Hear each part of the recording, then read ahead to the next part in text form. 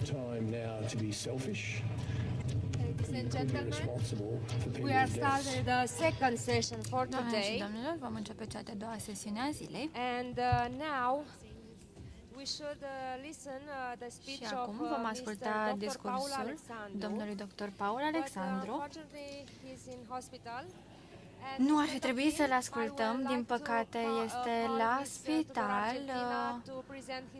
dar va prezenta doamna Argentina Tudor lucrarea dumnealui.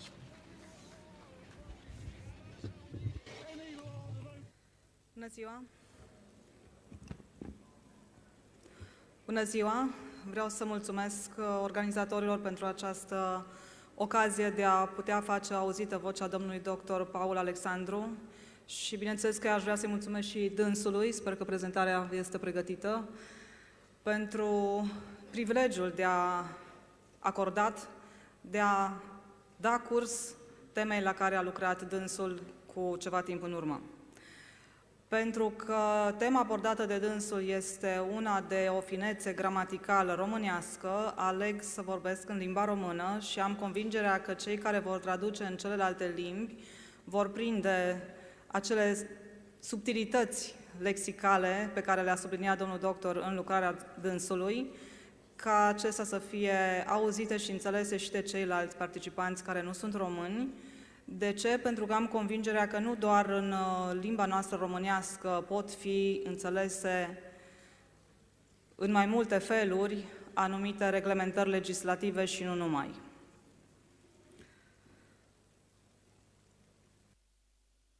Tema dânsului se numește Decriptarea parafrazeologică a Planului Național de Vaccinare pe perioada 2023-2030.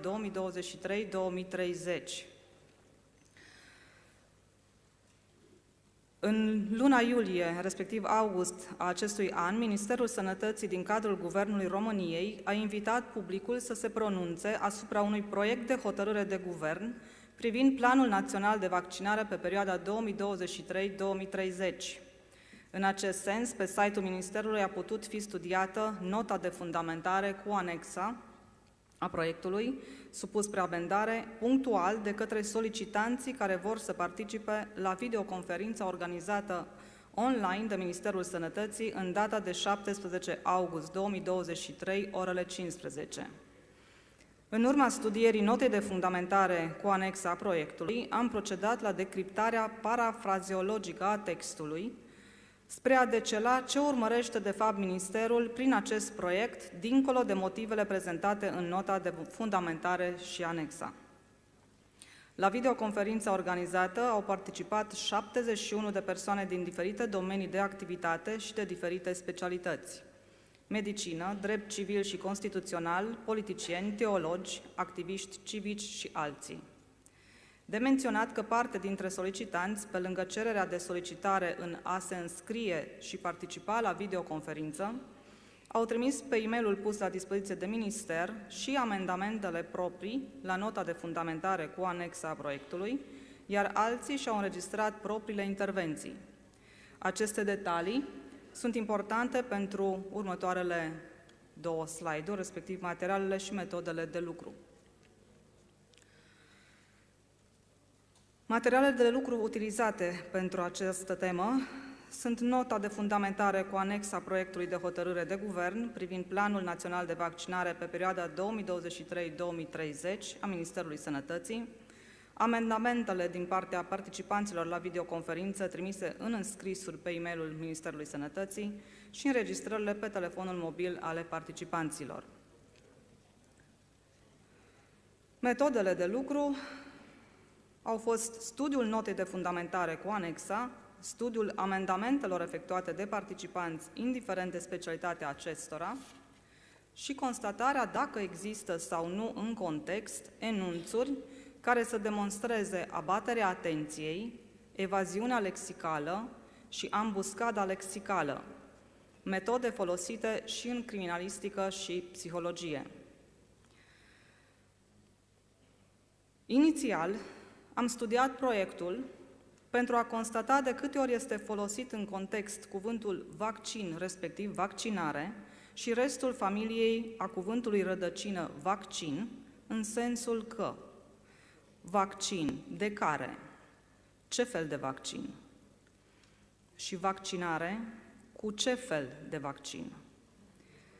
Am mai studiat și pentru a înțelege dacă se menționează în context diferența dintre vaccinurile clasice și produsele pe bază de ARN mesager și sau ADN recombinat. Astfel am putut constata următoarele. Nu sunt menționate niciun fel de clarificări a diferenței semantico-medico-lexicale dintre vaccinurile clasice, cele pe bază de agent patogen și sau fracțiuni din agentul patogen, și suspensiile, respectiv produsele pe bază de ARN mesager și sau ADN recombinat.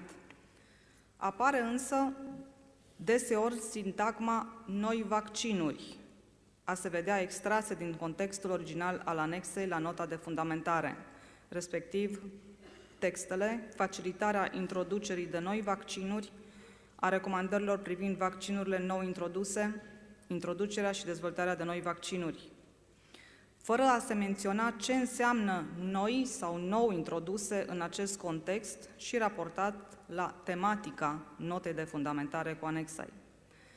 Am realizat astfel că ni se întinde o capcană, o ambuscadă lexicală, la o adică am fi fost de acord cu noile vaccinuri nou introduse, din care ar putea face parte, atenție, și produsele pe bază de ARN mesager și sau ADN recombinat. Tot sintagma de vaccinuri noi sună evaziv și reprezintă astfel o evaziune lexicală, adică cele care le înlocuiesc pe cele expirate de la alte firme farmaceutice, de o nouă generație, alte combinări de vaccinuri și dilema continuă. Mi-am pus apoi întrebarea, aceste două aspecte decelate, ambuscada și evaziunea lexicală, sunt anume inserate în context?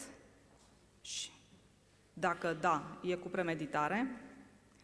Ca să aflu răspunsul, am numărat de câte ori apare familia de cuvinte vaccin, vaccinare, în întregul material pus la dispoziție pe site-ul Ministerului Sănătății și am ajuns la următoarele date.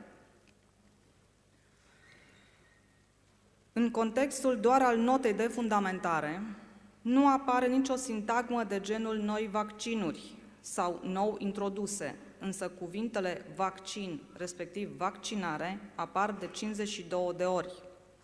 În contextul strict al anexei la notă, cuvintele vaccin, vaccinare apar de 146 de ori, din care apar doar de 3 ori sintagmele vaccinuri noi, în număr de 2, și vaccinuri nou introduse, doar 1. Se deduce astfel că aceste sintagme se pierd în masa contextului. Dacă s-ar fi tot repetat aceste sintagme de vreo câteva zeci de ori din totalul de 198, ar fi bătut la ochi. Așa, doar de 3 ori, cititorul a trecut cu vederea peste ele, întrucât era concentrat pe aspectele de medicină, drept constituțional, drepturi civile și altele de gen.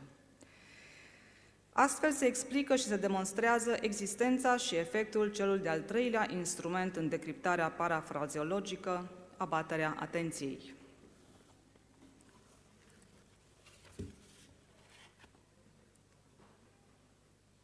Să trecem la decodificare.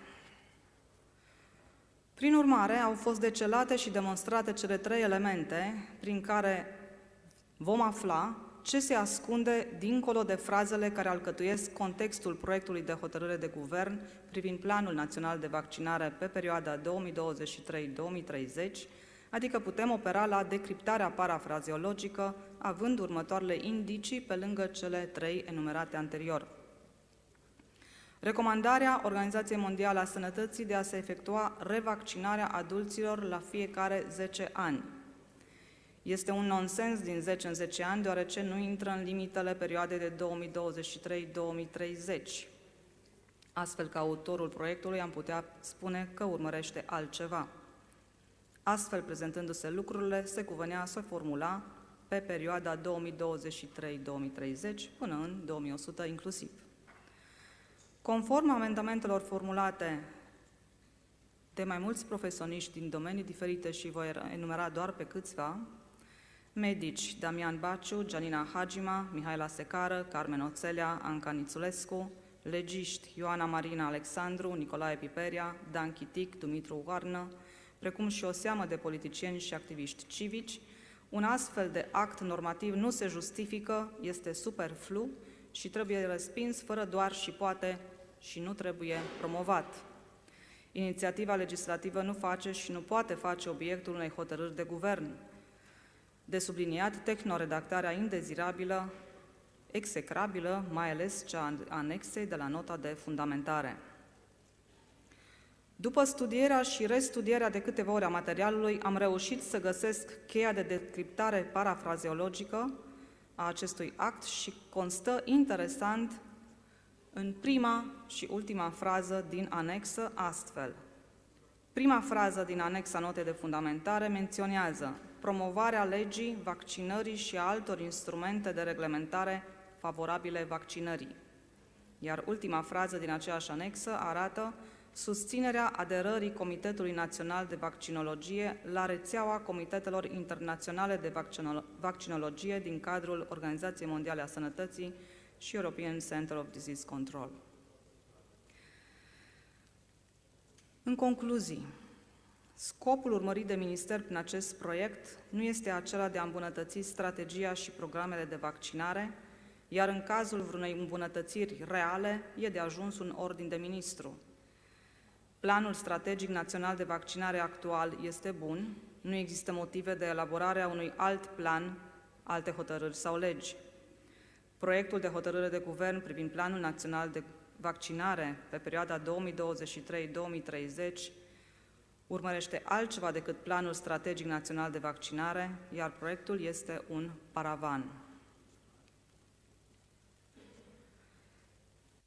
Obiectivele ascunse în acest proiect sunt cedarea suveranității sănătății populației din România, a strategiei naționale de vaccinare către cele două instituții enumerate adineauri. Odată cedată suveranitatea sănătății populației din România către cele două instituții, poporul român va fi vaccinat cu ceea ce se va dicta, de data asta nu recomanda, din partea Organizației Mondiale a Sănătății și de la Comisia Uniunii Europene. Iar de aici până la certificatul de vaccinare, fără de care nu poți călători în afara țării, nu mai e decât un pas. Eu am convingerea că cu atâți oameni dedicați, vertebrali și profesioniști pe care mi-a fost dat să-i întâlnesc în cele 2 zile de conferință, și pe lângă dumneavoastră sunt convinsă că, la fel cum sunt și eu din alt domeniu, nu cel medical, suntem în mica noastră bucățică vehemenți, deciși, determinați să luptăm pentru libertatea noastră, pentru viața noastră, pentru binele copiilor noștri, pentru a putea avea un cuvânt de spus și fără a fi cu urmări, cu repercursiuni. Am convingerea că țara noastră, România, și toate țările din această lume mai au o șansă la așa zisa normalitate pe care ne-o dorim cu toții. Nu neapărat până în pandemie, dar să creăm, măcar de astăzi încolo, o lume egală pentru toți. Mulțumesc că m-ați ascultat, mulțumesc că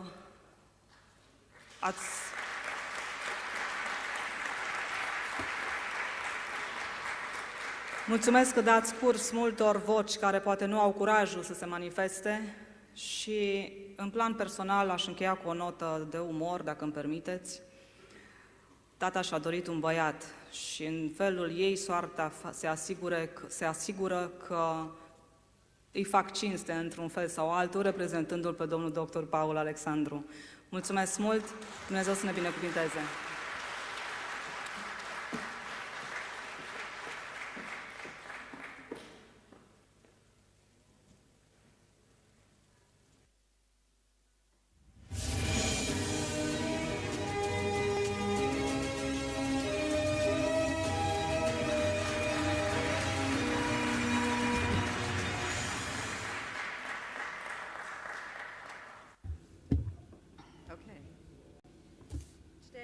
Astăzi o să vorbesc despre importanța suveranității naționale. Fiecare națiune din lume are propria cultură, structură guvernamentală, tradiții, proprietate, legi și oameni. Trebuie să conservăm diversitatea și suveranitatea națiunilor noastre și culturilor noastre.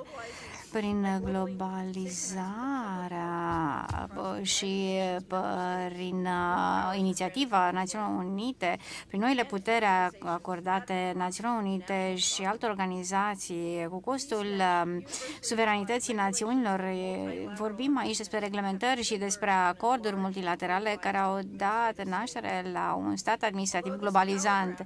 Deși această paradigmă deja este funcțională de atât decenii, e important să cunoaștem aceste acorduri internaționale care conferă puteri Națiunilor Unite în a conduce la nivel internațional toate obiectivele sale, par să dicteze economiile lumii, migrația, sănătatea reproductivă, avansul tehnologic, agricultura, modificările climatice și toate programele globaliste legate de aceste aspecte. Acestea sunt țintele unei organizații care își dorește control global asupra economiei, nu organizație care să se concentreze pe pace internațională și pe promovarea drepturilor omului.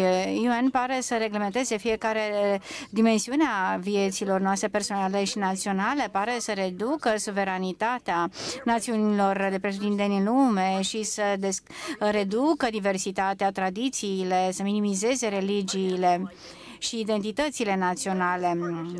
ONU are parteneriate și acorduri strategice cu națiuni care fac parte din alte organizații internaționale, cum ar fi Bill și Melinda Gates și alte foruri internaționale. Așa operează Organizația Națiunilor Unite. ONU a semnat un parteneriat în 2019 și și-a asumat responsabilități prin care parteneriate private conlucrează pentru a stăpâni guverne. În 2020 s-a folosit de criza COVID pentru a se reorganiza structura globală a influențelor și acest fenomen se numește o resetare a puterilor lumii.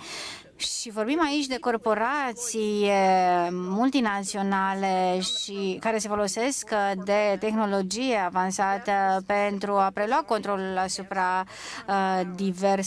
diferitelor părți ale lumii și vorbim de clasa de miliardari, pentru că vorbim de miliarde și de 29 de parteneriate strategice.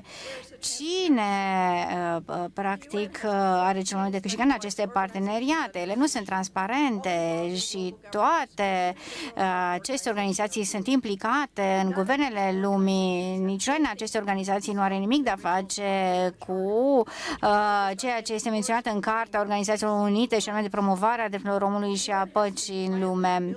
ONU, practic, își construiește puterea de ani buni la nivel internațional și se folosește de crize precum cea COVID.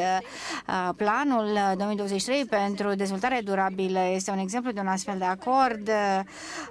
Acest program pentru 2030 practic are ca scop să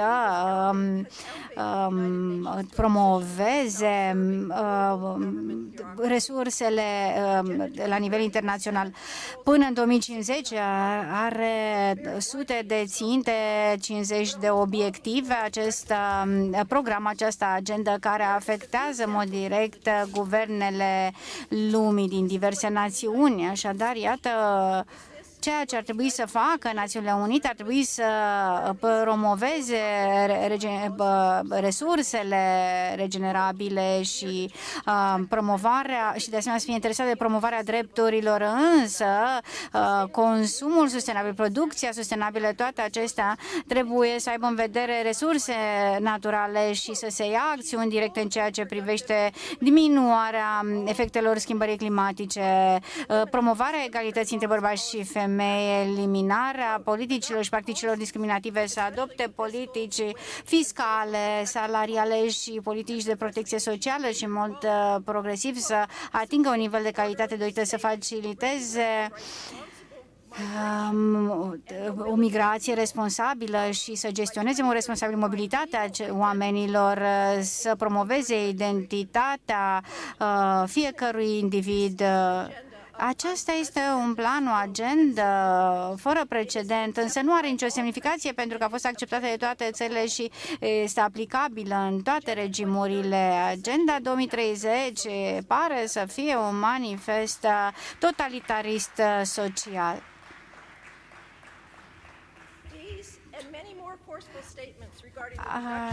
Aceste documente și altele asemănătoare care stau la baza obiectivelor Organizației Unite. Organizațiile Unite a încheiat parteneriate cu multe guverne pentru a prelua, de fapt, controlul asupra unor regiuni. Asta înseamnă o nouă ordine mondială și asta înseamnă că noi vom fi conduși de o birocrație non-democratică a Națiunilor Unite care îmbrățișează totalitarismul și comandă economiilor să se supună unor obiective private. România are experiență cu acest tip de sistem.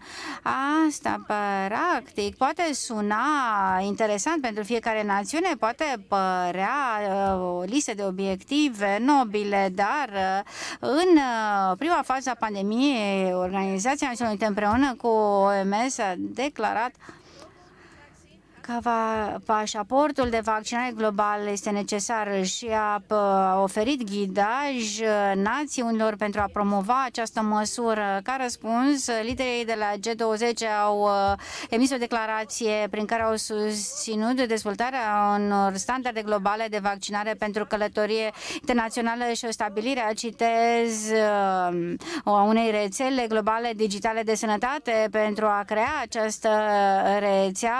Era necesar acest pașaport de vaccinare. O nouă inițiativă în 2022 între OMS și ONU, cooperare strategică asupra chestiunilor legate de sănătate internațională a fost semnată și citez un sistem robust, multilateral, care să promoveze cu tărie standardele agreate cu Uniunea Europeană. Așadar, ONU dorește să obțină mai multe fonduri tocmai pentru a-și atinge obiectivul de a salva mai multe vieți, însă cum? Prin această vaccinare care este considerat un răspuns la pandemie și la situațiile de urgență din multiple cauze. Așadar, prin aceasta își impune o guvernanță indirectă. Aceste schimbări sunt predicate la G20 sub auspiciul adaptării globale și aceste pașapoarte sunt promovate pentru că ele conțin date private prin care indivizii pot fi urmăriți și controlați oriunde se află în lume. Așadar, aceste date pot fi comunicate prin toate vaccinurile, nu doar cele anti-COVID, informații personale legate de sănătate pe care Națiunile Unite nu are niciun drept să le acceseze. Întâlnirea G20 și declarația aferentă consideră că aceste măsuri sunt o amenințare asupra ceea ce se va întâmpla pe viitor. Importanța de a împărtăși standarde internaționale și a avea un cadru de reglementări va facilita interoperabilitatea și soluțiile digitale și non-digitale, inclusiv dovezile de vaccinare, va susține dialogul internațional și colaborarea și încrederea. Crearea acestei rețele globale digitale de sănătate va ajuta la prevenirea situațiilor precum pandemiile și va aduce succes în măsurile care vor fi luate. Închei citatul. G20 este în favoarea acestui model internațional, lucrează cu FMI, care este Agenția Financiară a Națiunilor Unite, Banca Mondială, care are tratate semnate cu Națiunile Unite și cu alte organizații pentru a formaliza monedele virtuale și sistemul bancar modern. Citez problemele create de COVID-19 reprezintă o justificare pentru a crea aceste monede digitale, pentru ca Banca Mondială să introducă aceste monede digitale. Așadar, vorbim aici de o putere globală de administrare, nu doar a sănătății publice, vorbim de un întreg sistem birocratic la nivelul Națiunilor Unite și se cunoaște deja controlul care poate fi exercitat prin toate aceste date. Vorbim de economie internațională și vorbim de o încălcare brutală a drepturilor națiunilor și a drepturilor individului de către această organizație a Națiunilor Unite care are o agendă secretă în spatele promovării unor libertăți și drepturi. Așadar, vorbim de monedele digitale și de pașaporturi care vor oferi tuturor structurilor care au obiective în acest sens date relevante și, evident, control. Vorbim de control asupra economiilor. Agenda 2030 va oferi aceste posibilități ca astfel de măsuri să fie stabilite și pentru a restabili și a completa noua ordine mondială. Sistemul administrativ global va fi o rețea de reglementări de acorduri și tratate în care națiunile vor fi monitorizate și controlate. Un sistem care va fi foarte greu de penetrat și foarte greu de înlăturat. Este o realitate iminentă. Din acest motiv, Statele Unite, puterea Națiunilor Unite trebuie să fie expusă și trebuie eliminată. E important ca statele să refuze modelele impuse și atunci când sunt reglementări care amenință suveranitatea națiunilor, acest tip de control să fie eliminat. Fiecare națiune are dreptul la propria identitate. Trebuie să ne folosim posibilitățile legislative, mass media, toate puterile pe care statele noastre le au pentru a lupta împotriva acestor inițiative și Națiunile Unite trebuie să se lupte împreună împotriva acestei noi ordini mondiale stabilite de organizații precum Organizația Națiunilor Unite. Trebuie să ne menținem suveranitatea în siguranță pentru generații viitoare. Nu avem nevoie de o nouă ordine mondială, nu este acceptabilă și guvernele suverane în mod neechivoc trebuie să refuze acest control global.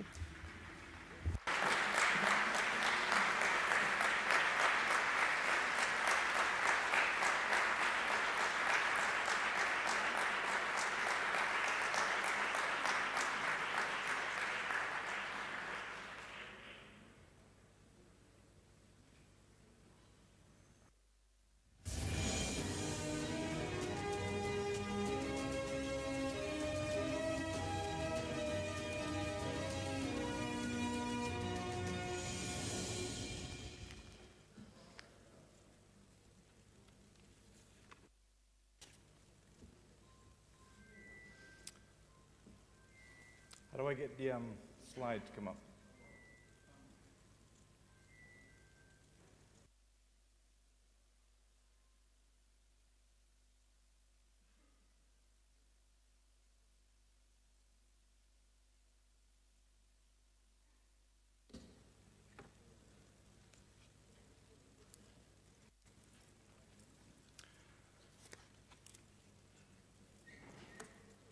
Okay, I shall be strict on myself and keep to time.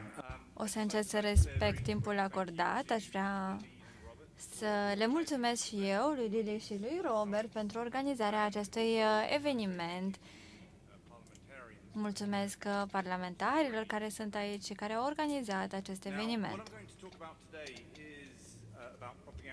Astăzi vă voi vorbi despre propagandă și COVID-19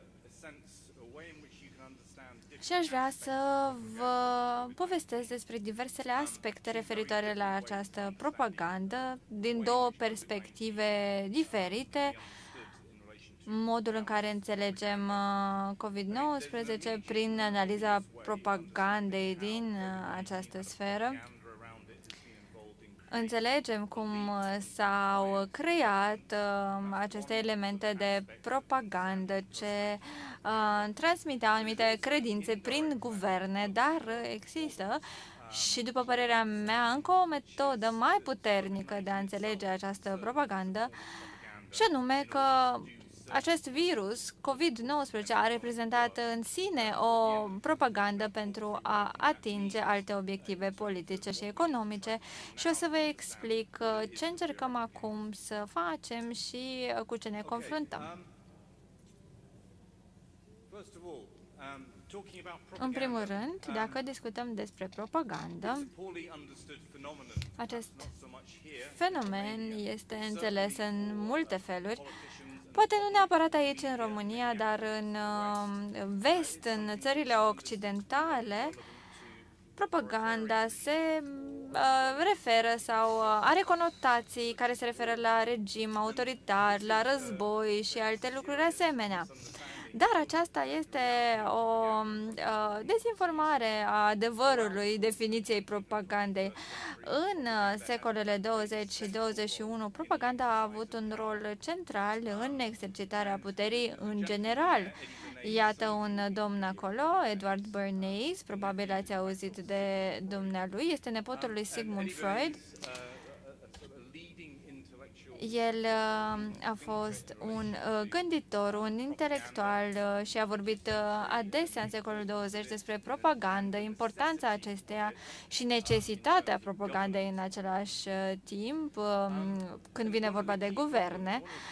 Și unul din motivele pentru care vesticii nu înțeleg foarte bine ce înseamnă propaganda este că acest concept a fost șters din conștiința colectivă. E ca și cum ar fi dispărut și o să vedem mai multe motive. Din ce a spus domnul profesor Taylor, există acum un eufemism, comunicare strategică, marketing, publicitate, toți acești termeni sunt folosiți acum pentru a deghiza propaganda și realitatea faptelor care au loc.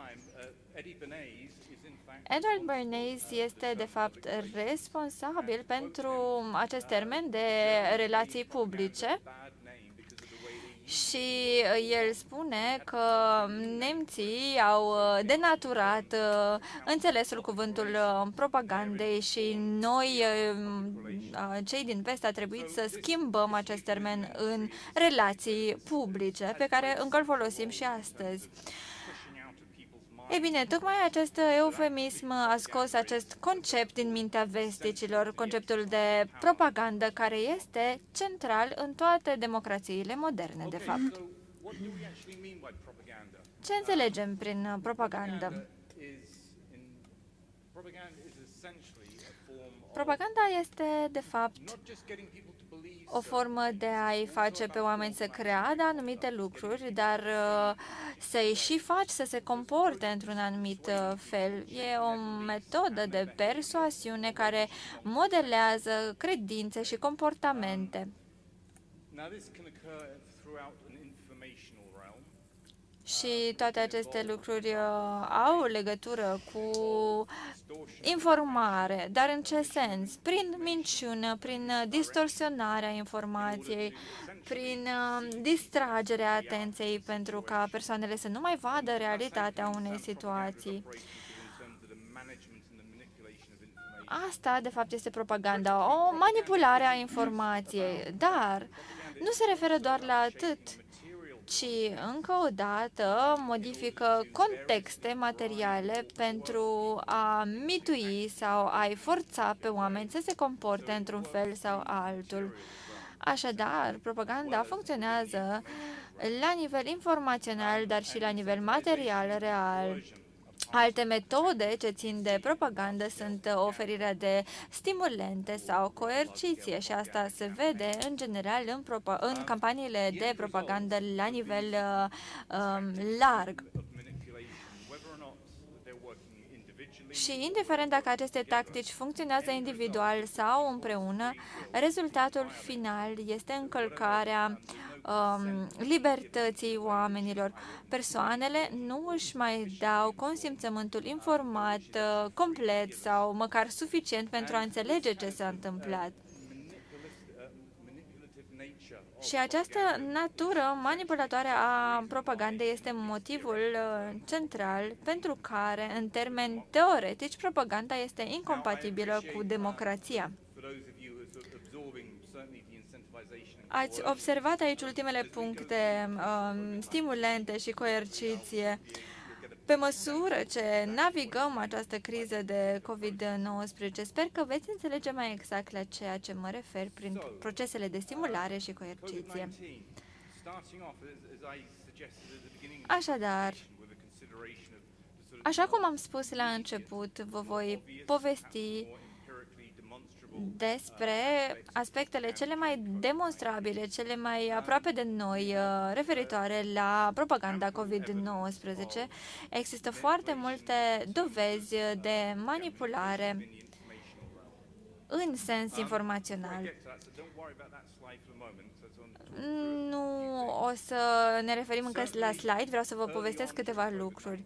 La începutul pandemiei de COVID-19, cercetătorii din domeniul comportamental au fost angajați pentru a încerca să manipuleze credințele populației. În Regatul Unit exista un grup informativ care oferea consiliere statului nostru pentru a utiliza tehnicile din științe comportamentale, astfel încât să-i facă pe oameni fie să le fie foarte frică de virus și apoi, bineînțeles, să accepte perioada de lockdown, de măști, de injectare și multe alte evenimente. Într-un document din 2020, se face referire la utilizarea stimulentelor și coerciției în cazul pandemiei. Așa cum vedem și pe slide, s-a folosit și mass media pentru a întări această idee, cum că trebuie să-ți fie teamă de ceea ce se întâmplă. Iată o manifestare a strategiei de inducere de frică și teamă, păcălire prin exagerare. Acesta este Serviciul Național de Sănătate din Regatul Unit. Aceasta a fost campania lor, care spunea, iată, prin aceste postere, privește-l în ochi sau privește în ochi și spune diverse lucruri. Deci, campania aceasta inducea atât teamă cât și vinovăție celor care nu voiau să fie de acord cu ceea ce dicta statul în timpul crizei de COVID-19. Am văzut în multe prezentări de astăzi și de ieri și am trăit cu toții pe pielea noastră acest aspect al fricii, care este o componentă foarte importantă a propagandei din timpul COVID-19, dar, de asemenea, am văzut și păcălire prin omisiune. Eu cred că aceasta este un aspect mai amplu atunci când vine despre propagandă și promovarea care s-a făcut pentru COVID-19. S-au omis pur și simplu multe informații, s-a cenzurat multă informație sub pretextul de control al dezinformării și ați văzut asta în ultimele zile la prezentări. Există această idee de dezinformare care se folosește pentru justificarea cenzurii, care pur și simplu scoate informații din discursul public și le oprește din a mai circula în mediul public. Iată, aceasta este campania Națiunilor Unite anti-dezinformare. Persoanele puteau să raporteze aceste informații care li se păreau false de pe internet. Aici avem un alt proiect care se numea Verified, verificat și măsura iarăși gradul de dezinformare al știrilor și informațiilor de pe internet.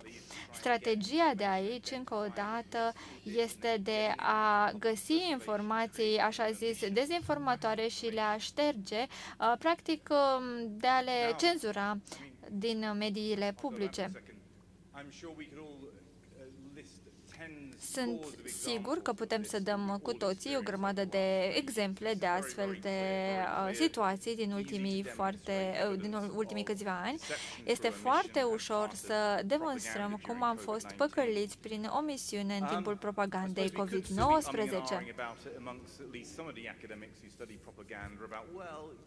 Între cei care studiază propaganda încă se discută despre, nu știu, cenzură și cât de mult s-a cenzurat. Michael Schellenberger, Matt Taibbi și Andrew Lowenthal au lucrat la acest document care se numește Twitter Files. Au creat acest document după ce Elon Musk a preluat Twitter și au descoperit niște interacțiuni directe între Twitter ca platformă și statul american cu obiectivul de a cenzura informație. Și au descris un complex al cenzurii industriale. Așadar, vedem că s-au implicat aici tot felul de organizații, precum cele care verifică veridicitatea surselor, acele fact-checkers. Vedem interacțiuni cu ONG-uri care lucrează cu concepte de dezinformare, marile companii tehnologice, fundații, guvern, toate aceste instituții încercând să elimine dezinformarea din sfera publică. Și prin Twitter Files, prin acest document, înțelegem foarte bine ce s-a întâmplat și acest concept de cenzură generală care a avut loc în America. În mod evident, încă mai experimentăm cenzură și multe informații nu sunt publice. Ne îndreptăm acum spre teritoriul modificării contextului material prin propagandă în continuare. Dar, bineînțeles că în timpul pandemiei au existat tot felul de campanii care au încercat să închidă gura celor care aveau altceva de spus. Probabil ați auzit de declarația Great Barrington, care a fost făcută în 2020 de un grup de cercetători eminenți care au semnat și au creat această declarație, și au spus prin ea că lockdown-ul nu este o soluție bună și au recomandat protejarea individuală. După cum v-am spus, această declarație a fost lansată în octombrie 2020 și imediat a apărut și o campanie ca răspuns al acestei declarații. Iată un mail de la Francis Collins către Anthony Fauci, probabil știți cine este dumnealui. Aceștia citiseră declarația Great Barrington și au răspuns că această propunere a celor trei specialiști în epidemiologie nu este adevărată și că trebuie să se elimine această declarație de pe internet sau din sfera publică. Așadar, nu au încercat să combată veridicitatea spuselor acestor cercetători, ci pur și simplu să le anuleze teza și să o șteargă, să o cenzureze din sfera publică.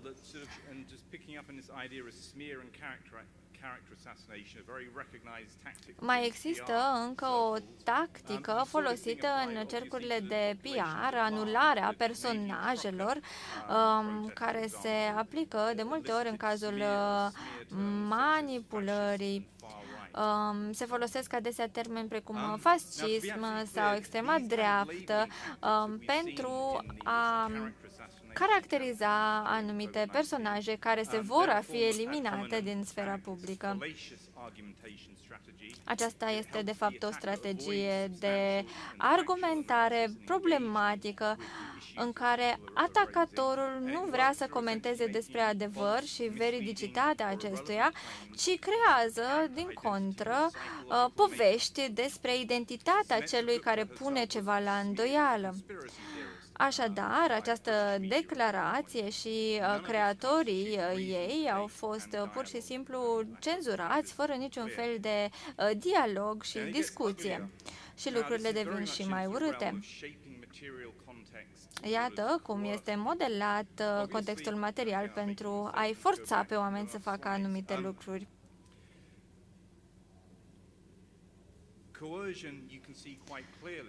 Coerciția se vede foarte clar prin, nu știu, impunerea de vaccin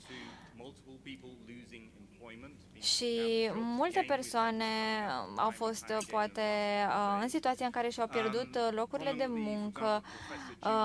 Nu știu, profesori, Jim Penesi de la Universitatea de Vest din Canada și-a pierdut locul de muncă pentru că nu s-a vaccinat. Profesorul Chiriati de la Universitatea California Irvine, la fel. Anul acesta, în Germania, am văzut și încercarea de a-l condamna pe un profesor care s-a opus politicilor COVID fără un motiv întemeiat și am văzut că s-a întâmplat acest lucru și în Statele Unite unei persoane care a publicat 2 mesaje pe Twitter în care a ridiculizat ministerul și iată acum este trimisă acea persoană în judecată. Așadar, se creează un context coercitiv în care se promovează teama, apoi există aceste campanii de denaturare a adevărului și toate acestea creează manipularea tipică propagandei și toate elementele funcționează într-o manieră sinergică. Ajungem într-o lume în care cenzura devine ubicuă.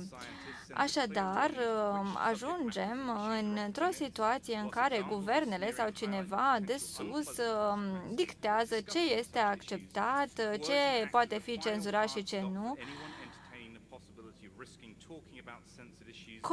Coerciția oprește persoanele din a mai discuta despre probleme care le afectează viața, precum pierderea locului de muncă. Și s-a decis că este general acceptat că toate aceste tactici lucrează împreună pentru a ajunge la un nivel foarte înalt de manipulare, așa cum am văzut și în ultimii 3 ani.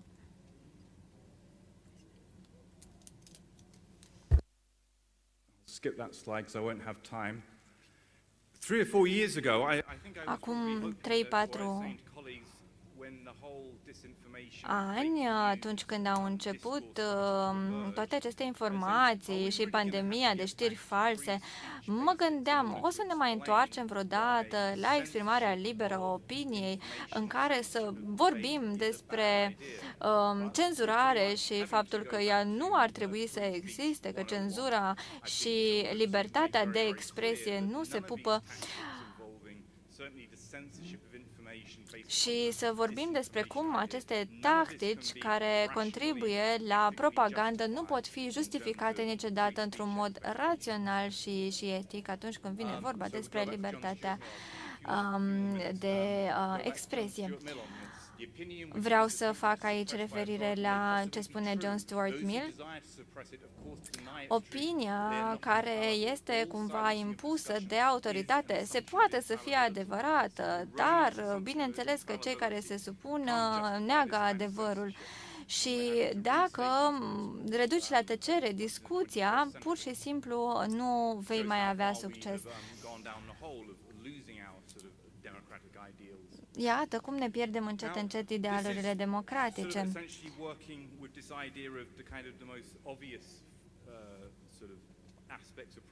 Încă o dată vedem expresii clare ale propagandei în contextul COVID-19 și la ultima prezentare și mulți vorbitori au abordat această temă, cum că COVID-19 a reprezentat în sine o formă de propagandă pentru a ajuta diverse tipuri de manipulări în scopuri proprii. Profesorul Peter Dale Scott vorbește despre aceste evenimente profunde, structurale, care implică elitele care instigă, exagerează sau exploatează evenimente pentru a-și urmări interesele politice sau economice. Acest eveniment structural profund se referă la procese și activități care implică actori legitimi ai statului, dar și serviciile de informații, elemente juridice și alți factori care interacționează pentru a instiga, a exploata sau a exagera cu privire la anumite evenimente pentru a împinge niște idei. Și acest eveniment este structural pentru că persoanele vor să obțină aceste modificări structurale la nivel de societate. Avem câteva exemple în acest sens, multe au fost deja menționate de antevorbitorii mei. Avem Forumul Economic care are această mare resetare ca o agendă publică din 2020. Și chiar ei spun că pandemia a reprezentat această fereastră de oportunitate pentru a recrea și a ne reimagina lumea. Alte exemple referitoare la componenta economică care s-ar putea să fi fost în spatele pandemiei de COVID-19 este vorba despre crizele pe piețele financiare și cum a existat dorința de a trece către un sistem în care să existe o monedă digitală centrală.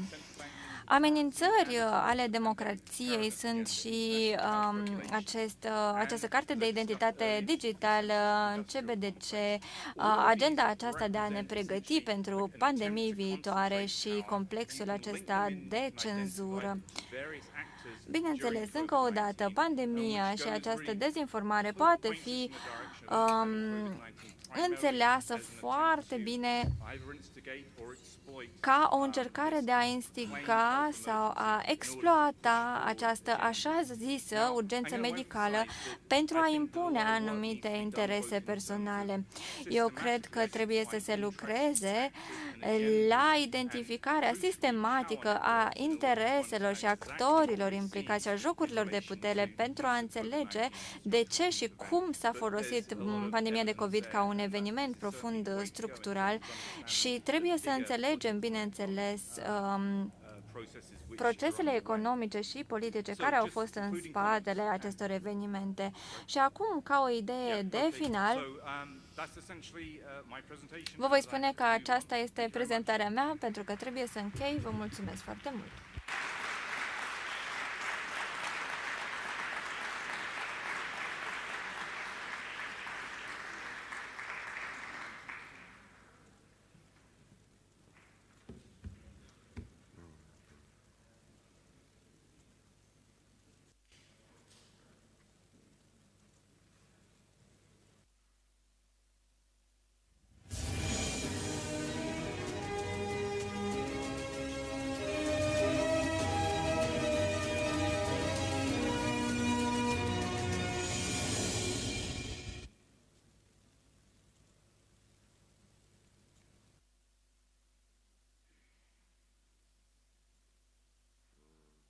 Nothing?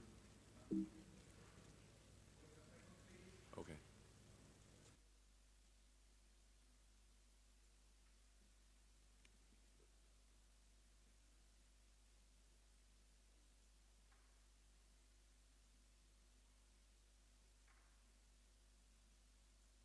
Great. Well, thank you all for Mulțumesc tuturor că ați venit și ați participat la acest eveniment. Mulțumesc Parlamentului pentru sponsorizarea acest eveniment, pentru susținerea pe care ne-au arătat-o. Mulțumesc lui Lily și Robert pentru organizarea acestui summit. O să fac câteva observații științifice pe marginea unui subiect care mă preocupă în ultimii ani și pe care lucrez de mai bine de 30 de ani. Și apoi voi prelua și organiza și observațiile dumneavoastră, dacă evident vor fi. O să menționez câteva lucruri despre conflictul de interese. Sunt consilier în cadrul Chief Medical Team, o companie de telemedicină și suplimente alimentare. De asemenea, nu am niciun fel de granturi, nu beneficiez de granturi sau fonduri din partea companiilor farmaceutice, nu am primit niciun fel de plată din partea lor și niciun fel de stimulent sau facilitate.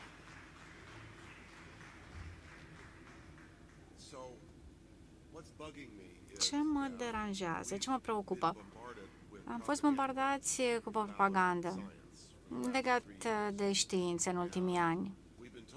Și ni s-a spus că tot ceea ce ține pandemie și toate măsurile și comportamentele impuse s-au bazat pe date științifice.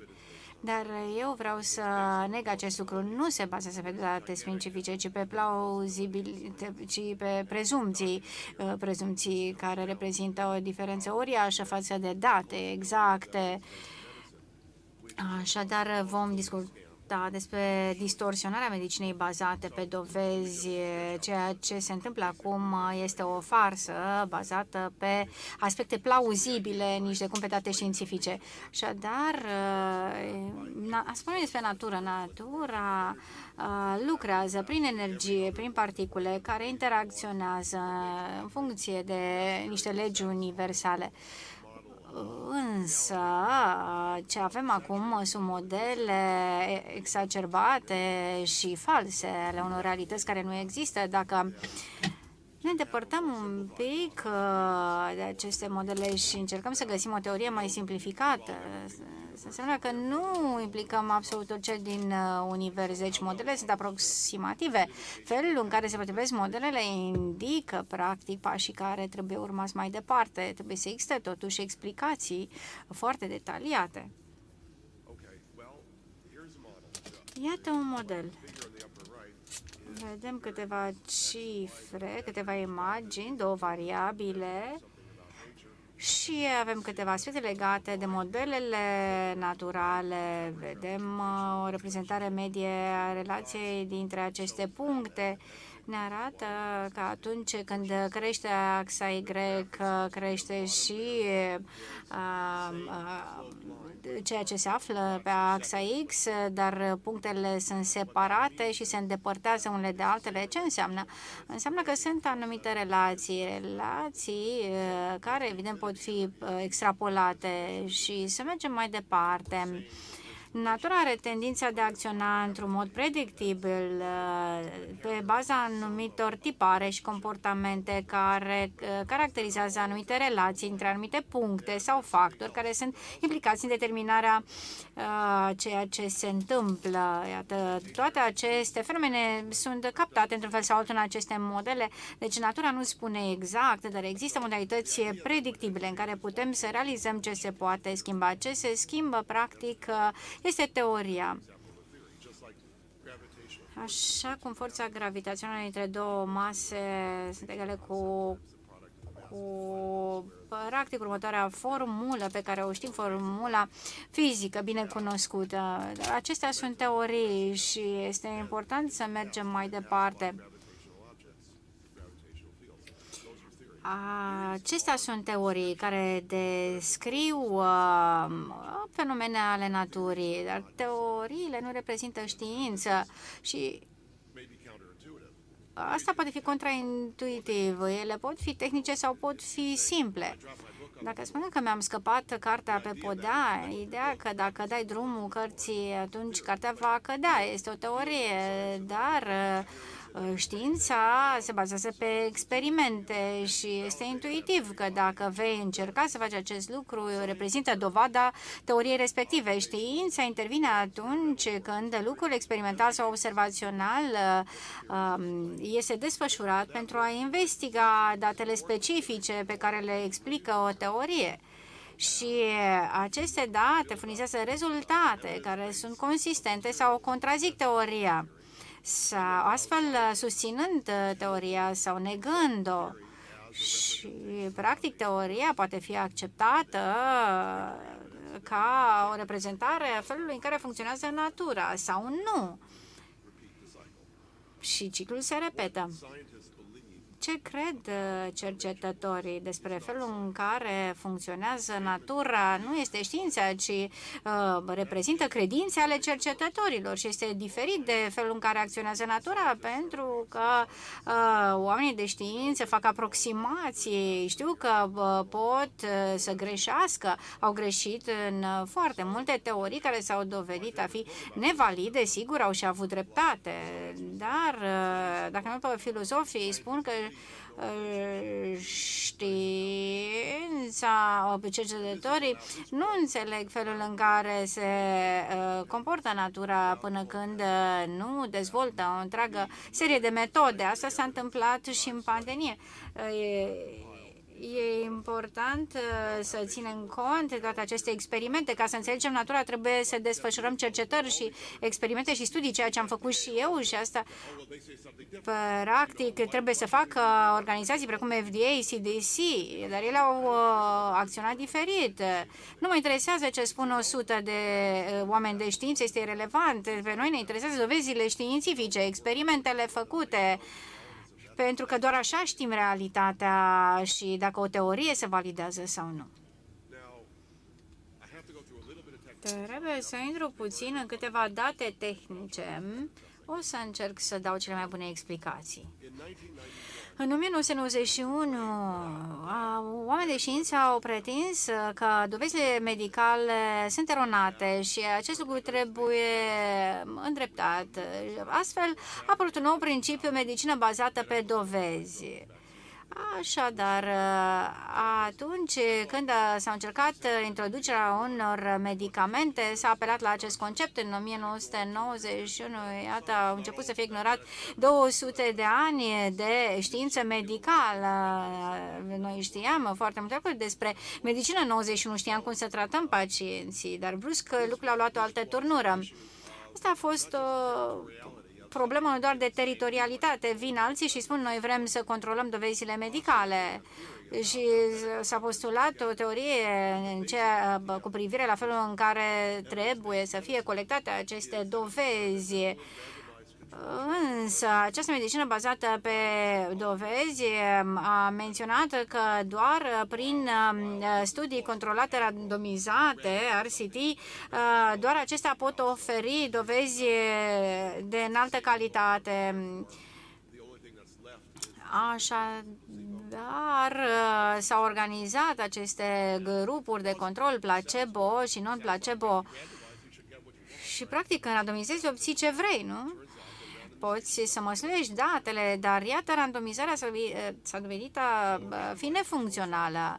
Așadar, studiile controlate randomizate, practic, a făcut ca pacienții eligibili pentru un tratament. Tratamentul trebuia să dovedească anumite beneficii. Și atunci s-au comparat grupuri care au primit tratament cu grupuri care nu au primit tratament, grupuri placebo. Și s-a studiat ce se întâmplă atât în grupul placebo, la grupul placebo s-a folosit un calcul randomizat. Și randomizarea s-a făcut de persoane care nu erau specialiste sau nu investigau, nu făceau parte din studiul respectiv.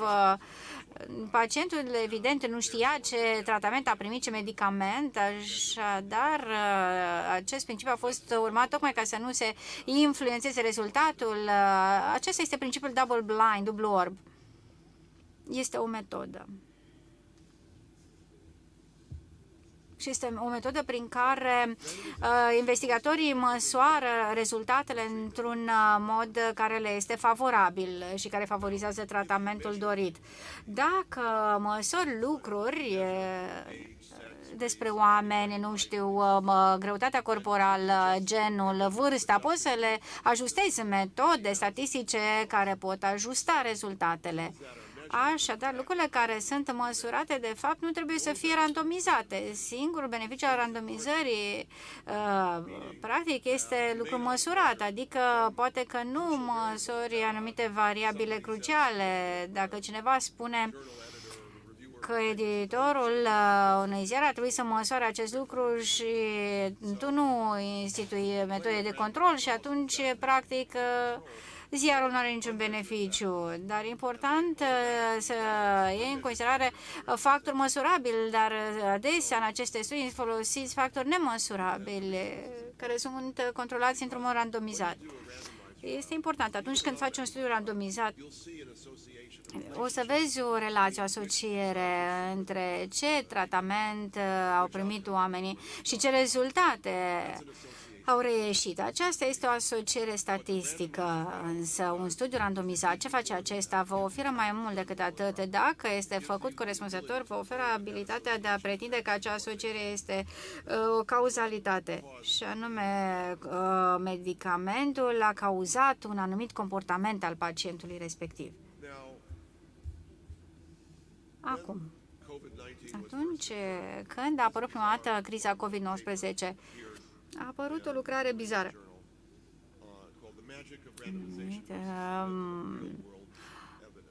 Magia randomizării față de medicina bazată pe dovezi, și au fost cazuri în Statele Unite care au fost declarate în ianuarie 2020.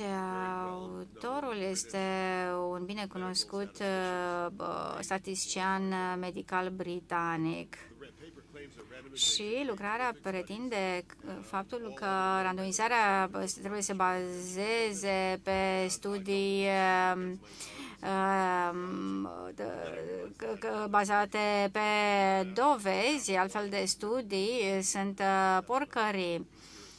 Și evident s-a inițiat și această teorie a conspirației, puteți să considerați ce doriți, dar această lucrare nu ia în considerare studiile randomizate. Pentru randomizare este important să ai foarte multe evenimente ca rezultat. Numărul de decese trebuie să fie mari ca randomizarea să funcționeze. Așadar, trebuie să ne întrebăm de ce apare acest lucru și răspunsul ar fi că problema este acest fenomen în epidemiologie atunci când ai o expunere, apoi survine un rezultat, dar mai pot fi și alți factori care se leagă atât de expunere cât și de rezultat și trebuie să controlezi această asociere, să o ajustezi pentru a putea să faci o afirmație de cauzalitate înainte să afli rezultatul. Deci acest confounder este o distorsiune a acestei relații prin care un anumit tratament cauzează moartea într-o proporție de 50%.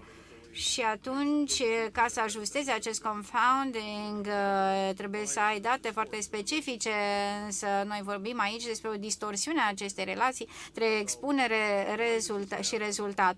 Dar de ce contează acest aspect? Dacă nu măsori factori într-un studiu și măsori doar grupul de tratamente și rezultatul, atunci s-ar putea să conteze acest confounding, pentru că multe comportamente ulterioare ale unor pacienți depind foarte mult de tratamentele primite.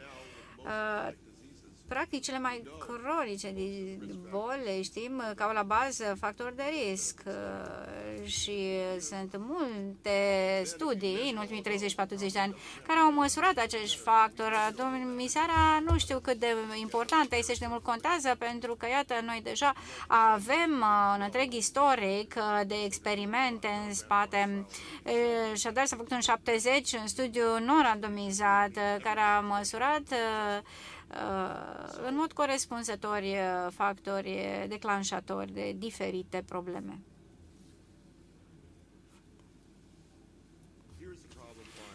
Iată de ce am spus ce am spus. Să zicem că arunci o monedă de 10 ori în aer și îți ies de 7 ori capă, de 3 ori pajură. Și de 7 ori cap și de 3 ori pajură înseamnă un raport și asta arată o confundare potențială sau un confounding, confundare potențială într-un studiu. Dar dacă arunci o monedă în aer de 100 de ori, vei avea de 70 de ori cap și de 30 de ori pajură și probabilitatea va fi de 0,0000 de a nu se întâmpla un rezultat pe care ți-l dorești. Deci, practic, avem un raport de 2 pe 3. Asta înseamnă că pentru ca randomizarea să reiasă trebuie să ai foarte multe rezultate, foarte multe încercări. Dar niciun studiu nu se întinde pe așa o perioadă și nu are puterea să adune atât de multe probe, atât de multe dovezi. Ca să demonstrezi un beneficiu trebuie să repeți de foarte multe ori acel studiu. Nu se fac aceste lucruri și asta este o problemă în lumea medicală și o problemă legată de studii. Acesta este un tabel demografic. Fiecare studiu randomizat are un astfel de tabel demografic care ne arată distribuția.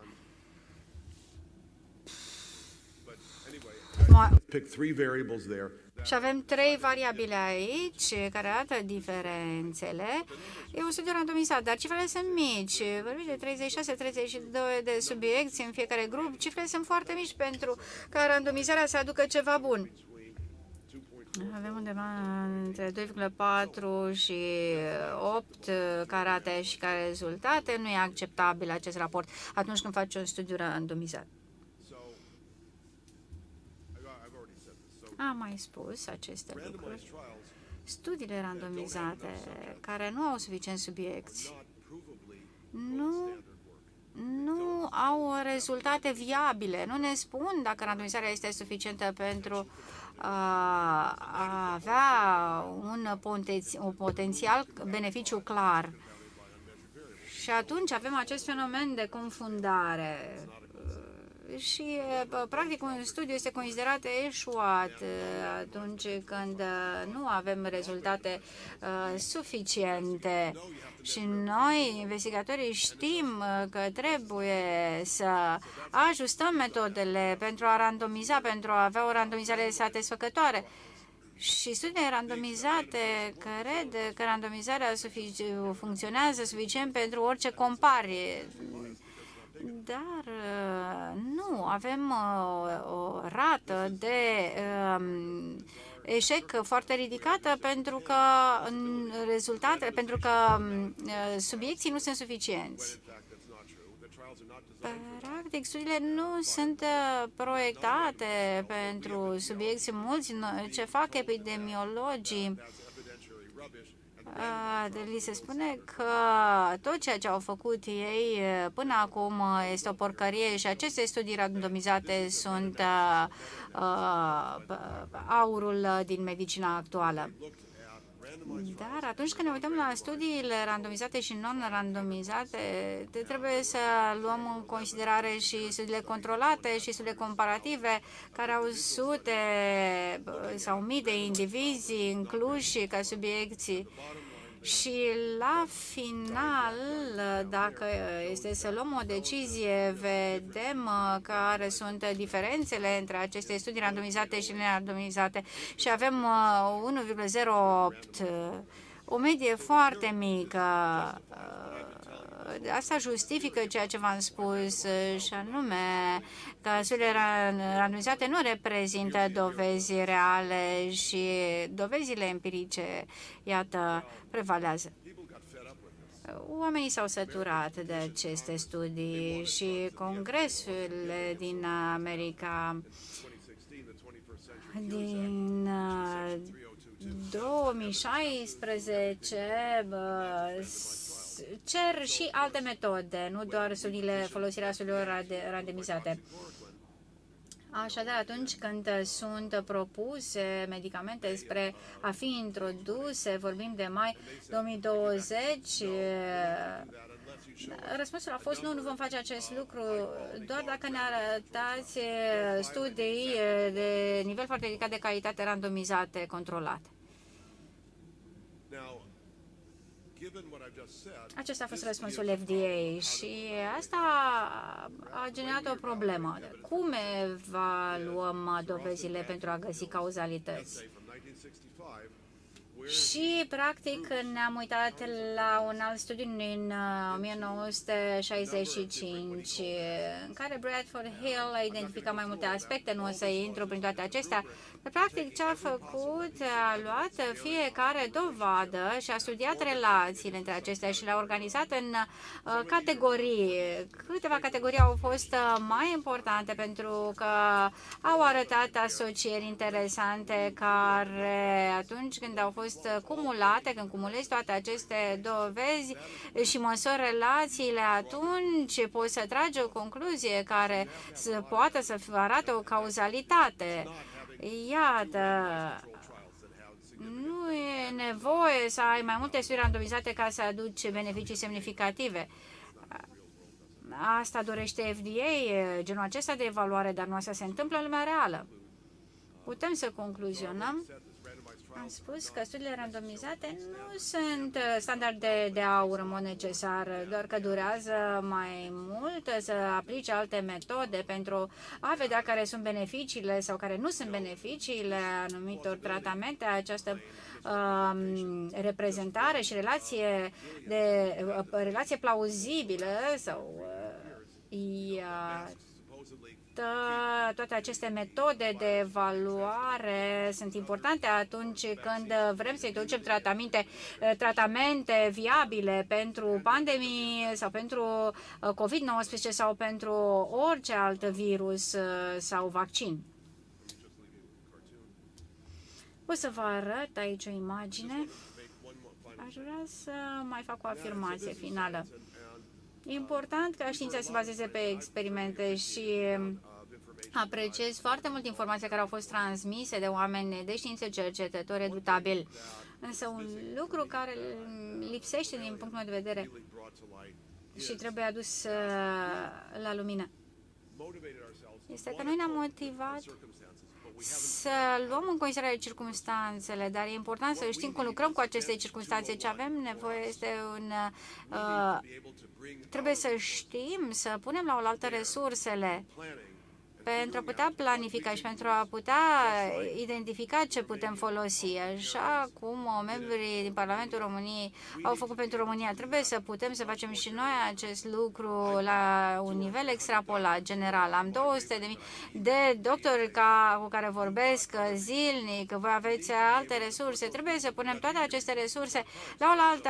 Avem resurse mass media, aveți poate sau avem timp, fiecare avem resurse noastre, trebuie să punem toate aceste resurse la oaltă și să planificăm pentru a face schimbări și modificări în reglementările OMS, în ceea ce se întâmplă cu schimbările climatice, în toate fenomenele care au loc la nivel internațional și care fac rău. Mulțumesc!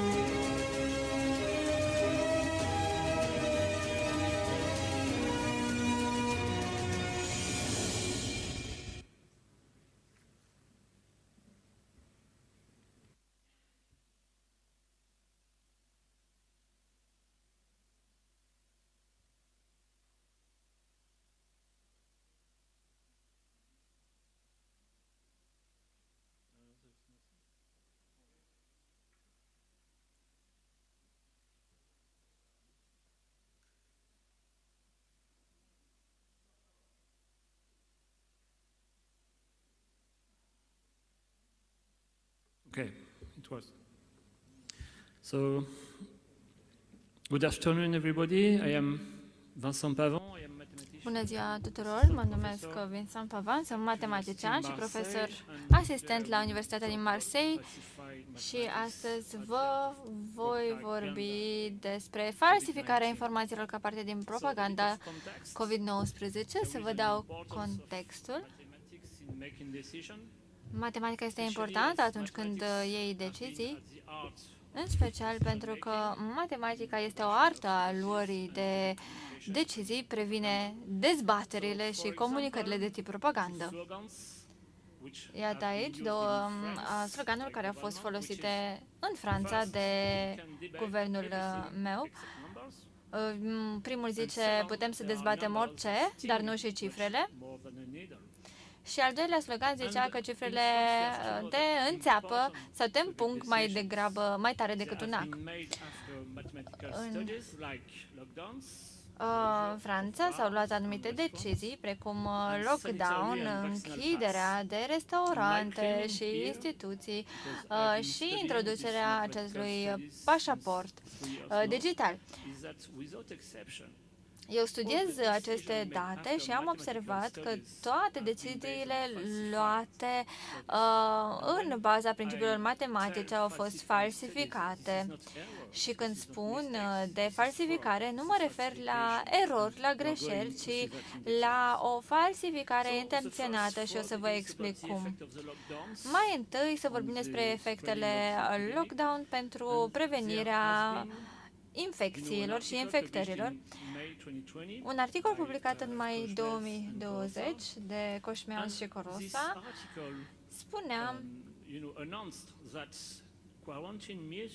că măsurile de carantină reduceau transmiterea virusului cu 80% și mi s-a părut ciudat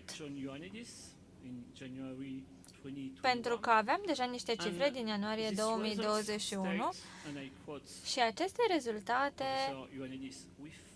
spuneau că nu se găsesc efecte semnificative, benefice în nicio țară și nici în Franța pentru prevenirea transmiterii acestei boli. Rezultatele, practic, sunt opuse. Am făcut și eu calcule computaționale cu rezultate matematice puternice și am ajuns la concluzia că lockdown-urile lockdown-urile nu au avut niciun efect pozitiv și că se contrazic, practic, rezultatele celor spuse de guvern și celor descoperite de mine și de celălalt profesor. Așadar, am ajuns la concluzia că rezultatele au fost falsificate. Metoda utilizată este o problemă inversă. Începem de la o ecuație care modelează epidemia și introducem diversi parametri. De obicei, rezolvând această problemă, vezi aceste vârfuri și se observă curba referitoare la persoanele spitalizate. În practică, însă, există aceste vârfuri, există întrebarea, dar parametrii trebuie să îi afli tu. Așa cum spuneam, este o ecuație inversă cu reducere la zero. Am încercat să rezolv această problemă printr-o metodă mai ciudată și am ajuns la concluzia că problema inversă duce la o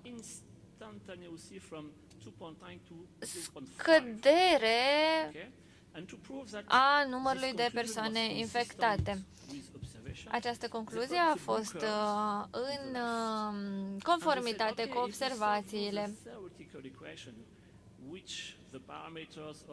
Și s-a pus problema, dacă rezolvăm această problemă teoretică, înțelegem clar și observațiile făcute pe această temă a răspândirii virusului. Am fost sceptic pentru că modelările și aceste ecuații sunt speculative și metoda nu a fost nici ea foarte sigură. Și am decis să fac acest calcul computațional. Am luat programul autorului și am descoperit că linia albastră nu a fost cea influențată, ci cea mai închisă de pe partea dreaptă. Și această curbă închisă la culoare nu se potrivește cu declarațiile guvernului. Și am reușit să găsesc că printr-un program cum aceste informații au fost falsificate și cum s-a dovedit în mod fals că lockdown-ul și carantinarea a redus riscul de infectare epidemiologică. A mai avut loc un al doilea eveniment fraudulos în Franța, închiderea barurilor și restaurantelor.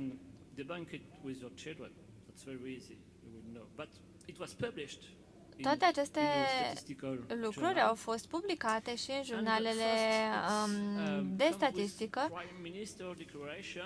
O să încep cu declarația primului ministru din decembrie 2020, când la radio prim-ministrul a declarat că mă doare sufletul să închid baruri și restaurante, dar este necesar și domnul profesor confirmă aceste lucruri.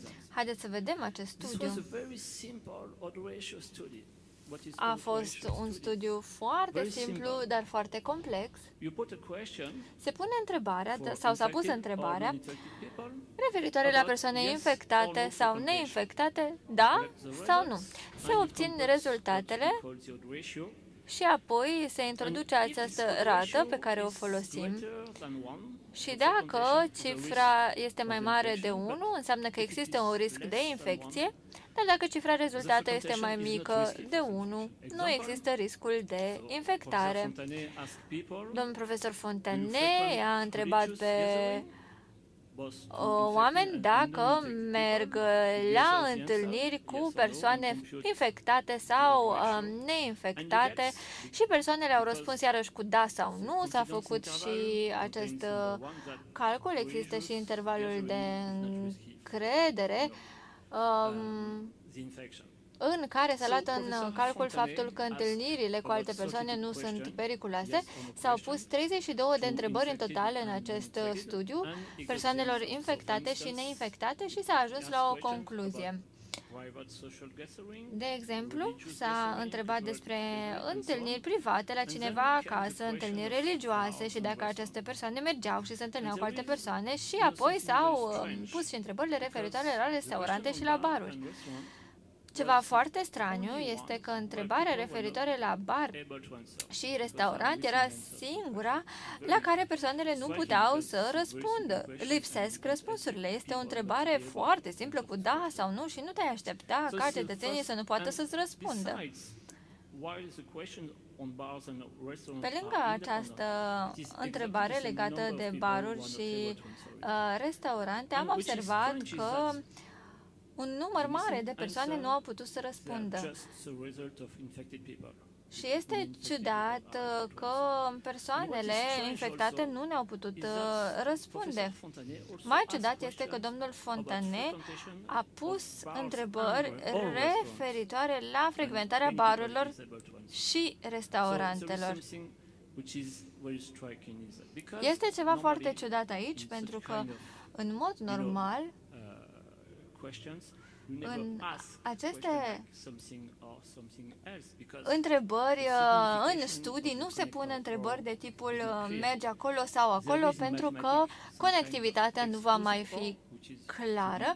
În matematică există acest criteriu al exclusivității, este sau nu este, și acești parametri pot fi corectați sau nu mai târziu în statistică.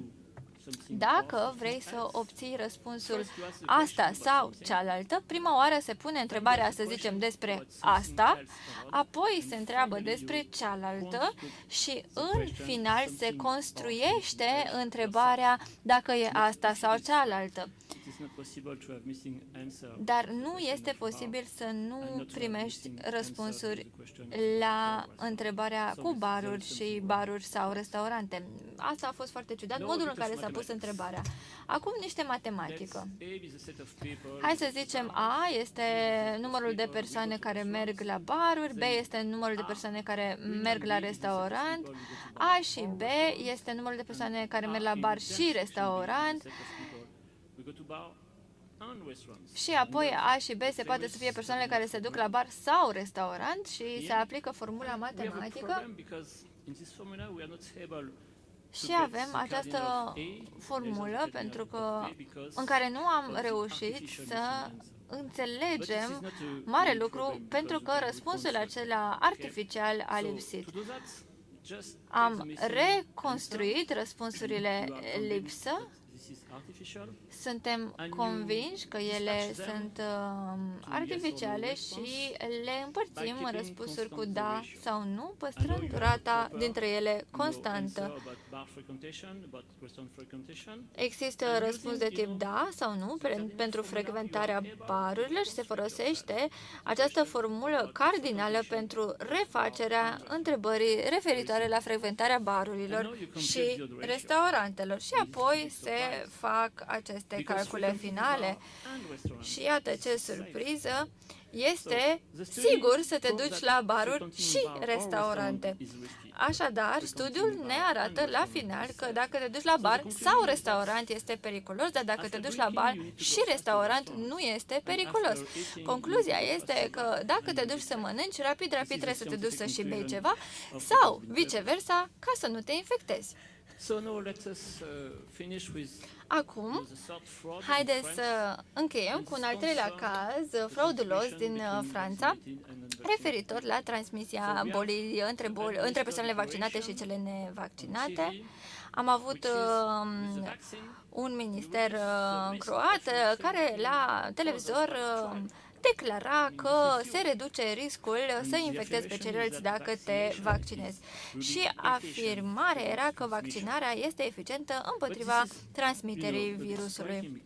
Dar este iarăși ceva ciudat aici. Știm că nu existau testări și studii referitoare la transmiterea virusului și acest lucru a fost confirmat de Parlamentul European. Și imediat a apărut și o campanie.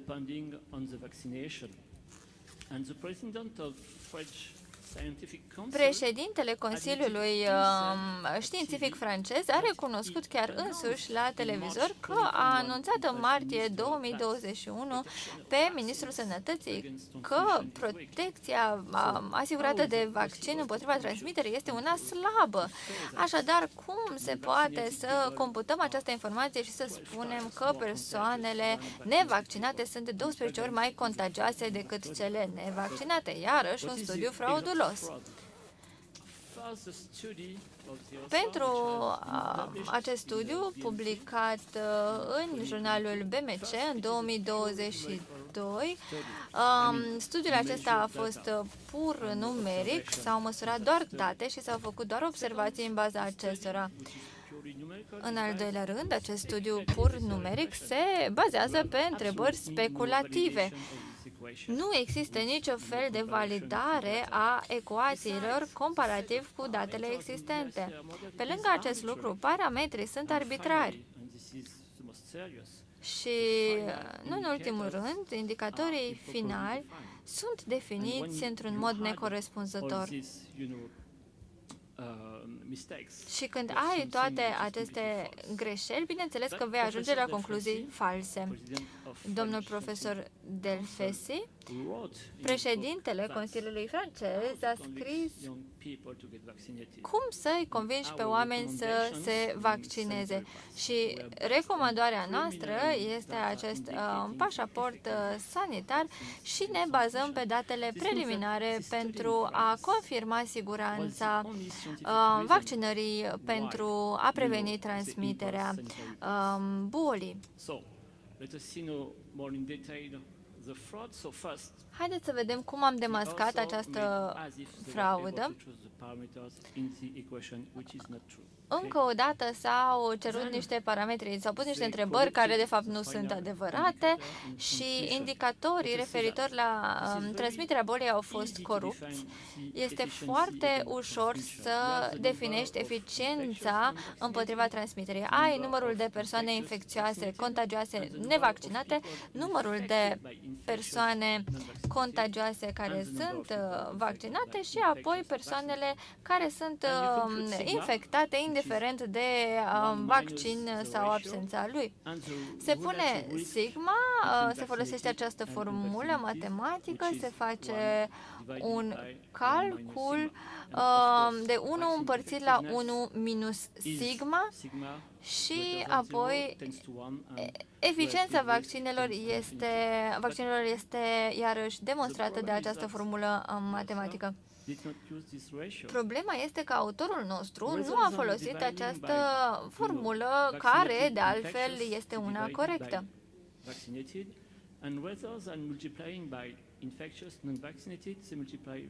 A multiplicat în mod greșit procentul de persoane vaccinate contagioase, nevaccinate contagioase și persoanele infectate. Și s-au falsificat așadar indicatorii pentru că s-a multiplicat în mod fals eficiența vaccinului. Și dacă presupui că vaccinul este 80% eficient împotriva infectării, atunci estimatul tău se multiplică cu 5. Și exact așa s-a anunțat la televizor și la radio că persoanele nevaccinate erau de 12 ori mai contagioase decât cele vaccinate. În concluzie, în Franța avem 3 decizii istorice cu privire la privarea de libertăți, lockdown, închiderea barurilor și restaurantelor și impunerea pașaportului sanitar digital. Fiecare dintre aceste decizii a fost justificată de așa zisele studii matematice susținute de Consiliul Științific. Toate aceste studii au fost realizate de același institut Pasteur și toate studiile au fost publicate în jurnale verificate, toate au fost frauduloase însă. Așadar, după cum v-am spus, am demonstrat că ele reprezintă o fraudă și cerem refacerea lor și asumarea responsabilității. Cred că matematicienii ar trebui să folosească aceste calcule și să demonstreze și să găsească informațiile false și frauduloase publicate cu scop epidemiologic. Vă mulțumesc!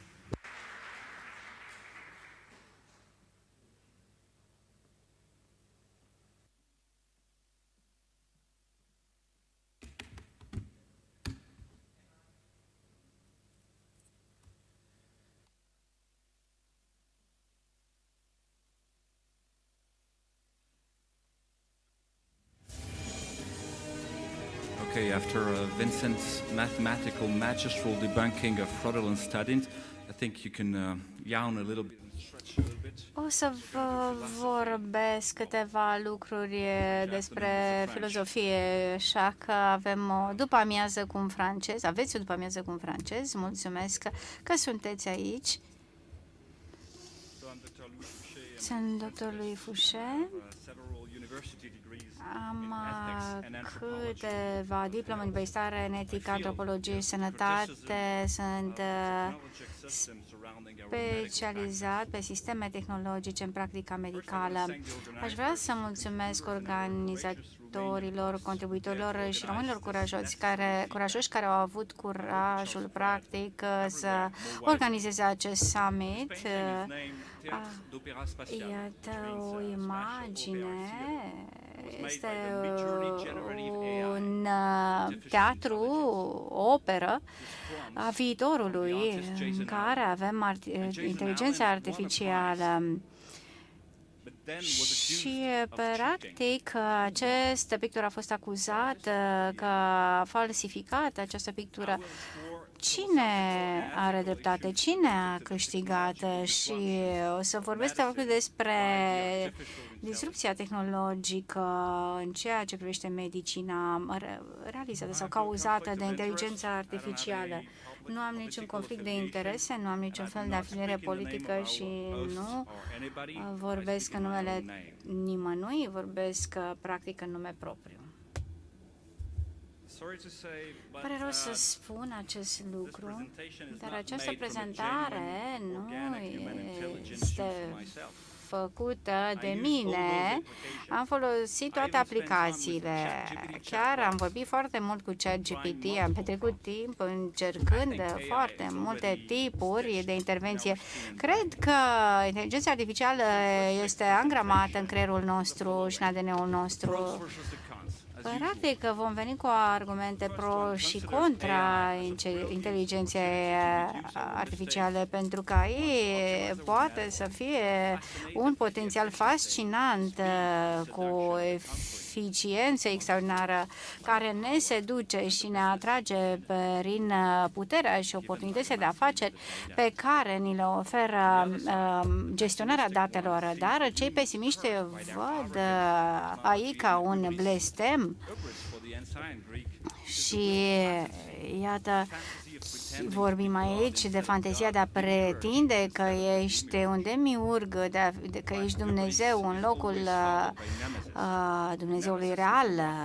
Vom vorbi despre Nemesis, care asta duce pedeapsa asupra oamenilor și, practic, inteligența artificială are această conotație și acest potențial ca fiind o tehnologie ce va distruge umanitatea în perspectiva celor pesimiști, dar cei optimiști văd inteligența artificială ca o revoluție care va schimba totul. Și pentru medicină, iată, AI va asista doctorii, va ajuta să câștige bani, să-și fructifice timpul și să facă acele lucruri creative care vor îmbunătăți medicina și, practic, ne va ajuta să fim oameni mai buni, optimizați de tehnologia digitală, așa cum experiența utilizatorului este optimizată, dar asta sună mai degrabă ca un scenariu disruptiv. Tehnologia ei în lumea digitală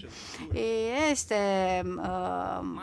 agresiv împinsă înainte și avem această carte care vorbește despre acest război economic pentru și goană după atenție. Și, practic, trebuie să ținem cont de câteva principii esențiale. Această potențialitate digitală folosește informații pentru a interpreta realitatea și mai avem alte cărți relevante. Aici vine cu modele probabilistice pentru crearea de noi date pe baza examinării exemplelor existente. Sunt sisteme experte care iau decizii algoritmice pe baza informațiilor colectate din baze de date care sunt conectate cu oamenii prin NLP și care creează rețele neuronale și iată, le influențează, oamenii nici nu știu pe ce bază iau decizii, pentru că, iată, aceste date influențează aceste sinapse care stau la baza procesului de luare a deciziilor și vorbim de big data și de date masive. Cine sunt stăpânii datelor? Aceasta este o întrebare importantă. Este propagandă masivă în spatele medicinei. Mai mult de 75 de studii au fost publicate pe acest subiect de inteligență artificială și medicină și s-au făcut studii în acest sens și anume dacă vrei ca studiul tău să fie finanțat, iată, e important să te bazezi pe toate aceste aplicații inovative și este o listă de aplicații care sunt generate cu ajutorul ChatGPT. Deci Practic, inteligența artificială face treburile administrative pe care doctorii trebuie să le facă imediat după consult, și anume toate acele scrisori care sunt transmise colegilor sau completarea unor declarații, fișelor pacienților. Aceste date pot fi completate, e vorba de o muncă plictisitoare. Să mai exista și înainte posibilitatea de a face follow-up cu pacienții după operație prin smartphone. Iată, și aici vine cu noi modele și cu noi metode care pot fi folosite pentru imagerie, diagnoză, pentru interacțiune cu pacienții, pentru analizarea de simptome, pentru elaborarea de teste de laborator, pentru luarea de decizii de tratament, analiza datelor genomice și de tratament pentru a preveni cancerul, mai ales în cazul chirurgiei, pot ajuta la manevrarea instrumentelor chirurgicale, tocmai în ventilare mecanică, în secțiile de terapie intensivă și, de asemenea, în tulburări mentale și în adicții. Cu un bun model bazat pe inteligența artificială, iată, putem să colectăm date valide care să ne ajute la prescripții pe care le facem pentru bolile curente. Pentru doctori, aici este atât o profeție cât și un blestem. Inteligența artificială nu va înlocui doctori, ci doctorii vor folosi aici pentru a înlocui acele lucruri neplăcute. De ce să refuzăm inteligența artificială, să considerăm că ea va crea o disrupție sau va aduce numai efecte negative? Am discutat cu mulți colegi și în aprilie 2023 s-a vorbit foarte mult în mass media și nu numai, și în comunitatea medicală despre ChatGPT, și doctorii au pus întrebări ChatGPT cu referire la diverse aspecte legate de pacienți. Și iată, au fost rezultate interesante.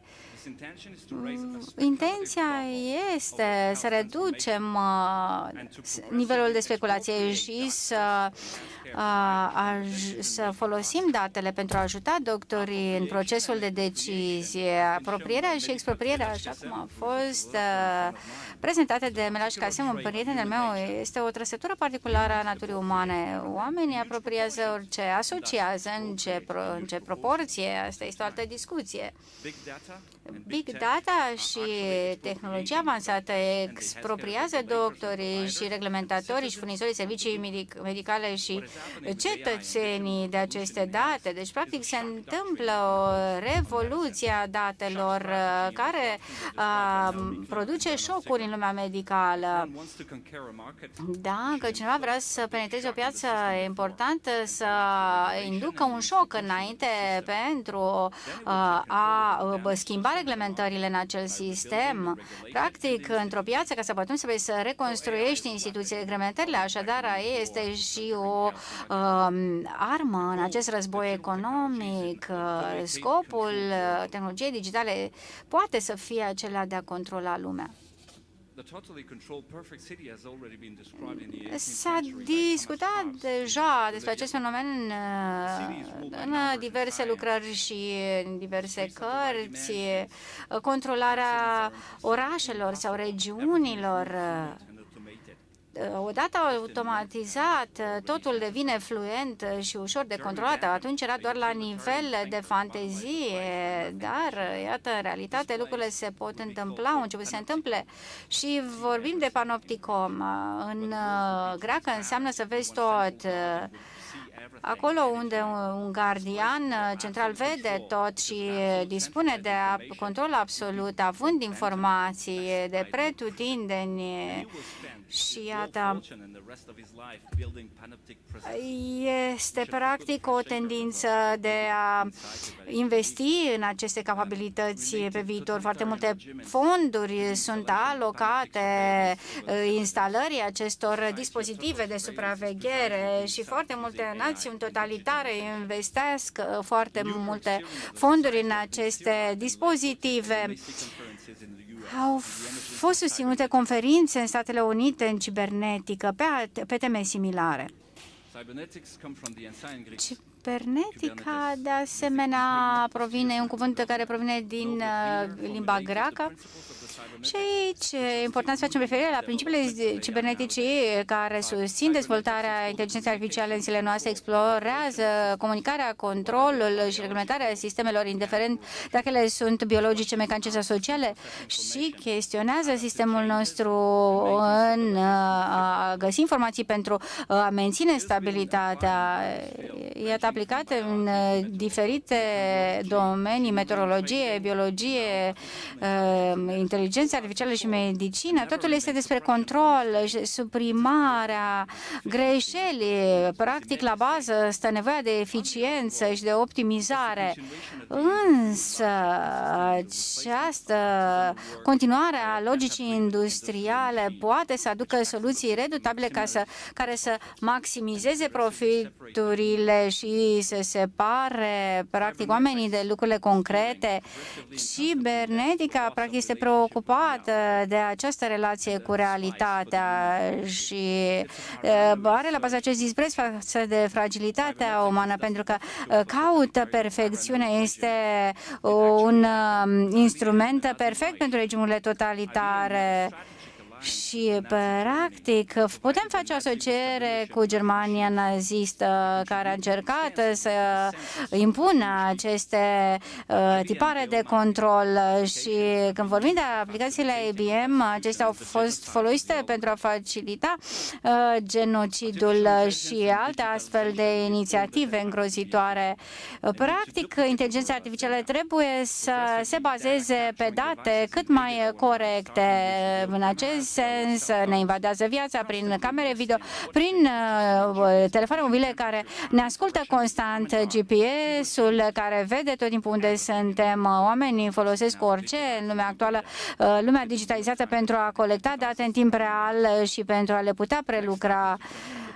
Apoi putem să transformăm corpul în date și să cuantificăm celulele și frontierele între patologii s-ar putea elimina, pentru că Big Data creează un monstru care să facă o reprezentare comprehensivă a lumii. Dacă putem vedea orice, ne putem da seama că poate prezice orice. Big Data vede lucruri pe care noi ca oameni le putem vedea și, practic, vorbim de un nivel totalitar de colectare a datelor și facem referire la conceptul Aletea din greacă, și anume de adevărul de a dezvălui orice, de a nu uita nimic.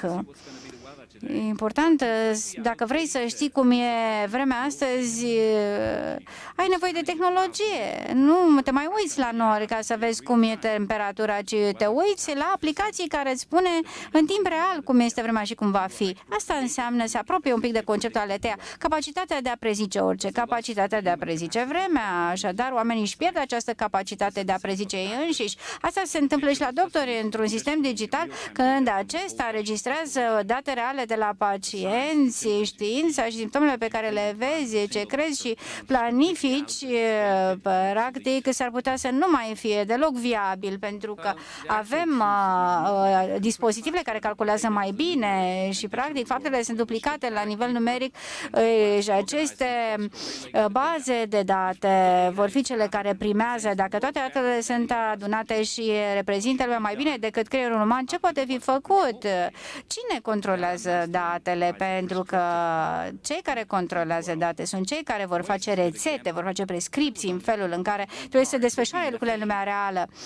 Așadar, aceste instrumente pot fi atât extrem de eficiente cât și extrem de ineficiente, pentru că vor putea să creeze blocaje în trafic, blocaje de tot felul dacă își doresc.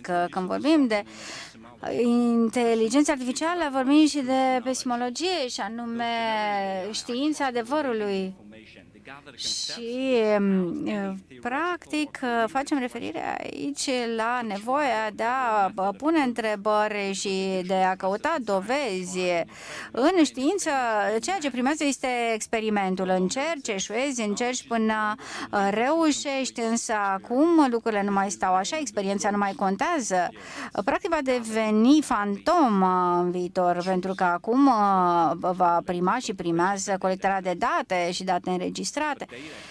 Datele, sigur, pot fi subiective, suprimate, pot folosi pentru propagandă sau cenzură.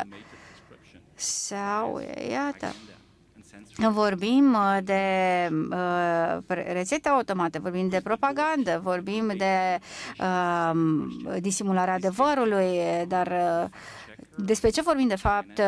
Vorbim despre acești maestri ai datelor care ne expropriază de capacitățile pe care le avem în mod curent. Așa s-a întâmplat și în timpul pandemiei COVID și intenția este să se reducă greșelile. Deci oamenii fac greșeli, așadar inteligența artificială este eficientă, nu face greșeli și ar putea să înlocuiască oamenii. Așadar, fanteziile cu oameni cu puteri supranormale devine realitate. Vorbim de aspecte interstițiale și ați încercat vreodată să scăpați de Gmail de pe telefonul mobil? Este aproape imposibil acum, pentru că vorbim de un cancer în metastază. Așa se întâmplă și cu medicina și societatea noastră. E ca un pacient la urgențe, are o grămadă de tuburi, de ace și de fire. Cu cât e mai puțin în viață, cu atât este mai puțin autonom, cu cât este mai puțin conștient, cu atât este mai ușor de controlat. Și, practic, aceasta este o metaforă care stă la baza ceea ce se întâmplă. Pentru că cu toții depindem de aceste dispozitive sau sisteme de menținere în viață, în care suntem menținuți în viață, dar practic suntem atacați de toate aceste date și vorbim de Google și de echipa din spate. Cel care a fost prezentat drept tatăl inteligenței artificiale acum spune că regretă invenția sa. Dar lucrurile nu sunt așa. Este oare acesta un plan, parte într-un scenariu de schimbare a ordinii lucrurilor? Responsabilitatea pe care o are tehnologia este una reală și ce este responsabilitatea celor care dețin tehnologia, tehnocraților, să diminueze daunele. Așa cum a fost și în COVID. Aici încearcă să ne orbească sub tehnologie de interesele miliardarilor. Dacă ne gândim la reglementări, ar fi o soluție să fie interzisă utilizarea inteligenței artificiale, să nu mai existe mecanisme de verificare a validității datelor. Într-o lume automatizată avem puteri financiare care investesc în tehnologie și atunci avem obiective, avem agende și planuri strategice, aceste forțe care ne prescriu modul în care trăim.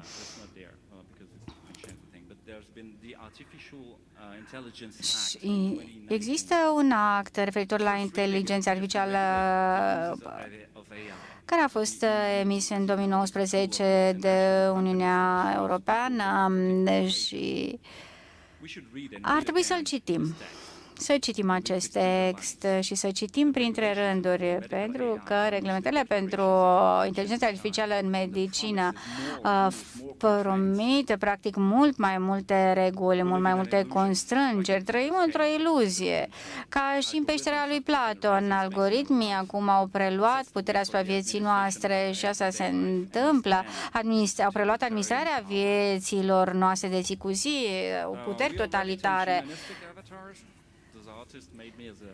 Ne întoarcem la această poză. Iată un artist care a folosit aplicații.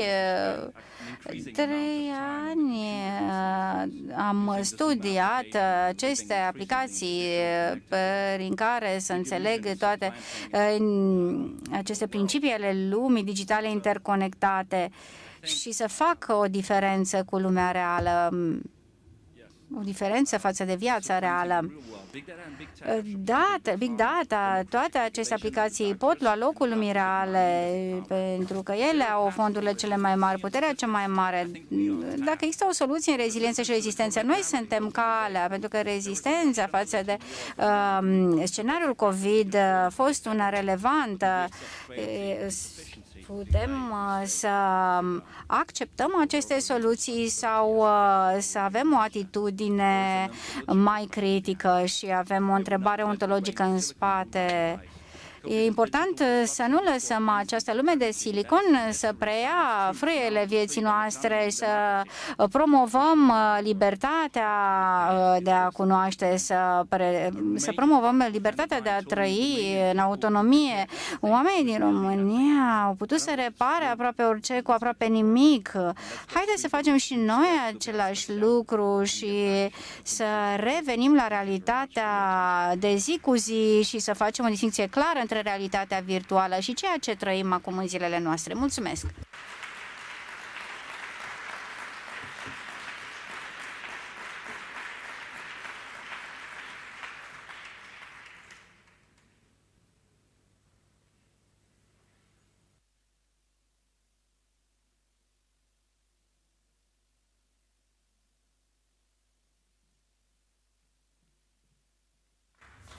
Hi, good evening to all people.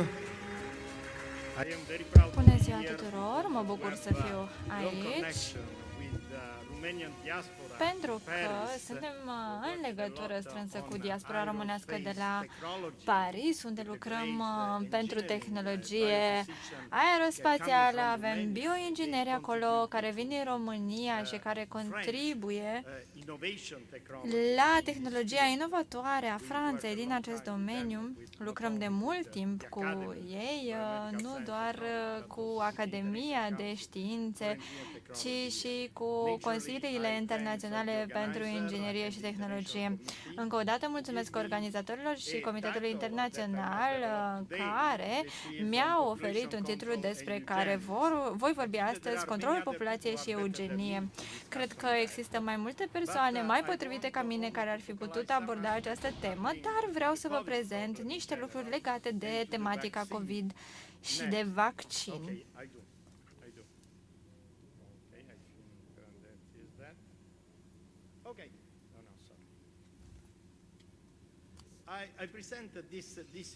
Vă prezint această imagine, una foarte sugestivă.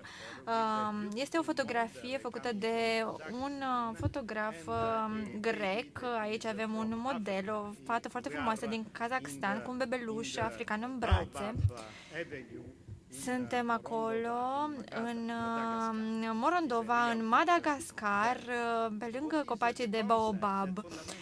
Care este conceptul acestei fotografii? Se referă la o chestiune veche în reproducerea umanității. Eva genetică, știți că se consideră că Eva mitocondrială a venit din Africa și că toți avem această mamă, această strămoașă. Și pe slide-urile următoare vom vedea despre chestiunea mitocondriilor și efectul asupra SARS-CoV-2 și efectul vaccinurilor asupra celulelor umane. Controlul populației este un concept vechi de când lumea, dar este inclus în două alte principii, guvernanța globală și starea de război biologic.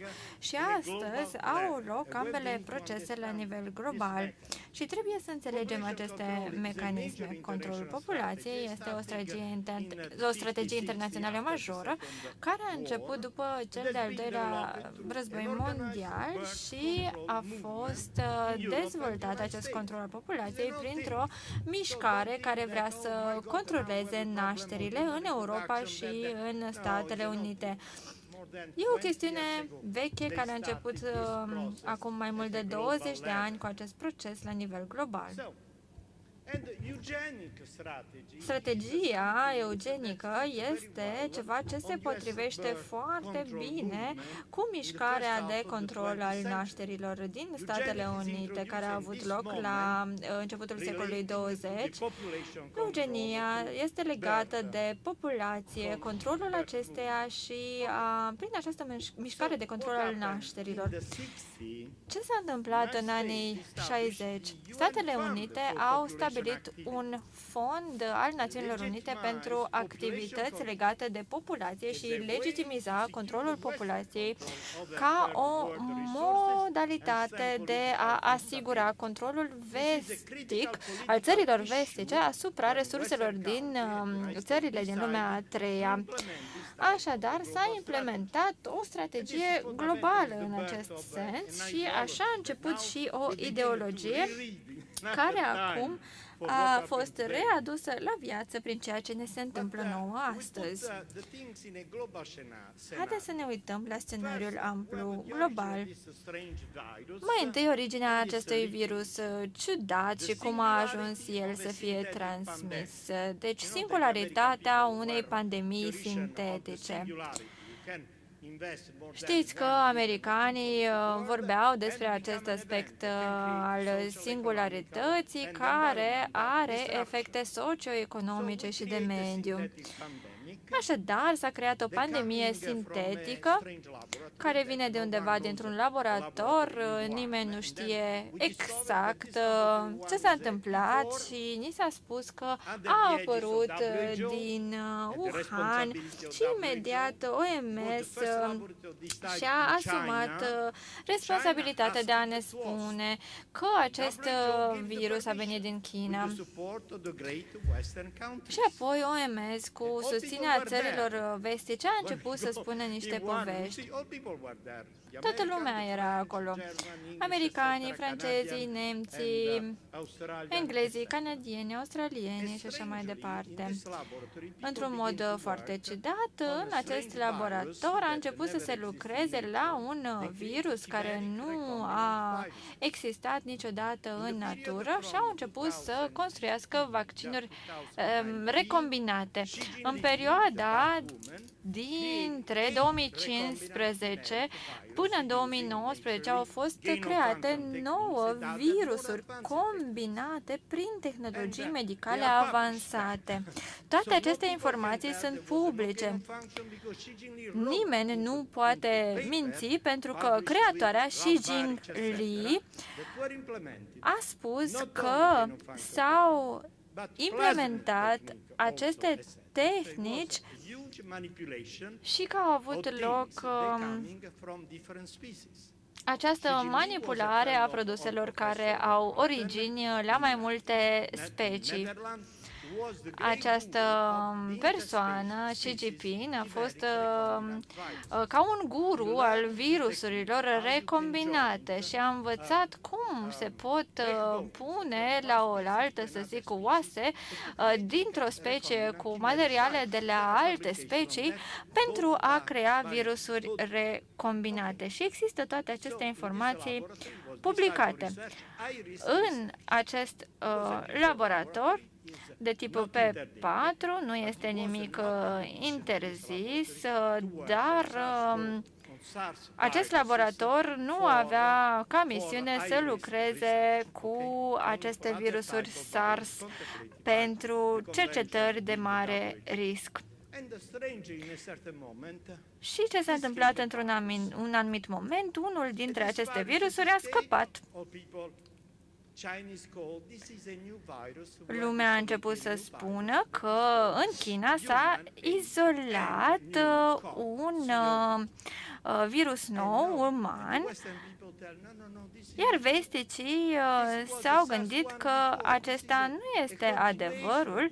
A existat un videoclip, un virus, mă scuzați, de tip SARS și înainte. Acesta este doar o reiterare a acestuia. Și de aceea a căpătat virusul nostru denumirea de SARS-CoV-2. Virologii chinezi au publicat că acest virus ne aparține sau că le aparține. Ei au creat virusul și au dreptul la proprietate intelectuală pentru a-l denumi, pentru că l-au și descoperit. Așadar, ei pot propune agenda referitoare la un eventual vaccin. Asta este regula impusă de Națiunile Unite și OMS. Dar OMS nu a fost de acord pentru că deja avea un grup care era pregătit să creeze vaccinul. Practic, Big Pharma deja era pregătită să creeze un vaccin. Chinezii, după cum știți, joacă fair play și până la urmă au fost de acord să accepte denumirea de SARS-CoV-2. Dar acesta nu este un virus normal recombinat, pentru că avea anumite trăsături care nu țineau de familia virusurilor SARS. Aceiași americani, Gary Anderson, a publicat faptul că există și alte substanțe în acest virus, dar nu știm de ce. Iată câte lucruri se cunosc acum, avem inteligență artificială, avem computere, facem maparea genomului, dar nu știm de ce exista această substanță în virus. Când virusul a scăpat din laborator, a fost ciudat că chinezii au creat un sistem pentru detectarea virusului în rândul populației. Și atunci s-au descoperit două variante, L și S. Imediat în ianuarie s-a descoperit că există o variantă L foarte virulentă și una S care este foarte contagioasă. Două variante cu o diferență de doar 2 aminoacizi. Pentru cei care știu modul în care se fabrică aceste virusuri, se știe că se creează variante cu mici modificări și asta ne spune că există două clone care au ieșit cumva din laborator și nu două variante dintr-un singur virus. Mai ciudat este că după câteva zile, după 10 zile, în Manchuria, în nordul Chinei, lângă Japonia, se înregistra aceeași epidemie cu virusul L și S. În Arbin se află cel de-al doilea laborator pe 4, un laborator oglindă, unde se face practic același lucru, același proiect de dezvoltare a virusurilor. În țările vestice nu s-a spus niciodată că mai exista încă un laborator unde a avut loc încă un accident identic. Știți care este probabilitatea statistică ca două lucruri de acest fel, două clone ale unui virus, să scape din laborator în același moment, în diverse locuri din aceeași țară, din China, din laboratoare de înaltă securitate? Putem să ne gândim așadar că virusul a ieșit în mod intenționat în laborator, nu-i așa? Dar, dacă, să zicem că abandonăm ideea că laboratorul a fost creat, că virusul a fost creat în laborator, parțial sintetic și că a ieșit cumva de acolo, haideți să ne uităm totuși ce s-a întâmplat după ce s-a declarat pandemia, care nu era o pandemie conform Națiunilor Unite, a fost declarată cu surse insuficiente de ansamblul general al Națiunilor Unite. Este singurul organism care poate spune autorităților că este necesară declararea unei pandemii. Și s-au propus aceste noi generații de vaccin. Dar când vă uitați la povestea acestui vaccin, vedeți că ele presupun niște coduri de nucleotide care aveau să intre în celulă. Și niște cercetători de la DARPA au decis în 2012, prin programul ADEPT, că se poate crea un mesaj ARN care să intre în celulă și poate să manipuleze genomul într-un anumit fel. Deci este un proiect DARPA din 2012. Problema la DARPA este că nu s-a clasificat acest subiect. Nu se poate justifica această terapie genetică pentru că în Statele Unite nu aveau voie să facă acest lucru și FDA s-a dus la DARPA și s-a spus că nu pot să folosească acest produs ca terapie genetică. Trebuie să găsiți un alt cuvânt, o altă terminologie. Așadar, s-a ajuns la termenul de vaccin genetic, pentru că astfel s-a evitat cumva reglementarea FDA referitoare la medicamente adresate terapiei genetice și a apărut o reglementare mult mai flexibilă dacă ne refeream la un vaccin. Dacă ne uităm la obiectivele acestor campanii și la obiectivele ARN-ului mesager, vedem această genotipare sintetică, este biologie sintetică și nu există loc de îndoială, se creează acest tip de mesaj sintetic. Se poate să fie un alt obiectiv în spatele vaccinului. Populație și controlul populației. Este foarte simplu. Cum poate un caz de vaccin să controleze populația și să aducă iarăși conceptul de eugenie în centrul atenției noastre? Exista acest eveniment numit Agenda 201, a fost o simulare a unei eventuale pandemii în octombrie 2019. Ce este important de spus aici este că toată această simulare a spus că va exista o pandemie în rândul copiilor. Copiii erau ultimul obiectiv al acestei simulări care a avut loc în 2019. Și cel care a raportat la acea întâlnire era domnul profesor Gao, directorul CDC din China, care a confirmat că se poate să existe o pandemie în rândul copiilor.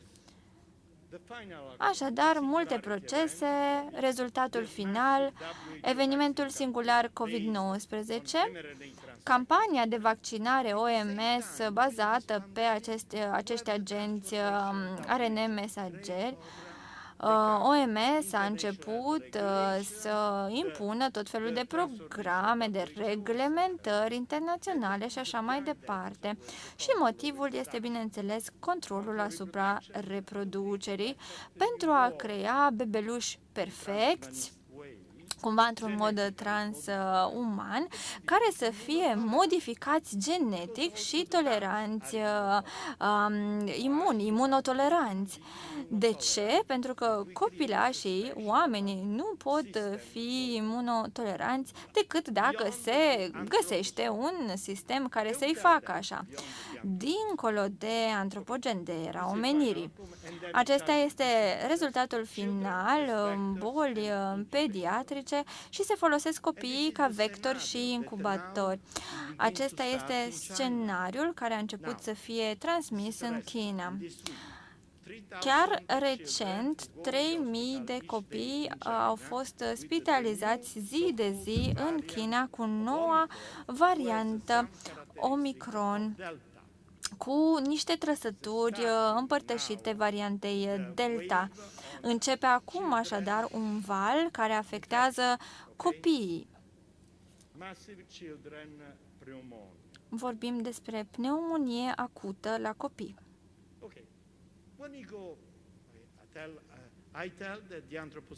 Am spus că se termină era antropocenului. Nu eu sunt autorul, nu sunt doar eu, Giuseppe Trito. Există un raport de la Națiunile Unite care spune același lucru, că se termină era antropocenă.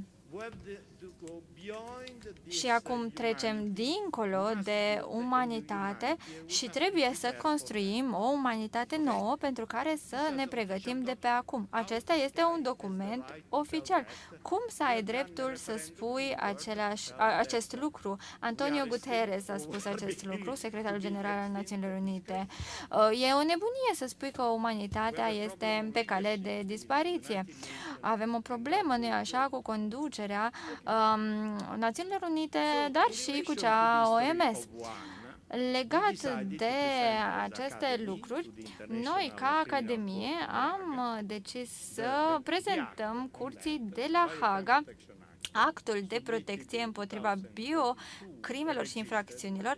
A fost transmis în 2022 și înregistrat în 2022 și acum pregătim dosarul pentru cei pe care i-am denunțat ca fiind responsabili de crearea virusului. Vorbim despre americani, despre englezi, despre francezi, despre chinezi și există o listă de mărturii, mai mult de 14, pe care le avem pentru că am cerut ca persoanele să fie interogate de procurori. Jeremy Farrar este unul dintre aceste persoane, CEO-ul Wellcome Trust, care a facilitat publicarea informațiilor false transmise de persoane precum Gary Anderson.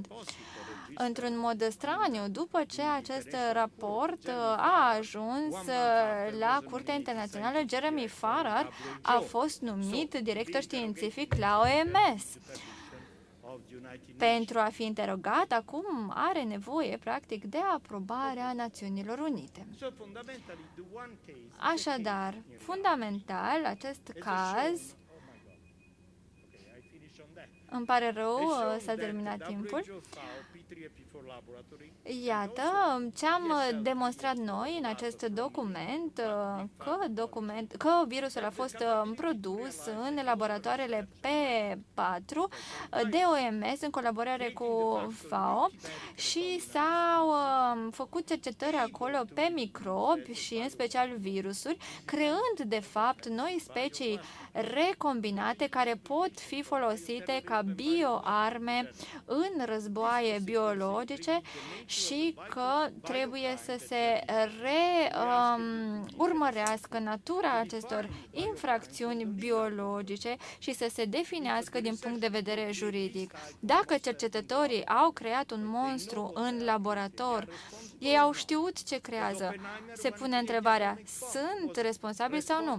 Oppenheimer, când a creat bomba atomică, a fost responsabil de invenția sa. Așadar, acum asta vrem să facem, să-i tragem la răspundere pe cercetători pentru a reglementa aceste lucruri și pe viitor.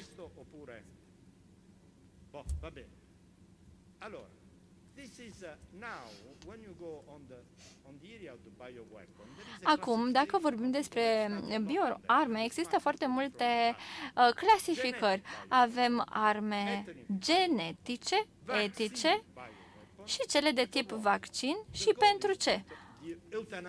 Obiectivul este eutanasierea populației sau unui cluster al populației. Vreau să ajung la o chestiune foarte importantă pe partea de genetică. Dacă SARS-CoV-2 a fost creat să fie o bioarmă, știm că AC2, principalul receptor, este polimorf,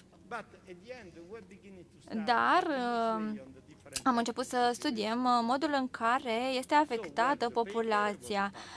Acesta este documentul nostru și iată cum variantele de AC2 au impact asupra diverselor grupuri de populație. Vedem că sud-asiaticii și asiaticii în general sunt afectați.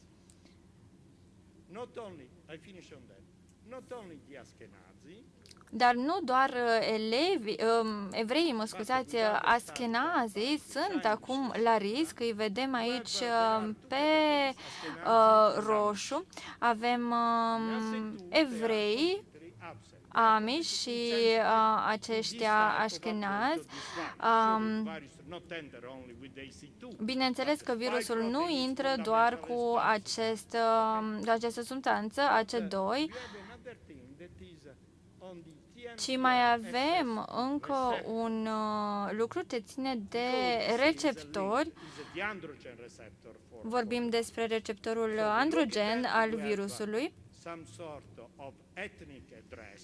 și se observă o adresare etnică și cum virusul se afectează mai mult anumite genuri, anumite sexe.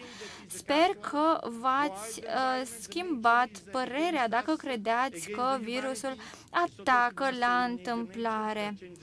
Eu cred că toate acestea au fost create ca arme biologice împotriva anumitor naționalități și etnicități. Și acest virus a fost creat în laborator și amintiți-vă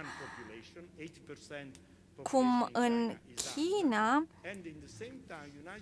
s-au luat măsuri pentru apărarea populației Han și Statele Unite și-au închis băncile spre China. O să mă opresc aici. Mulțumesc foarte mult!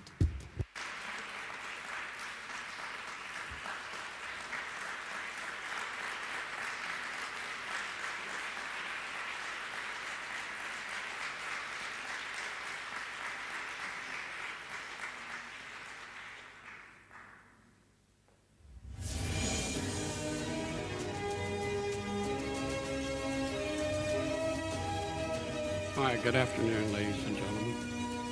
I'm Dr. Steve. Bună ziua, doamnelor și domnilor, sunt Steve Hatfield, virolog. I'm a senior fellow at the London Institute.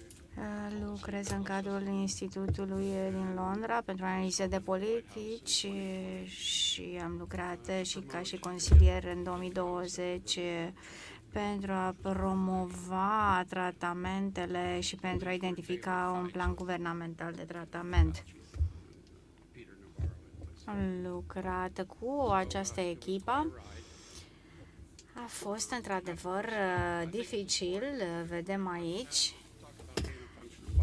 câțiva dintre membrii echipei în care am lucrat. Primul slide, vă rog. Important să înțelegem că războiul biologic este o știință per se, pentru că sunt foarte multe experimente, sunt 40 de ani de experiențe și experimente. Și pe ce se bazează?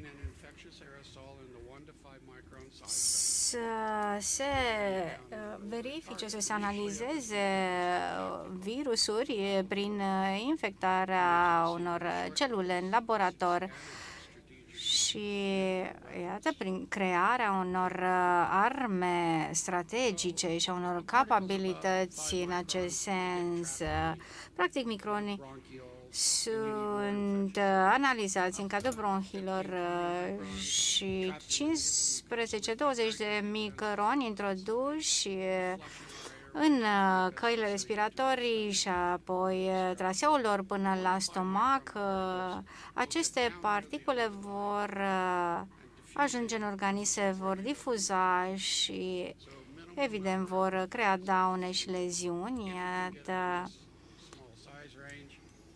e important să se studieze aceste infecții pentru că ele pot fi manevrate ulterior. Iată, se folosește acest proces al difuziei și, practic, poate să aibă loc această difuzie și prin aer, în acest nor de particule.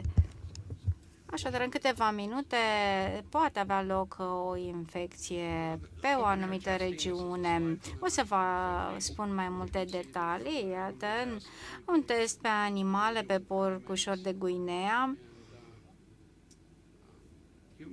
Și de asemenea pe voluntarii umani care au vrut să-și servească țara, dar ei nu și-au dat seama că vor servi ca agenți umani. Au fost administrate antibiotice și practic s-au colectat date. Este una dintre primele arme biologice dezvoltate care s-a bazat pe această concentrare de particule în condiții biologice controlate. Și haideți să vedem mai departe. Avem un test pe un agent în 1950, o simulare cu bacterii. Avem aici un grafic. Experimentul a avut loc pe coasta din San Francisco și au fost dispersate un număr impresionant de particule. Au fost dispersate particule mari într-un mediu invizibil lângă oraș. Oakland, San Francisco, la acel moment în istorie nu avea aceste clădiri înalte, skyscrapers, și practic în 1950 acest nor afectat a fost ulterior un experiment care a stat la baza și altor cercetări. Așadar, acest experiment a implicat o problemă strategică.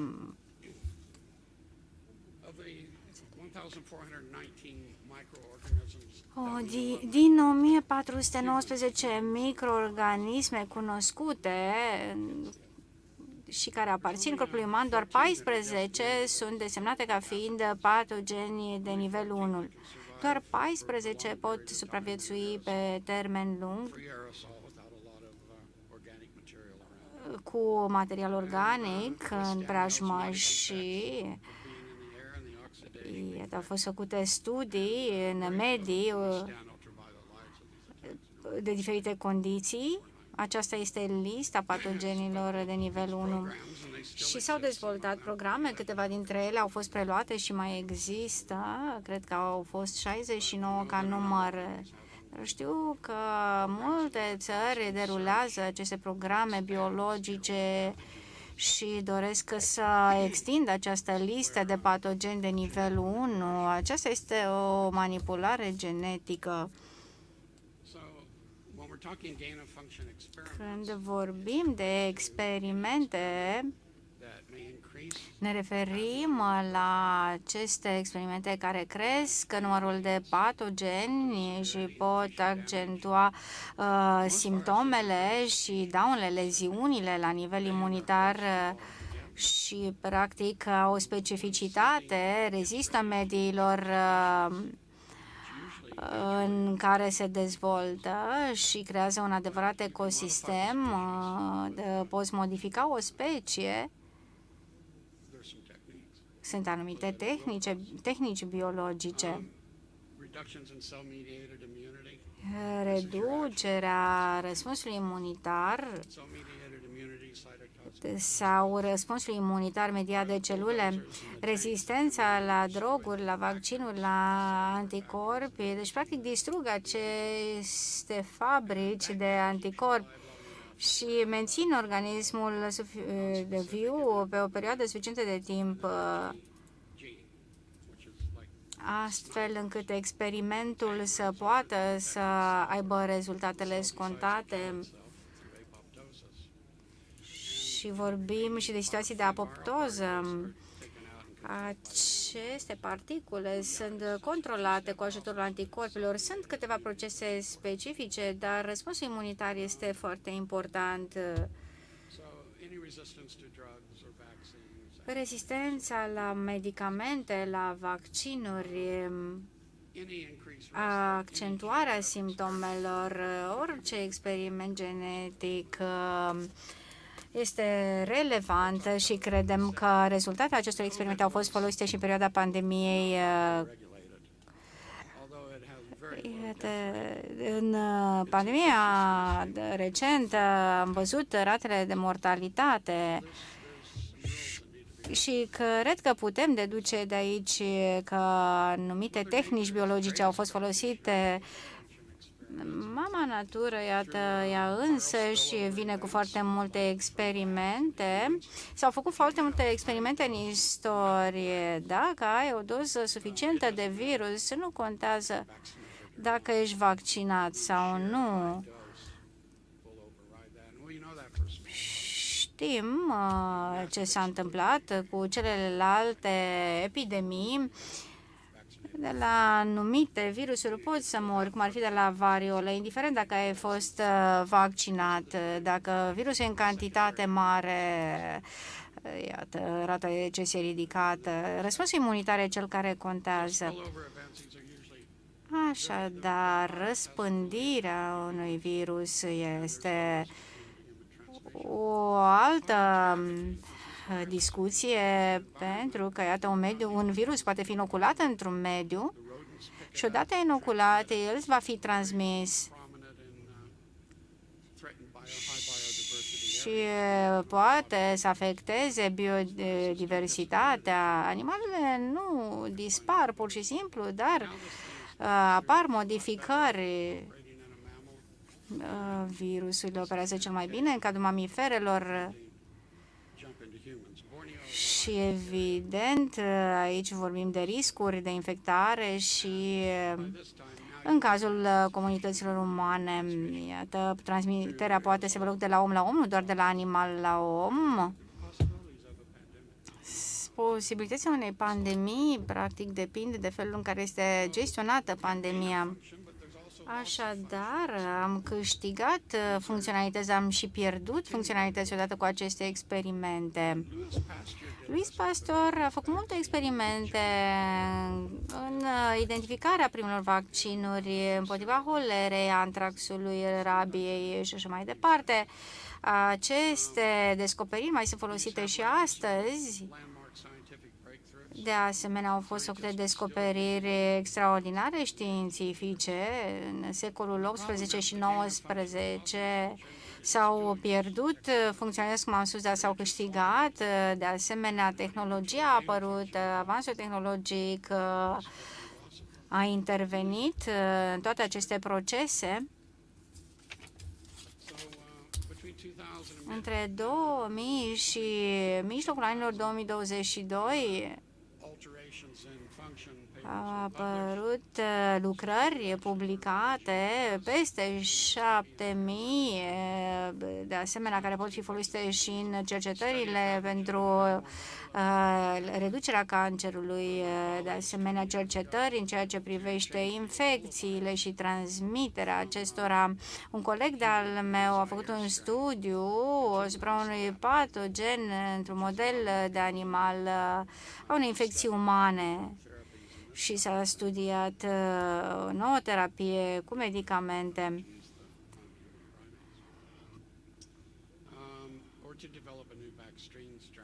De asemenea, dezvoltarea unei noi tulpini de vaccin au fost publicate lucrări în acest sens. China a venit de asemenea cu articole relevante. Dezvoltarea unei noi tulpini, cum am spus, a beneficiat de foarte multe studii. Avem un număr impresionant de infecții, 1419 infecții diferite umane. Doar 34 dintre acestea beneficiază de vaccinuri. Nu poți găsi un vaccin pentru orice virus. Perioadele de testare sunt relevante. În fiecare an avem un nou medicament pe piață care este scos după un an sau doi, sau ar trebui scos. Pentru că atunci când începi să administrezi un medicament pe o populație impresionantă de milioane de oameni, începi să vezi lucruri și trebuie să fii foarte atent. Aceasta este o listă de virusuri, de vaccinuri, nu toate sunt foarte bune. s-a încercat folosirea unui anumit tip de vaccin. Nu a fost o idee bună. Practic, virusurile suferă multe mutații și atunci când ai vaccin doar cu o tulpină nu poți avea eficiență ridicată, pentru că între timp se schimbă structura virusului. Asta s-a întâmplat și în pandemie. Vaccinurile nu au avut nicio logică. Iată, canalele de transmitere pe cale orală. Și vedem aici lanțul. E important să faci analize în acest sens și să vezi cum este generat acest lanț. Uneori foarte încet, însă alteori foarte rapid. E important să se facă cât mai multe studii la nivel celular. Atunci când a apărut acest virus, coronavirus, am încercat să vedem ce este la baza lui. Este un proces natural. Un virus nu apare deodată, ci se adaptează și practic rezistă mediului în care el pătrunde.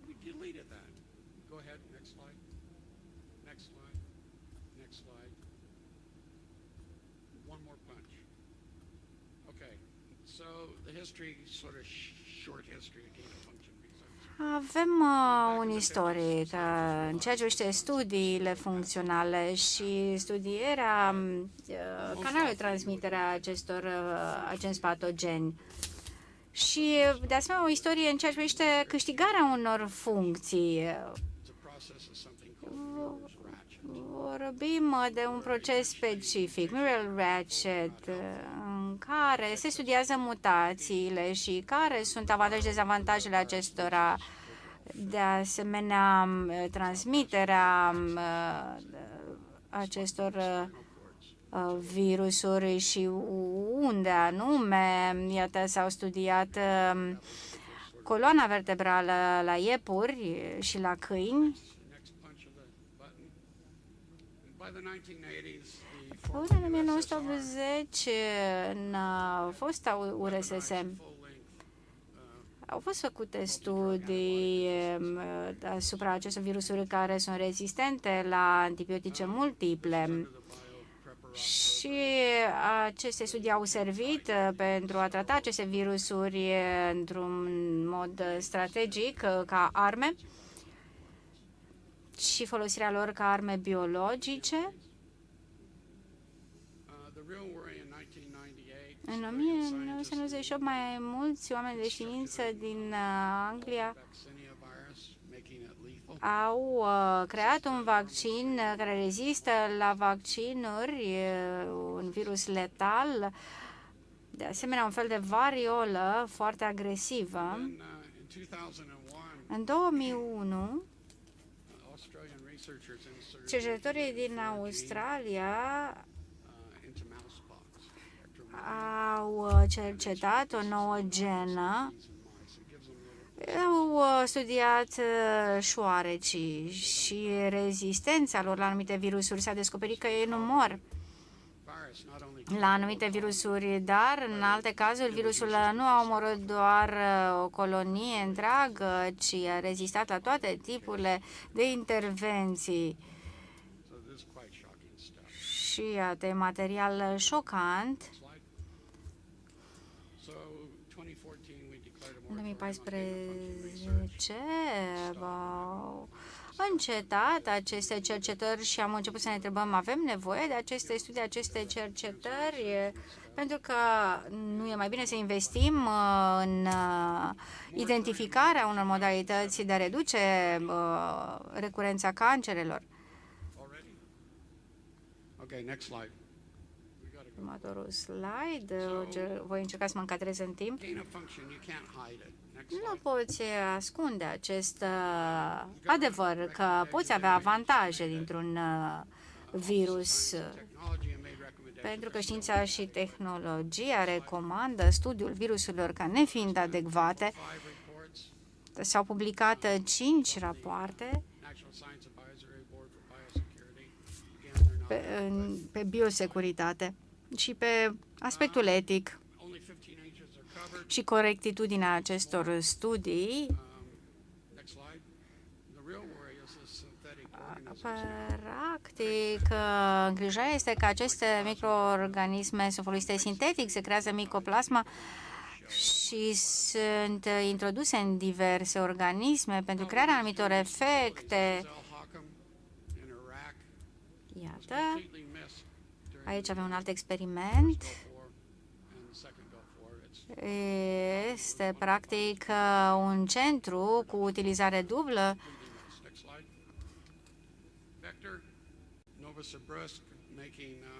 Iată, Vector Novosibirsk, care a studiat virusul variolei, au apărut accidente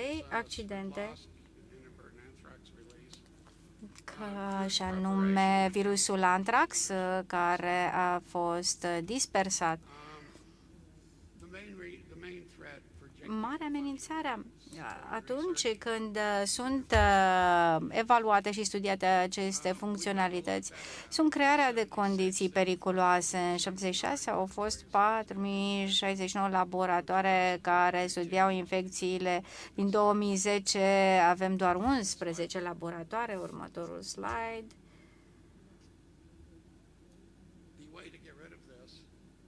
Modalitatea prin care putem scăpa de ele ar fi să promovăm aceste laboratoare medicale de clasa 2 care să studieze aspectele pozitive ce pot duce la identificarea de tratamente. E important să punem presiune pe această atribuție acestor laboratoare. Sigur, multe dintre centre au dublă utilizare, anumite tratamente identificate au dublă utilizare, anumite soluții farmaceutice existente, urmează și alte planuri. Avem un exemplu și ca acest cabinet de clasă 2 care studiază siguranța biologică. Avem un sistem chirurgical medical modular pe ultimul slide și avem practic acest sistem care se bazează pe comunități și pe spitalele locale. Dacă un spital poate să-și gestioneze o epidemie, atunci o națiune poate să-și gestioneze o pandemie. Asta a fost tot. Mulțumesc!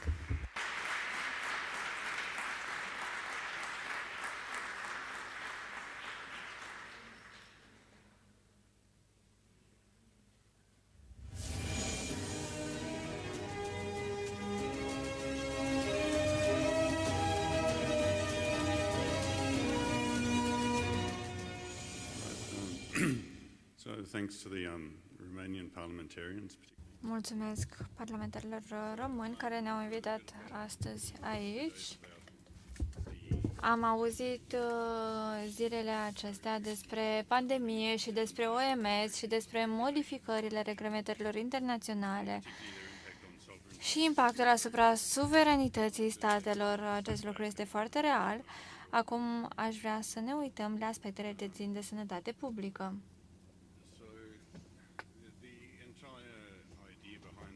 Ideea de aici se bazează pe o serie de presupuneri cu privire la OMS și la pandemii, și anume că OMS reprezintă populația mondială, că este un custod legitim al sănătății publice, că este un respondent credibil în fața urgențelor de sănătate și că pandemiile sunt o amenințare tot mai mare.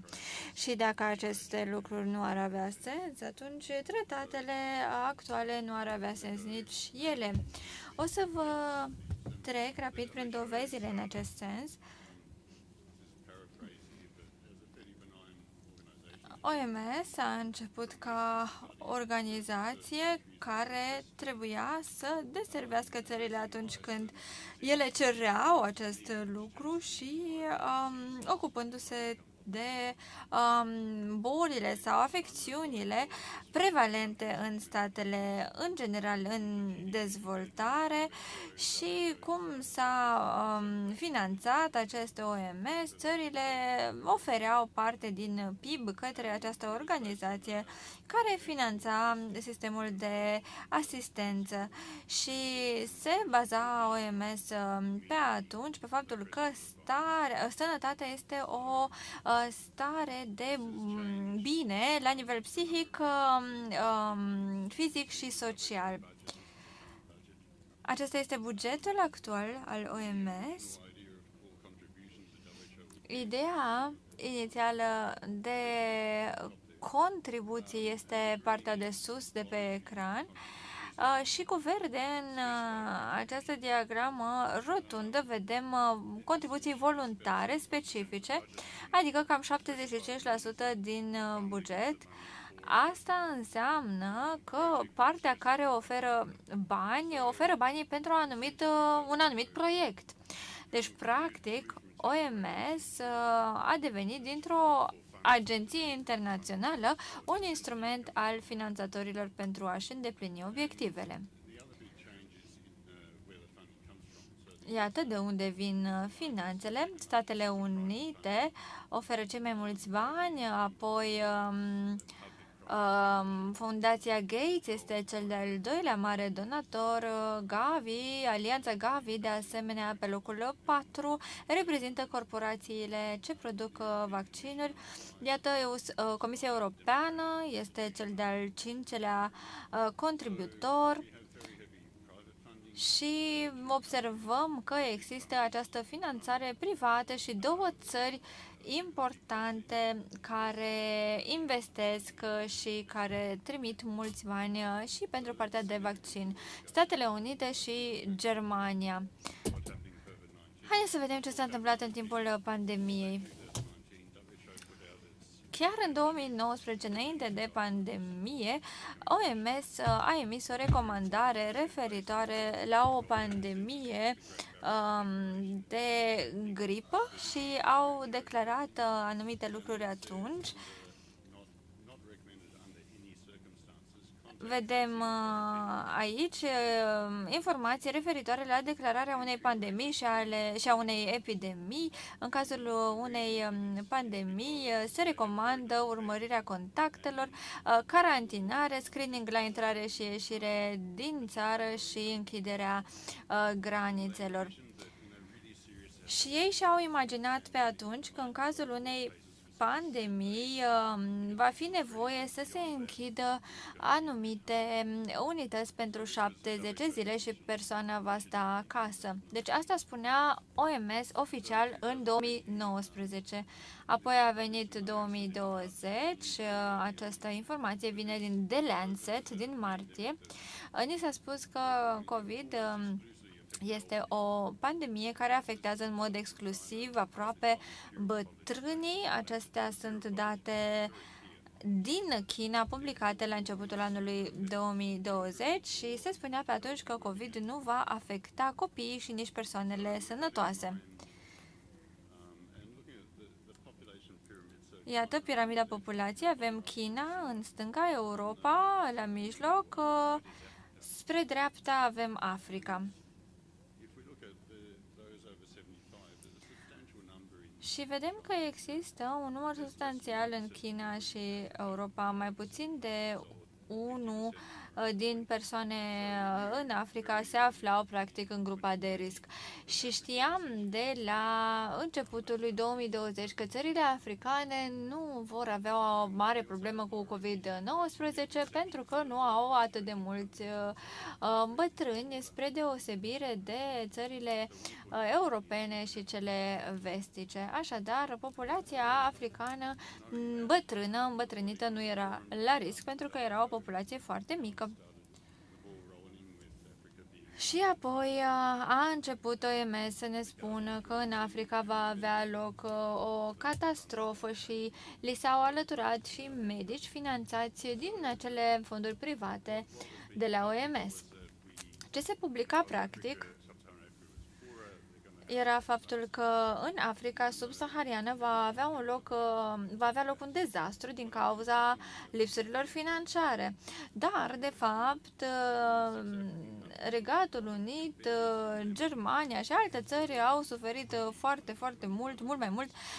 Iată aici mortalitatea din cauza COVID-ului în Africa, comparativ cu Statele Unite, Germania și Regatul Unit. Și e chiar ce ne așteptam și noi de la acest virus.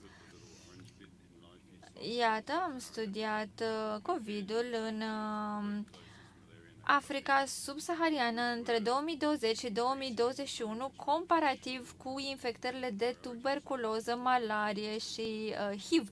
Și cu toate acestea, COVID era o mare prioritate pentru OMS. Vedeți ce disproporționalitate.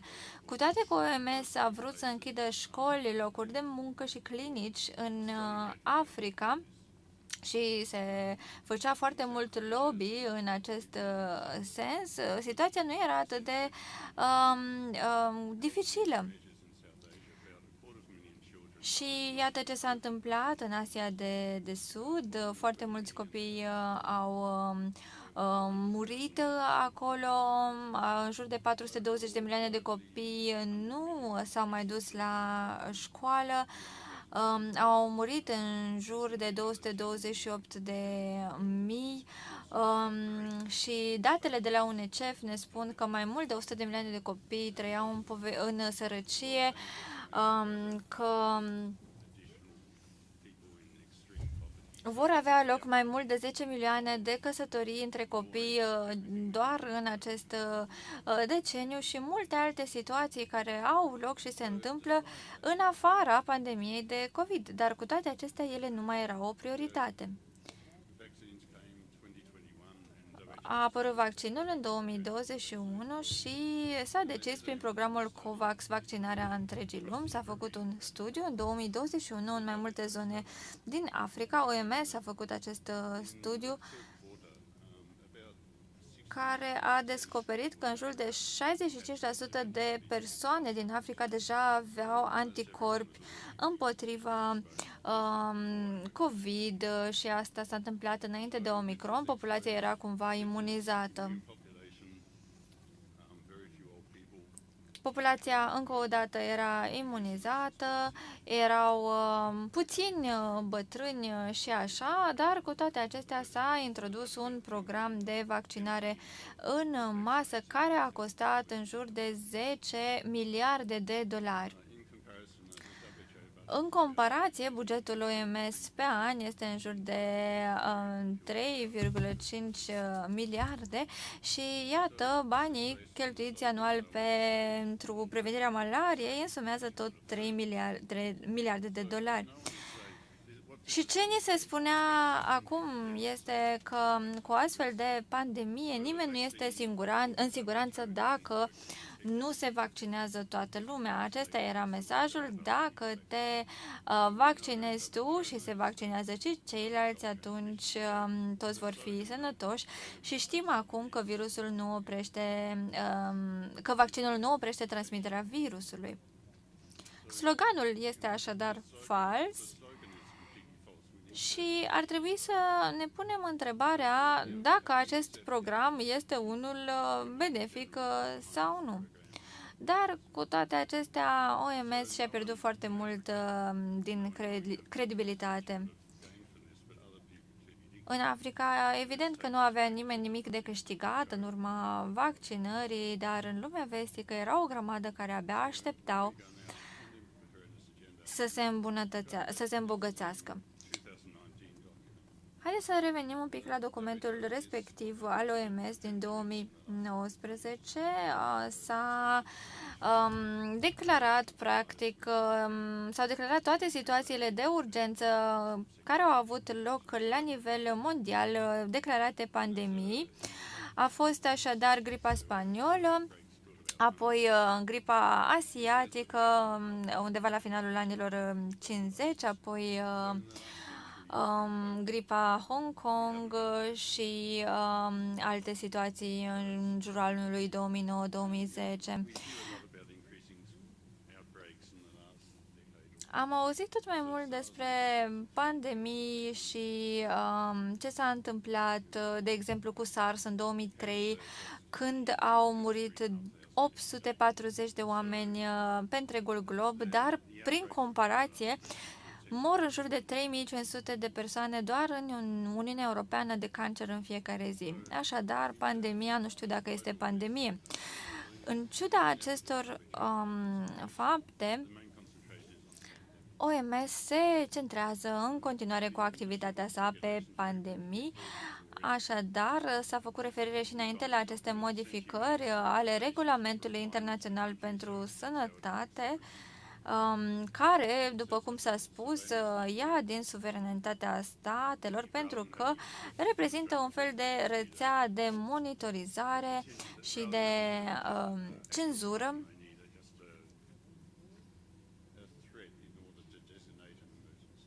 Încă o dată se decide doar la acest nivel ce reprezintă o urgență sau nu. Avem și acordul sau tratatul OMS care reglementează guvernanța acestor decizii, lanțul de aprovizionare și, încă o dată, partea de cenzură și modificările din Regulamentul Internațional de Sănătate nu vor face foarte multe diferențe pentru că o să vă arăt imediat că ar exista alternative pentru acest proces. Așadar, mai există, pe lângă aceste două documente, încă 3 documente sau platforme care fac parte din aceeași strategie. Vedeți cât de mult se preocupă OMS de partea de pandemie. La nivel global, aceste procese costă cu 10 miliarde de dolari mai mult pe an.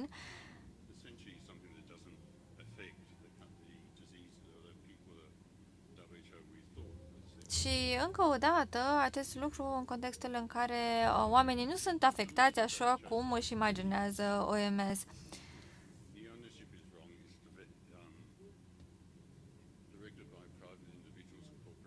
De ce OMS prezintă acum toate aceste probleme? Ei bine, la conducere sunt de fapt persoane private și corporații care au în mod clar conflict de interese și nu așa zisele democrații, pentru că statele membre au diverse abordări incompatibile cu drepturile umane și democrația în sensul ei. E mai degrabă o birocrație acolo și nu o agenție care chiar să ajute. Și ideea de a exista acest control centralizat al unei situații, precum o pandemie, iarăși nu are sens, pentru că oamenii au nevoie de un răspuns heterogen și poate la nivel local. Nu doar OMS face aceste lucruri.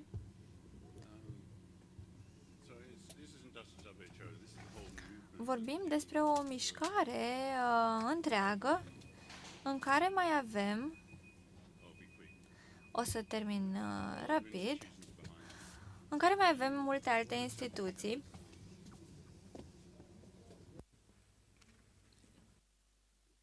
This is really the work of Iată, vorbim despre parteneriate public-private. Acesta este un nou model în sănătate.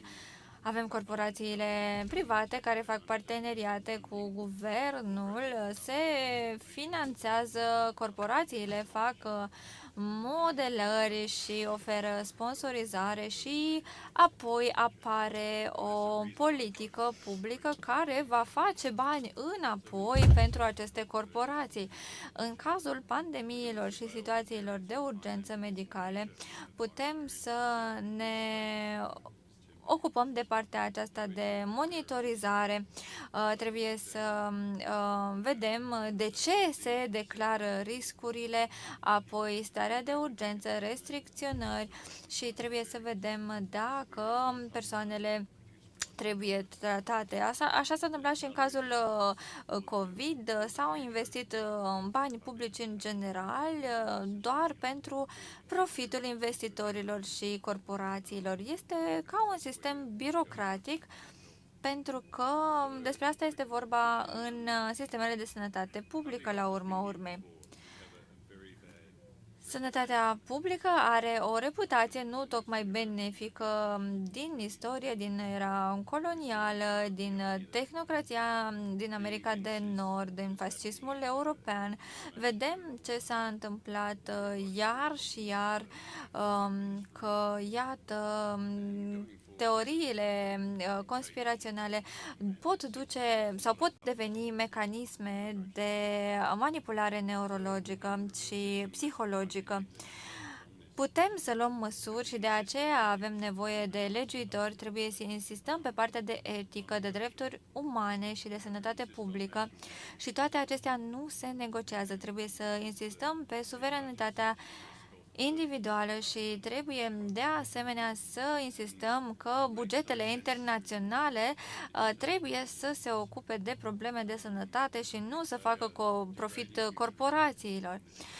Și iarăși spun că este irațional să finanțăm OMS pentru degradarea drepturilor umane și sănătății mondiale.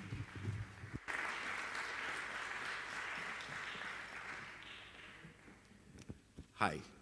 Unfortunately, we are not going to have Din păcate, nu mai putem beneficia de altă zi, așadar, ieri am reușit să ne încadrăm în timp și aș vrea să-i rog pe vorbitori cu amabilitate să-și micșoreze prezentările, altfel ultimii vorbitori nu vor putea să-și susține prezentările.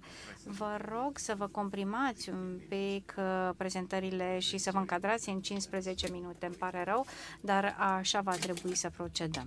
Mulțumesc.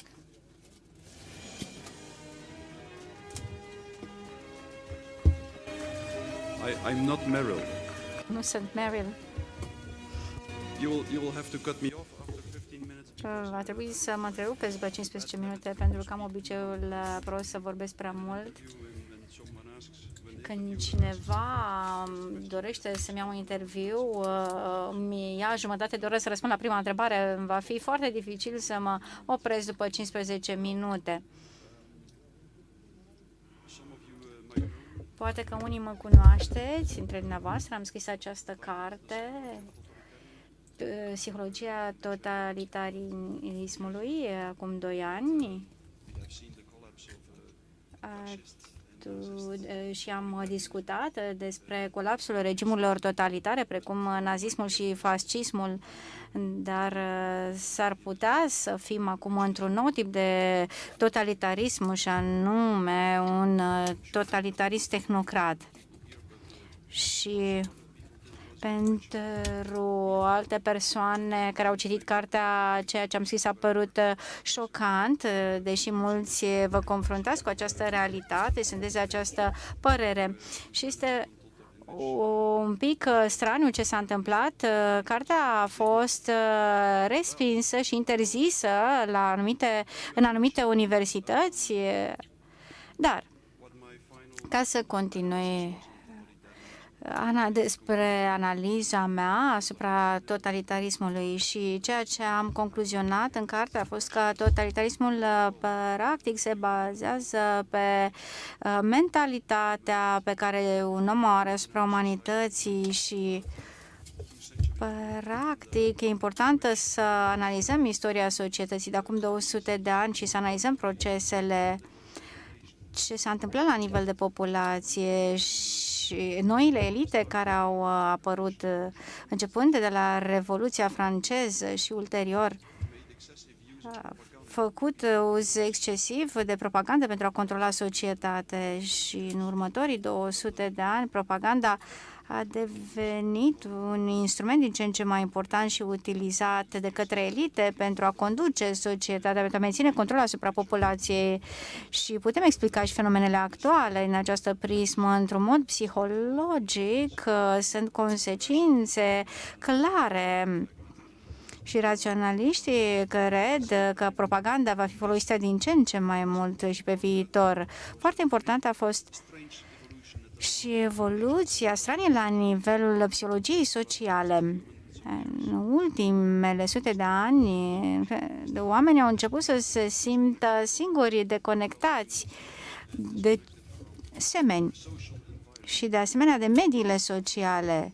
Și combinația acestor factori, apariția unor noi elite care au folosit instrumente de propagandă și emergența acestui fenomen de însingurare a populației a dus la consecințe stranii. Faptul că populația se afla într-o stare de singurătate a făcut ca indivizii să fie foarte vulnerabili la propagandă și s-au bazat din ce în ce mai mult pe propagandă și elitele au menținut astfel control asupra populației din ce în ce mai vulnerabile și din ce în ce mai vulnerabilizate. Practic, combinația acestor factori, elita și acest tip de populație vulnerabilizată, a dus la acest pact diabolic între masă și elită. Apoi vorbim despre emergența unei stări complet noi în secolul 20, anume regimul totalitar. Analizând problemele, iată, putem înțelege în ce situație suntem astăzi.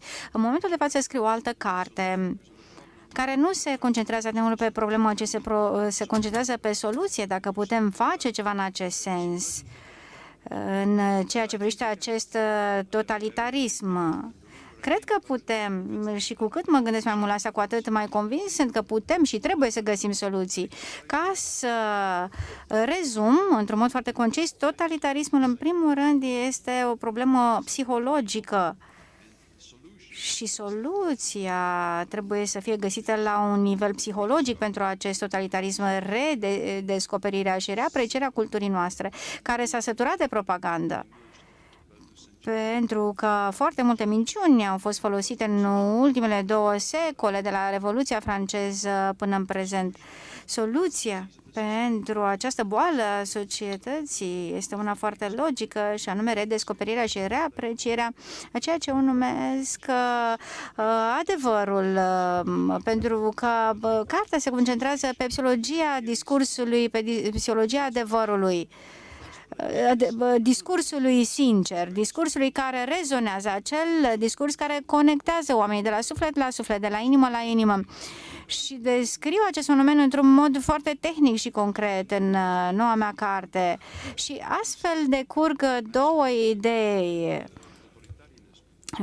Propaganda și totalitarismul vor fi simptomele finale, simptome care vor dispărea odată cu aceste noi fenomene și odată cu apariția discursului sincer, pentru că acesta va inhiba aceste simptome și va vindeca cauza, rădăcina practic acestui fenomen.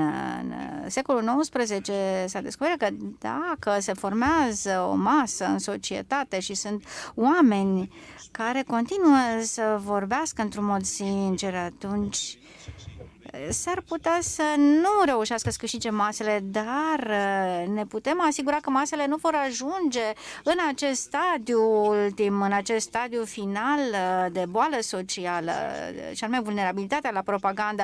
Un discurs sincer inhibă simptomele, inhibă distrugerea.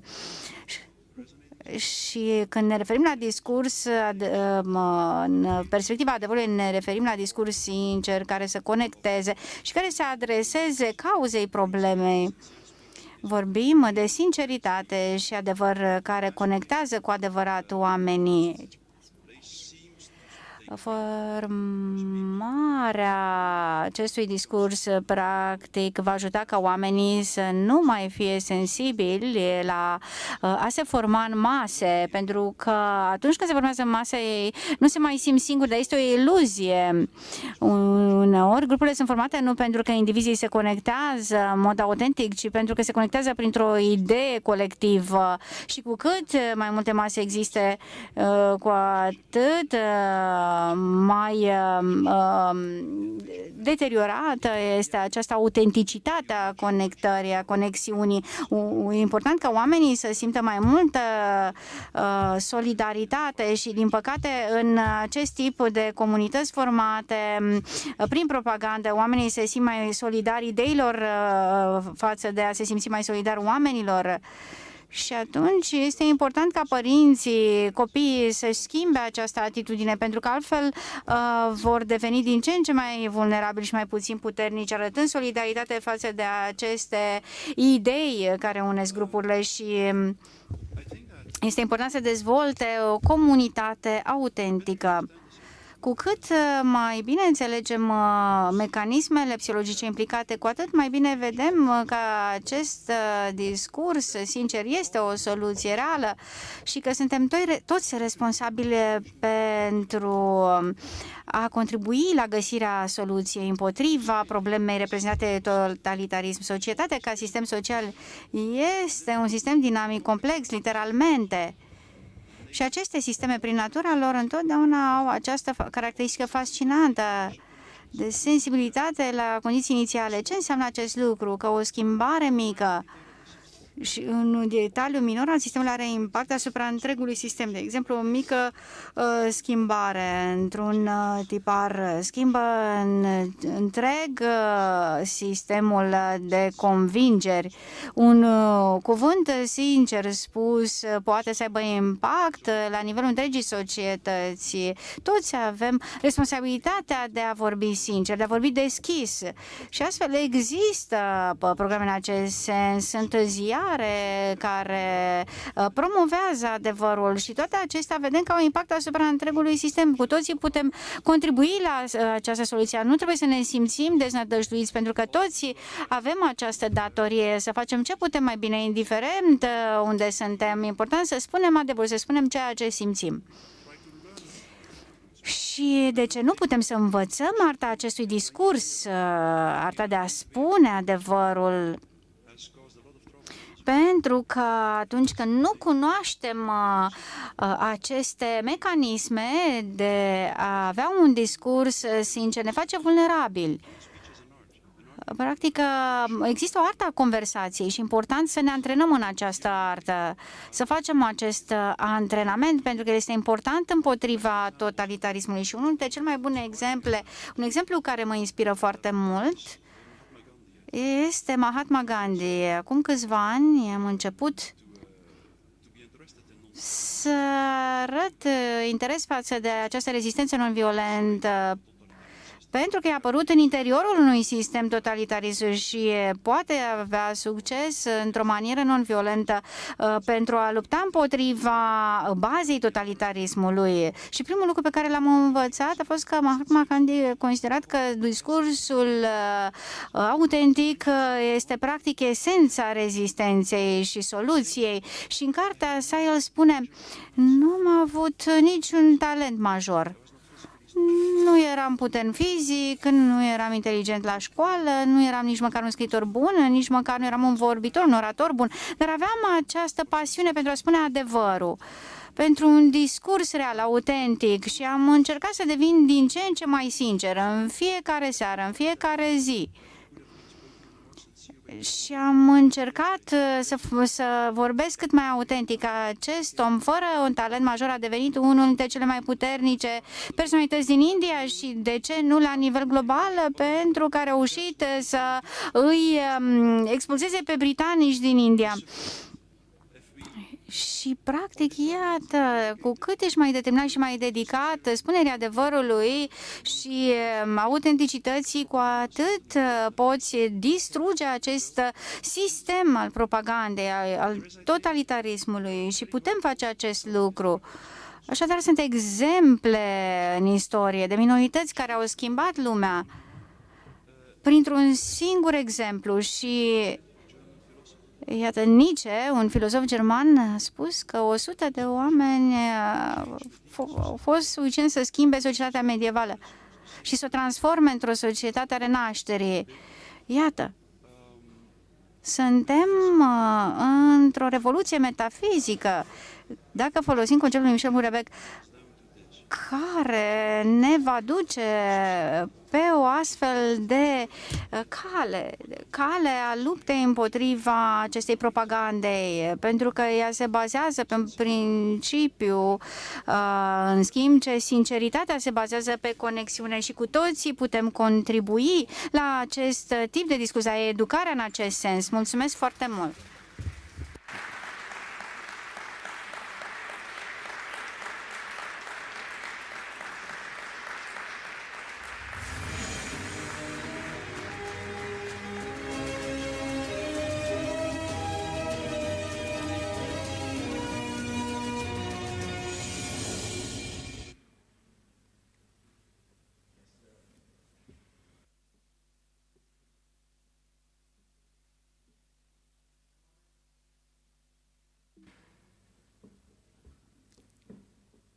I've started my timer already. There we go. So, voi începe pentru că nu am mult timp la dispoziție. Mi s-a spus să vorbesc despre ce face OMS pentru a ne jefui de suveranitatea noastră națională. Dar, bineînțeles, OMS era, de fapt, un mecanism prin care cabala internațională încearcă acum să ne conducă. Mecanismul este, bineînțeles, prin această agendă de pregătire în fața unei pandemii și a unei situații internaționale. Dar vreau să spun că toate aceste premise sunt false. Dar nu este vorba doar despre pandemie și pregătirea pentru o pandemie. Am făcut o listă de 40 de metode prin care se încearcă să ne fie distrusă societatea, relațiile dintre noi, educația copiilor, toate cele. Se pretinde că lumea trebuie să fie un loc mai bun, dar pentru ca asta să se întâmple, totul trebuie să fie distrus. Și iată ce fac. Există două idei false care circulă, schimbare climatică și pandemie. Și dacă le pui la oaltă, ele se întăresc una pe cealaltă. Așadar, a avut loc o propagandă puternică care să ne convingă că cumva cele două aspecte, schimbare climatică și pandemia, sunt legate. ProPublica, această publicație și Rolling Stone de asemenea a spus cum schimbarea climatică cauzează pandemia. Și oamenii de știință sunt acum convinși, dar și elitele, ca niște păpuși ale liderilor globali care încearcă să ne facă toate aceste lucruri. Practic este vorba doar de o propagandă. Nu doar OMS e în spatele ei, ci toate organizațiile care sunt cumva la aceeași masă și își fac aceleași planuri. Și o să vă spun că a avut loc întâlnirea G20 în septembrie și iată declarația pe care au emis-o aceste state. Vor să aloce 10 trilioane de dolari pentru schimbări climatice. De asemenea, vor să creeze un fel de guvernanță globală. Uniunea Europeană a emis și acest document în martie. Ar trebui să fie despre sănătate, dar de fapt se referă la control și la guvernanță globală cu OMS în centrul ei. Și tot în acest document de la Uniunea Europeană aflăm că totul se învârte în jurul sănătății și toate politicile vor fi derivate sănătății. Vedem că se propun și niște linii de acțiune, finanțarea OMS și oferirea OMS de mai multe puteri Putem să vorbim acum și despre oferirea de date medicale către OMS și alte instituții și despre implementarea unor prevederi internaționale care să permită ca statele să trebuiască să implementeze tot ce se declară de sus de la OMS. De asemenea, se recomandă o rețea de monitorizare care a început, de fapt, de la inițiativa G7 pentru a supraveghea toate spectrele, inclusiv oamenii, animalele și mediul. Ce este ideea aceasta de o sănătate unică? Este o abordare care a fost introdusă la Davos în 2012 și se referă la o modalitate de a lega tot ce se întâmplă în lume de sănătate, astfel încât OMS să guverneze tot. Practic, e o frazeologie ciudată, cu propoziții lungi și cuvinte mari, dar fără fond. Vedem aici și că se vorbește despre ape mai curate, aer mai curat, schimbare climatică și dezvoltare sustenabilă. Asta intră sub umbrela sănătății unice. Toate aceste lucruri trebuie să fie acoperite de această nouă abordare, schimbări climatice, comunicare, economie, comerț. Dar vă spun că această inițiativă este, de fapt, o mare minciună, o mare deziluzie. Mai jos vedem un citat dintr-un editorial din The Lancet care spune că toate formele de viață sunt egale și la fel de importante. Ne interesează la fel de mult animalele cum ne interesează și oamenii. Banca Mondială s-a alăturat OMS pentru a crea un fond pentru pandemii și acum se colectează finanțe și au nevoie de metode noi de finanțare, vor avea nevoie de sute de milioane de dolari pentru a insista cu aceste măsuri legate de pandemie. Vorbim și despre o alianță care s-a făcut în 2018 pentru crearea unui raport, cel de pe ecran, prin care s-a dorit lărgirea definiției de sănătate. Practic, tot de pe lumea asta se referă la sănătate. Și ce fac Națiunile Unite? Ei bine, multe. Anul acesta, Națiunile Unite au publicat mai multe rapoarte care se numesc o agendă comună și vor să schimbe cam tot ce există pe fața Pământului. Acum câțiva ani, conferința Națiunilor Unite referitoare la comerț și dezvoltare a spus că atingerea obiectivelor de sustenabilitate va necesita cam 7 trilioane de dolari pe an. Iată, cum să strângă acești bani? Aceasta este problema următoare. Acesta este unul dintre cele 11 rapoarte în care Națiunile Unite își asumă cumva responsabilitatea în caz de șocuri la nivel global. Adică, dacă OMS nu își face treaba bine, Națiunile Unite pot să preia inițiativa și să se ocupe în caz de alte pandemii, de războaie biologice, orice vă puteți imagina, probleme la rețelele electrice și vor, practic, autoritatea de a intra în operaționalitate imediat. Practic, secretarul general nu va mai trebui să ceară permisiunea nimănui, totul va fi automat și la Națiunile Unite, la fel cum vrea să facă și OMS atunci când vine vorba despre sănătate.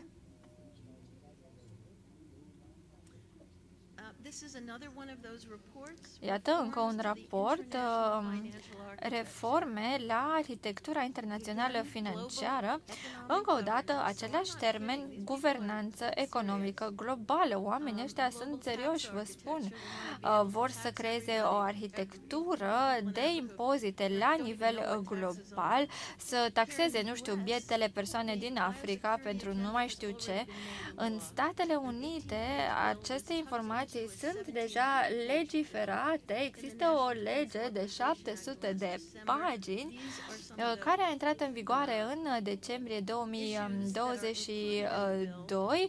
Acestea sunt prevederile care spun că ne vom conforma agendei de securitate mondială în materie de sănătate și că vom oferi Gavi, un vaccin creat de Bill Gates, bani în continuare.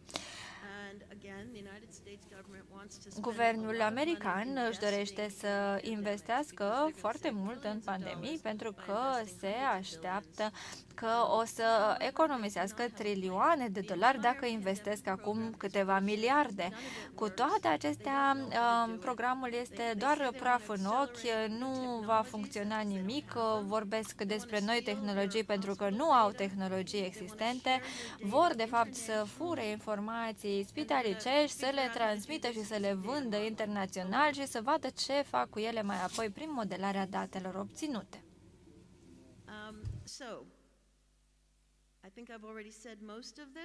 Cred că deja am spus mare parte din aceste informații. Vestea bună este că aceste planuri pot avea succes doar dacă oamenii rămân cumva departe de aceste mișcări.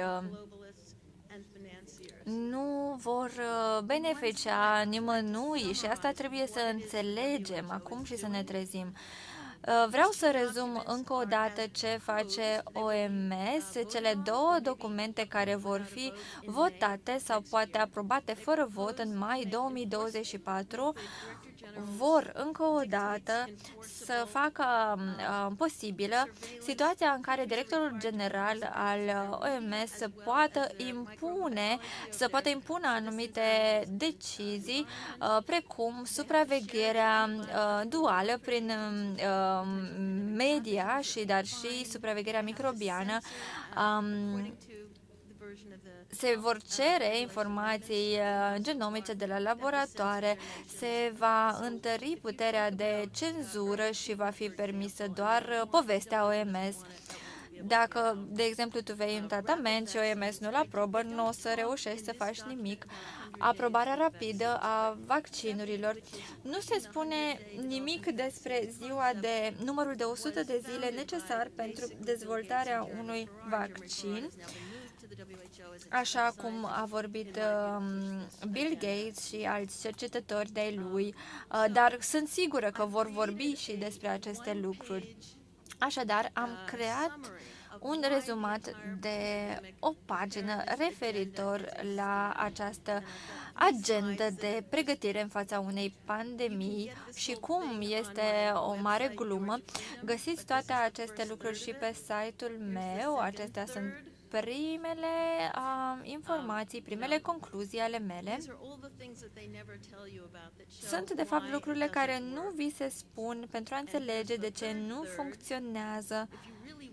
Dacă vrem cu adevărat să prevenim o pandemie, acestea sunt lucrurile pe care le-am face, dar nu sunt cele care se fac și nici cele despre care vorbim. Ce facem, așadar? Luna trecută,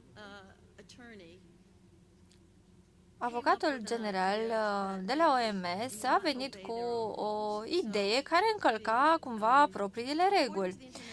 Potrivit reglementărilor internaționale, așa cum au fost ele declarate în 2005, statele sau directorul general pot modifica documentele care să fie transmise statelor cu 3 luni înainte. Dar nu o să facă asta. Nimeni nu o să știe ce o să fie în aceste amendamente și există șansa ca tratatul să nu treacă Ce a spus această persoană este că noile amendamente nu vor fi propuse de stat și nici de directorul general, ci de un comitet, astfel încât ei se dezic de la regulă și de la regulamentele proprii și cele 307 de amendamente care existau acum un an deja au fost făcute publice. Aceasta este o captură de ecran a documentului în sine, este vorba despre amendamentele articolului 55 și se vede clar că regulamentul spune că orice modificări pot fi propuse doar de statele membre sau de directorul general și că toate amendamentele trebuie să fie comunicate cu cel puțin 4 luni înainte de reuniunile la nivel înalt.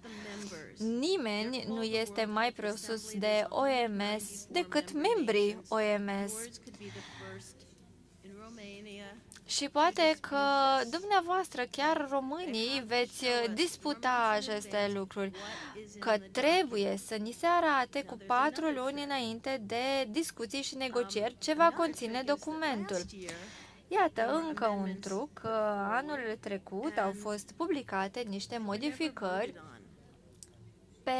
în baza cărora nu s-a votat niciodată. Au fost discutate în spatele ușilor închise între, nu știu, un japonez și un american și poate aveau și o armă în mână și au fost întrebați ceilalți membri, sunteți de acord cumva sub amenințare și toți au zis, bineînțeles că da. Așa s-a făcut, vă jur, în martie 2022. Probabil așa o să se întâmple și în mai 2024, pentru că dacă discută în spatele ușilor închise, atunci nimeni nu mai este responsabil. Diplomații dumneavoastră naționali pot spune că s-au opus, dar nu o să vadă nimeni acest lucru. Sunt aproape de finalul prezentării. Trebuie să oprim aceste lucruri și iată ultimele sugestii, modalități prin care putem să oprim aceste nebunii.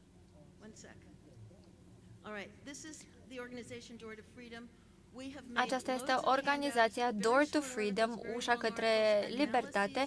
Găsiți acolo articole cumva scrise pe scurt referitoare la OMS și toate documentele și toate tratatele. Toate sunt pe pagina principală. Tot ce trebuie să știți despre OMS găsiți pe acest site.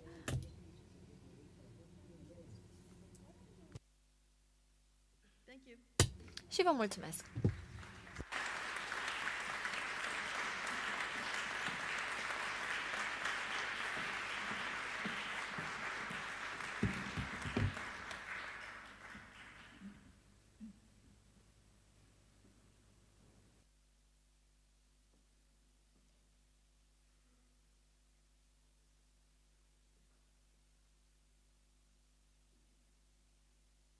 All good. Thank you. A constant source of... O sursă constantă de mirare și de curiozitate pentru mine este cât de complexă este lumea noastră. Dacă putem să afișăm slide-urile, vă rog.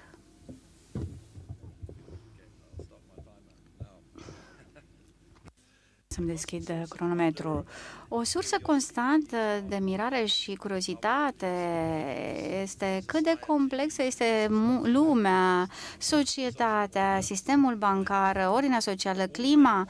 Toate acestea fac parte din acest lanț complex și potențialul infinit pe care îl are această complexitate în a aduce cunoștințe care să umple vidul ignoranței. În acest sistem complex nu există un singur algoritm care poate fi aplicat. Este greu să prezici rezultatele care vor decurge din acest sistem și direcția în care vor evolua lucrurile lucrurile, însă acest sistem poate fi translatat în modele, dar unele modele sunt incorrecte, sunt niște iluzii, mai ales ideea că aceste modele pot fi folosite ca instrumente pentru a controla aceste sisteme complexe. Această viziune utilitară vine cu nevoia de calcul și de răspunsuri pentru a găsi soluții în a stabili un bine generalizat. Însă, atunci când avem de-a face cu aceste sisteme complexe și să rezolvăm probleme în mai multe dimensiuni, trebuie să apelăm la acest sistem de încercare-eroare, care stă la baza evoluției. Evoluția este procesul creării gândirii critice și concesiilor. Ideile trebuie experimentate prin modele implementate într-un mod gradual și testate prin rezultate în lumea reală. Și, practic, așa evoluează sistemele complexe și promovează o stare de bine generală. Și o condiție importantă este libertatea. Abordările de tip patului Procust nu funcționează și această idee este centrală în noțiunii metodei științifice. Într-o lume biologică, evoluția și inovația are loc la nivelul genomului și mai puțin important la nivelul mutațiilor și criticismul are loc, se desfășoară în lumea de zi cu zi prin diversele modalități de testare, prin deducție, prin gândirea lineară. Toate acestea joacă un rol și practic toate acestea stau la baza viziunii utilitare care, iată, încearcă să descopere esența realității. Și ce stă la baza e în procesul de luare de decizii și de inițiere politici. Știința este cooptată pentru a servi intereselor generale. În loc să fie corectate erorile, instituțiile științifice servesc propagandei și relațiilor publice care urmăresc obiective pentru elitele care vor să fie din ce în ce mai puternice și mai bogate. Așadar, nu mai vorbim de știință, ci de un scenariu de zi cu zi în care se promovează nu adevărul, ci eroarea. Și această idee mi-a venit studiind modele și istoricul lor și o regulă interesantă este că dacă o problemă este prezentată ca o criză globală, 2, ca o soluție globală și 3, ca o tăcere, sigur, toate acestea sunt trăsături ale unei farse. Și concluziile acestea sunt confirmate. Știința este prezentată ca un consens în loc să fie prezentată ca un proiect în evoluție. De câte ori auzi ceva prezentat ca o dată științifică sau fapt științific, e important să te gândești că e posibil să fie o farsă. Centralizarea și utilitarismul sunt legate de orientările politice de tipul stalinismului sau totalitarismului stalinist, într-o lume în care Banca Centrală disimulează adevărul și controlează creșterea economică prin promovarea manipulării, prin controlarea banilor și așa mai departe, dar structura cauzală a creșterii economice se bazează pe crearea de cunoștințe, crearea de informații și, practic, creșterea economică este prezentată doar într-o lume cu piețe libere. Așa, dacă ne uităm în istorie, vedem în China foarte multe astfel de măsuri care au ajutat la crearea unor piețe libere atunci când liberi întreprinzători au putut să-și facă companii și să acționeze pe piața liberă. De asemenea, într-o singură generație pot fi făcute schimbări masive cu doar 4 factori și mulți centraliști știu că centralizarea este incompatibilă cu creșterea, însă le place acest concept din perspectivă ideologică sau din motive malițioase. Dacă ne uităm la globalizare, oamenii încep să vorbească din ce în ce mai mult de descreștere. Și anume, trebuie să stopăm această adicție față de creștere și este un fenomen sinistru. Dacă oprește creșterea economică, trebuie să oprești cunoștințe, dezvoltarea cunoștințelor și acest lucru ucide practic dezvoltarea cunoștințelor.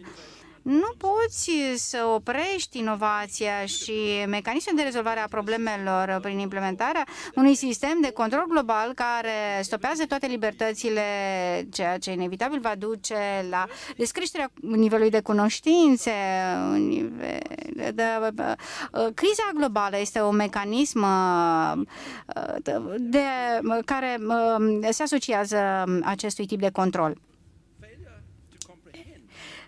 Eșecul de a înțelege potențialul nelimitat al cunoștințelor pentru a genera noi resurse, pentru rezolvarea de noi probleme, este foarte important.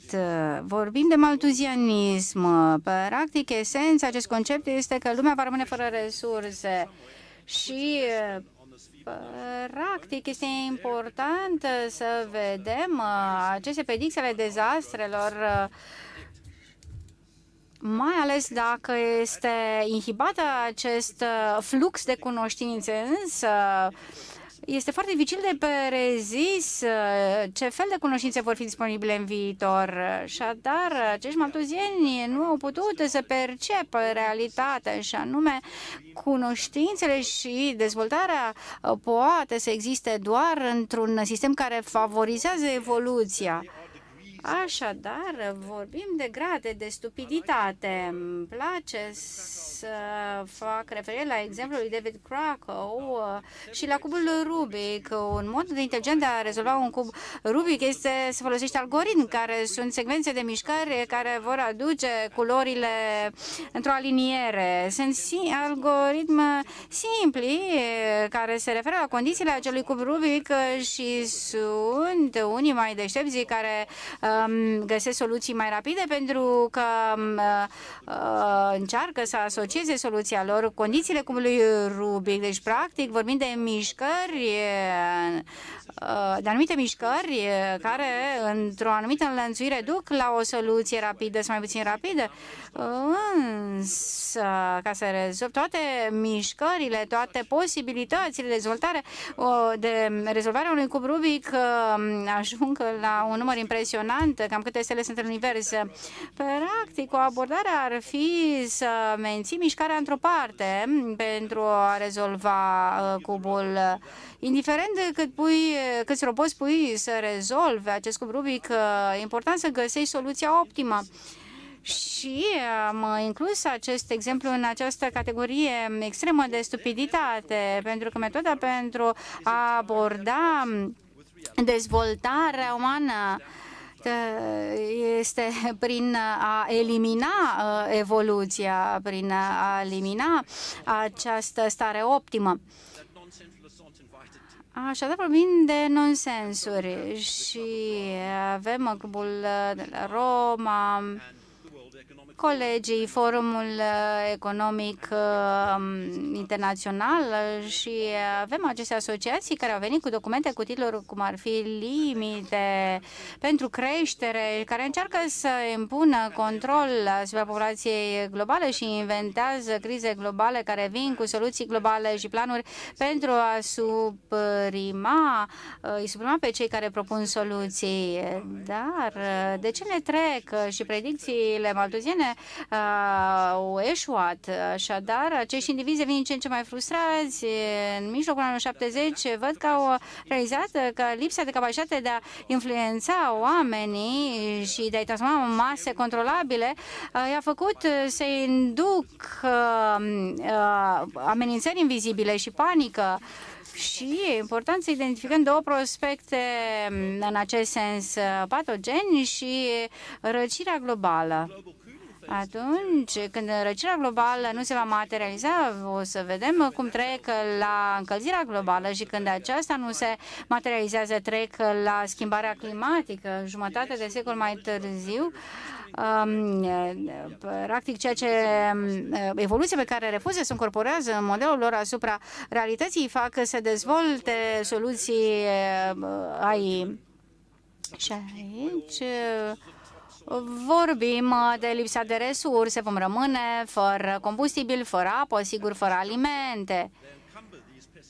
Și această viziune pesimistă vine cu diagrame strane care arată relații între aceste strategii și, practic, se creează o adevărată confuzie, care nu e altceva decât un alt fel de stupiditate.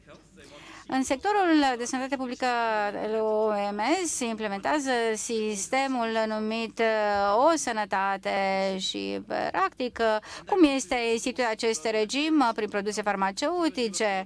Acest program se bazează pe un set de reglementări internaționale.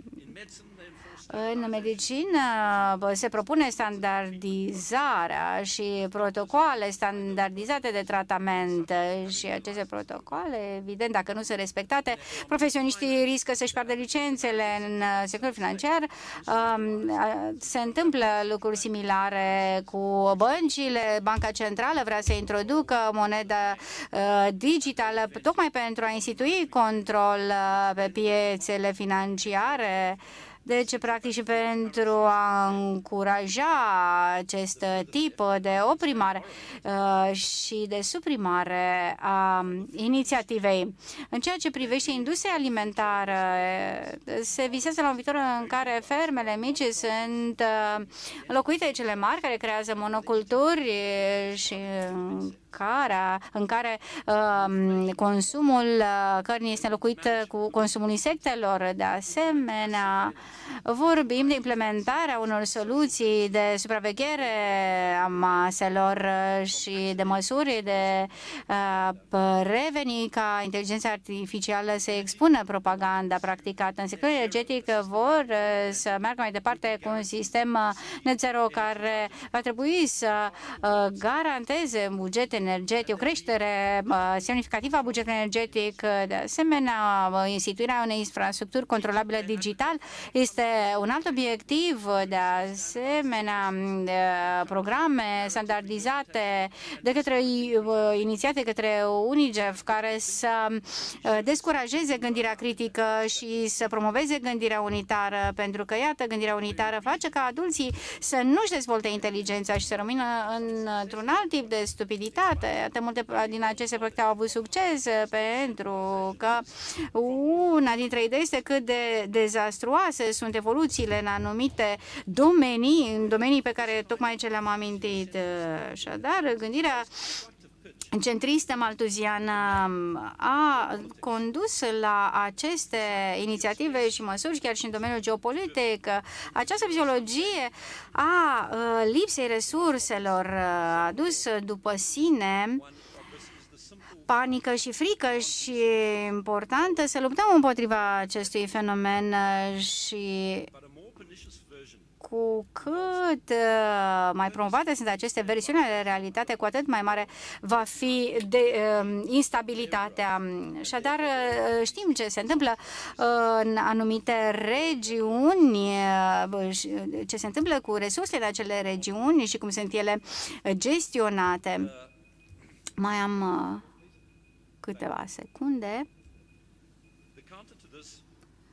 O soluție ar fi doctrina subsidiarității, care spune că este moral să iei decizii la un nivel înalt, ierarhic, în care problemele pot fi, având în vedere că problemele pot fi rezolvate la un nivel de jos al societății, așadar se ignoră libertățile individului și se omite faptul că noi, ca și comunități, avem puterea de a coopera. Nu se garantează că deciziile sunt perfecte, proiecte, dar centralizarea vine cu soluții de tip 4.2, cu sens subsidiaritatea vine cu flexibilitate și dinamism în care se dezvoltă diferite soluții în locuri diferite și gândirea critică este implicată și pentru că nu există modele universale, totalitatea acestor sisteme este mult mai puțin fragilă. Subsidiaritatea creează un microcosm în care participanții individuale pot să creeze sinergii între acțiunile lor și răspunsurile imediate ale comunității, așadar obiectivele sunt mai ușor de realizat la nivel individual atunci când există o comunitate unită pe diverse interese, mai degrabă decât atunci când o comunitate uriașă caută să își deservească propriile interese și să-și le impună. E important să menținem vie autonomia umană și să prețuim și să o promovăm cu fiecare oportunitate la fiecare nivel ierarhic social, în fiecare sector și în fiecare domeniu. E important să delegăm autoritatea pentru că aceasta necesită înțelepciune și vă urez să aveți abundență. Mulțumesc!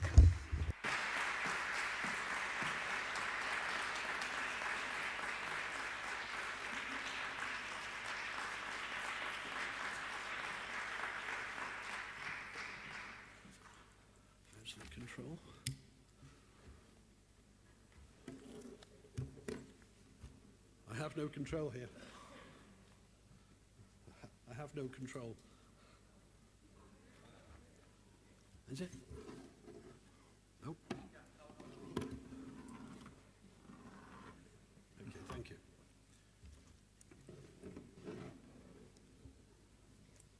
Thank you.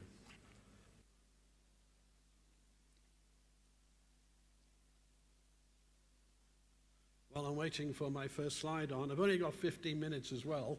Știu că am 15 minute la dispoziție. Sper să meargă și prezentarea.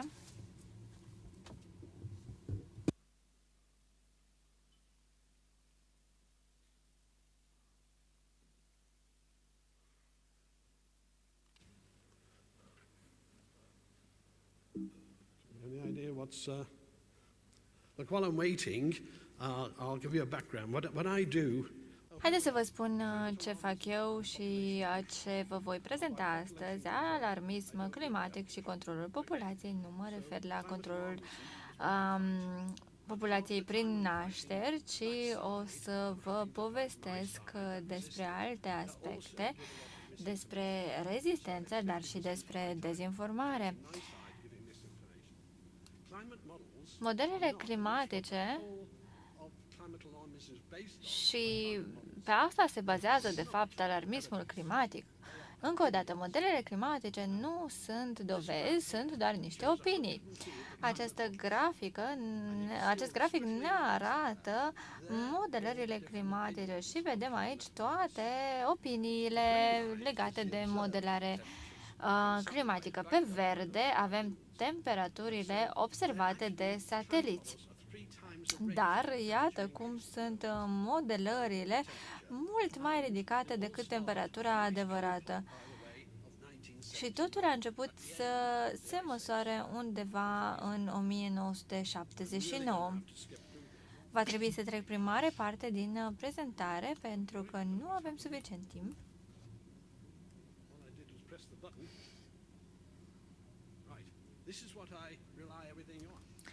Iată, pe asta mă bazez eu, asta a spus domnul profesor Richard Feynman.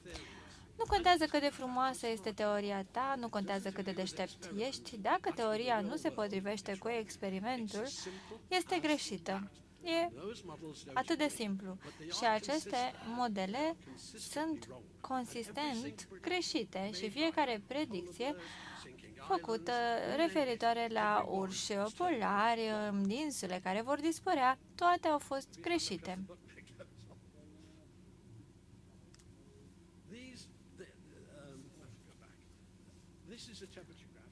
Acesta este un grafic cu temperaturi care a început să fie creat din anul 1979. Observăm aici ciclurile temperaturilor care au loc în mod natural, sunt variații naturale de temperaturi vorbim despre aceste previziuni care vor avea loc până peste 141 de milioane de ani, dar ele nu sunt adevărate. Nu putem simți efectele lor, dar putem să simțim efectul ciclurilor oceanice. Știm că Terra este făcută în mare parte din apă care se evaporă și care ajunge în atmosferă și astfel se creează precipitațiile. Toate aceste oscilații din oceanele Atlantic și Pacific contează și vă spun că intrăm într-o perioadă de răcire de acum până în 1935. Dacă analizați ciclurile anterioare, veți vedea că acum va începe o perioadă de răcire, dar bineînțeles că nu o să dăm vina pe încălzirea globală, pentru că nu asta va avea loc. Ce se întâmplă când soarele nu mai este puternic? Razele cosmice reușesc să intre în atmosferă și astfel putem să demonstrăm o corelație între perioadele reci și aceste fenomene. Chiar dacă soarele a rămas acela, el are perioade de amplificare sau nu din cauza norilor. Ce vreau să transmit aici este modul în care lucrurile sunt greșite. Și vă spun, acesta este mitul dioxidului de carbon. Acesta este un videoclip cu molecula de dioxid de carbon care se modifică în 4 diverse moduri, se sucește, se întinde. Este un gaz cu efect de seră superb, chiar și la nivel mic. Nu neg acest lucru. Este o moleculă superbă, încă o dată. Și din această cauză vreau să o analizez mai mult și despre asta voi vorbi.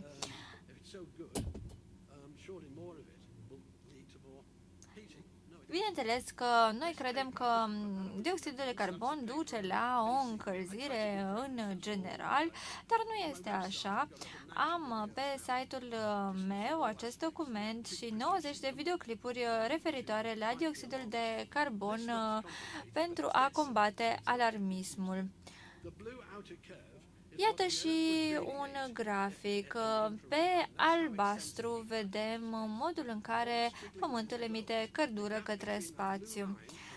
Mai jos se vede diferența dintre linia albastră și cele verzi și roșii și negre datorate de gazelor cu efect de seră. Vorbim despre o gamă foarte mică aici, în care gazele cu efect de seră au vreun efect asupra atmosferei. Și credeți-mă că dacă nu am avea gaze cu efect de seră, Pământul ar fi un loc mult mai rece. Este ca o metodă de izolare existența acestui dioxid de carbon. Și de ce spun eu că dioxidul de carbon ca gaz cu efect de seră nu are un efect de încălzire a climei?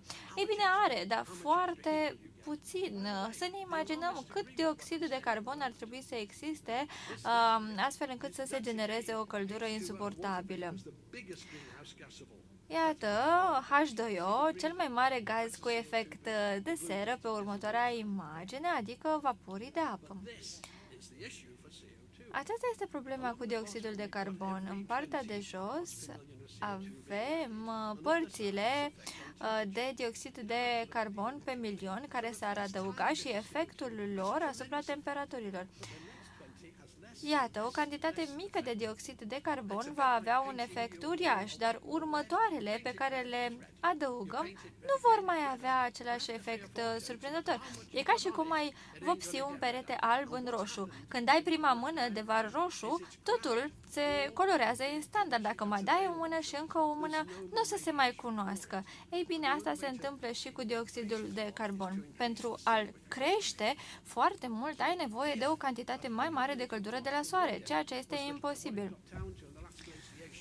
Iată, la ultima glaciațiune am ajuns cam la acest nivel. Dacă ar exista o concentrație de 150, viața pe Pământ nu ar mai exista, poate ar supraviețui doar niște microbi undeva în mare, pentru că toate vietățile vor fi dispărut.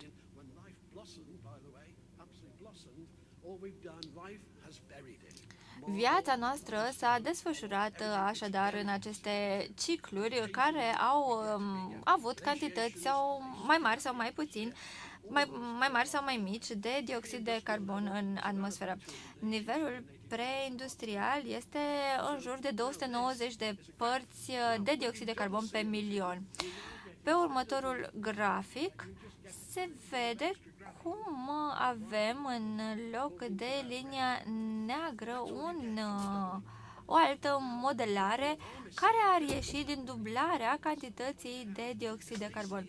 Ce spun alarmiștii este că încălzirea datorată sau din cauza dioxidului de carbon cauzează un efect de bulgăre de zăpadă care va încălzi planeta, apa se va evapora și astfel încălzirea globală va duce la o situație groaznică. Este pur și simplu nonsens ceea ce spun ei, nu este în conformitate cu conceptul de radiații și ceea ce se întâmplă cu adevărat în atmosferă.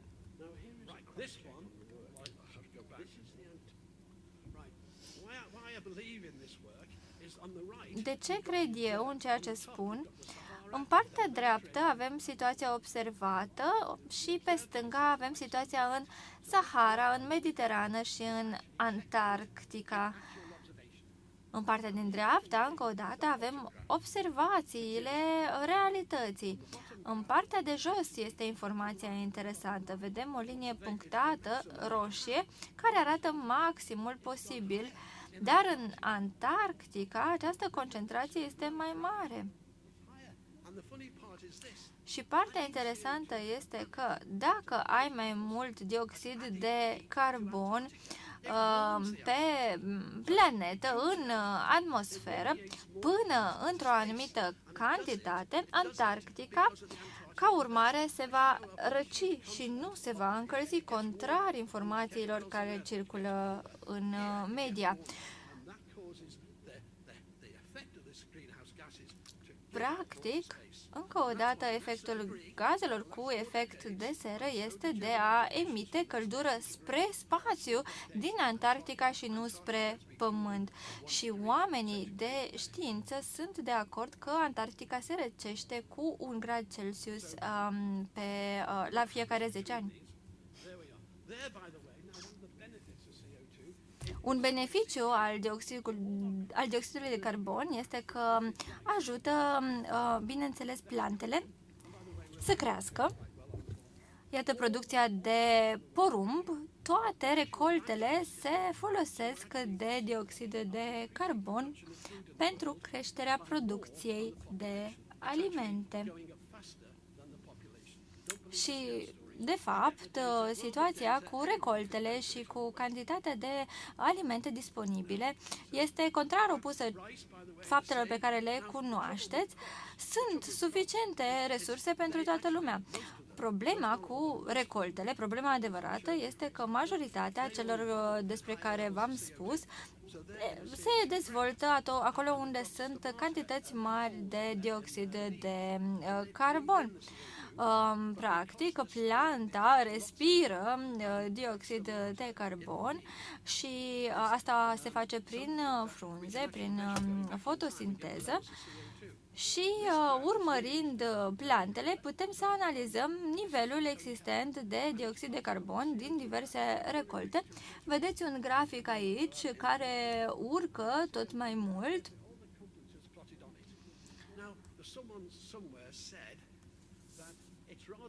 Cineva a spus că nu are sens să repeți aceleași lucruri de o grămadă de ori și să te aștepți la alte rezultate. Dar noi am demonstrat acest lucru. China arde acum mai mult cărbune decât oricând înainte în istorie și asta înseamnă o cantitate tot mai mare de dioxid de carbon și în India se întâmplă acest lucru, dar cantitatea generală de dioxid de carbon din atmosferă nu este afectată. Vorbesc așadar despre o minciună. O să vă arăt un grafic, un filmuleț care ne arată cum erau temperaturile în anii 30. Era mai cald în Statele Unite decât este acum, apoi până în 79 s-a răcit temperatura și apoi a apărut iarăși procesul de încălzire ciclică, așa cum vă spuneam și mai înainte. Asta s-a întâmplat în realitate.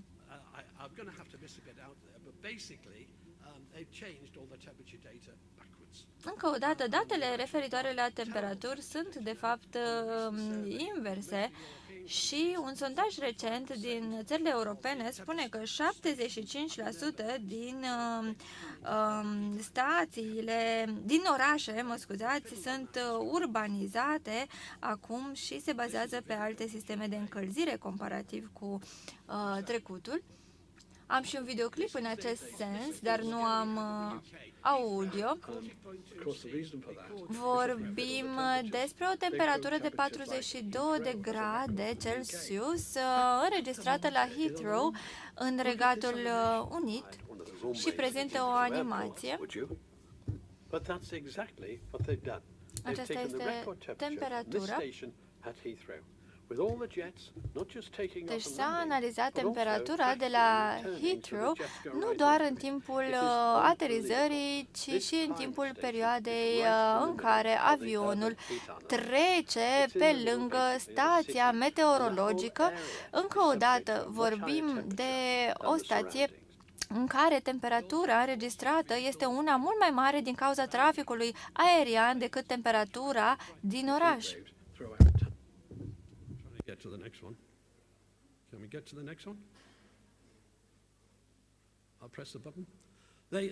In America, they try to get around this temperature problem. În America încercăm să facem tot felul de stații din acestea meteorologice amplasate în diverse locuri și sunt de ultimă tehnologie. Și datele, ce să vedeți, arată că nu a avut loc niciun fel de încălzire din 2005 și până acum, bineînțeles. Am un videoclip de 60 de secunde pe care aș vrea să vi-l arăt referitor la incendiile de vegetație.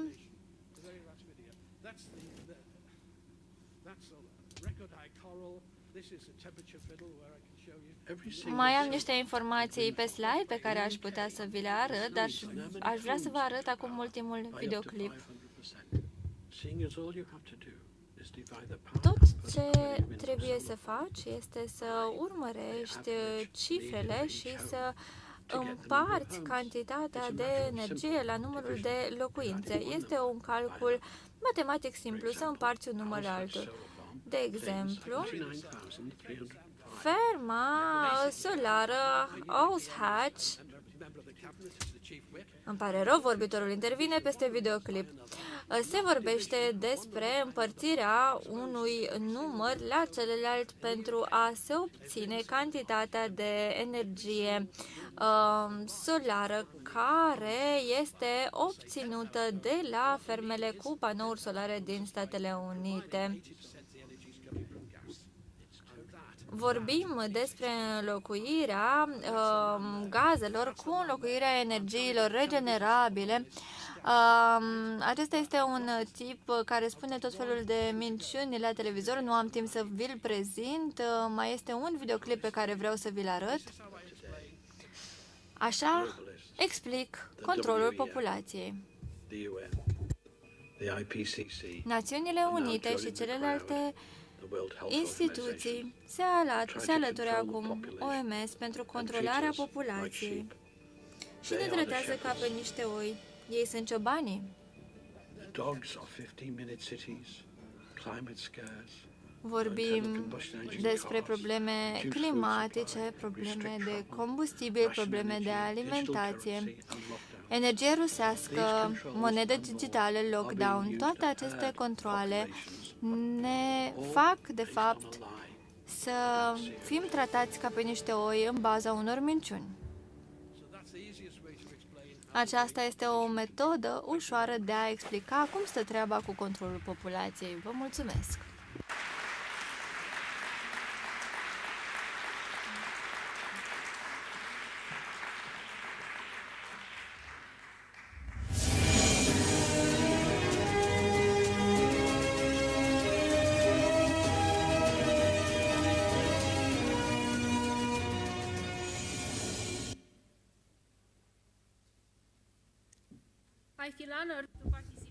Mă simt onorată să particip în această întâlnire cu oameni atât de dedicați descoperirea adevărului. Din păcate, simt că suntem departe de adevăr. Încă de la început am spus că nu sunt afiliată politic, că sunt doctor și activist sindical, sunt îngrijorată de viitorul umanității și de viitorul copilor mei.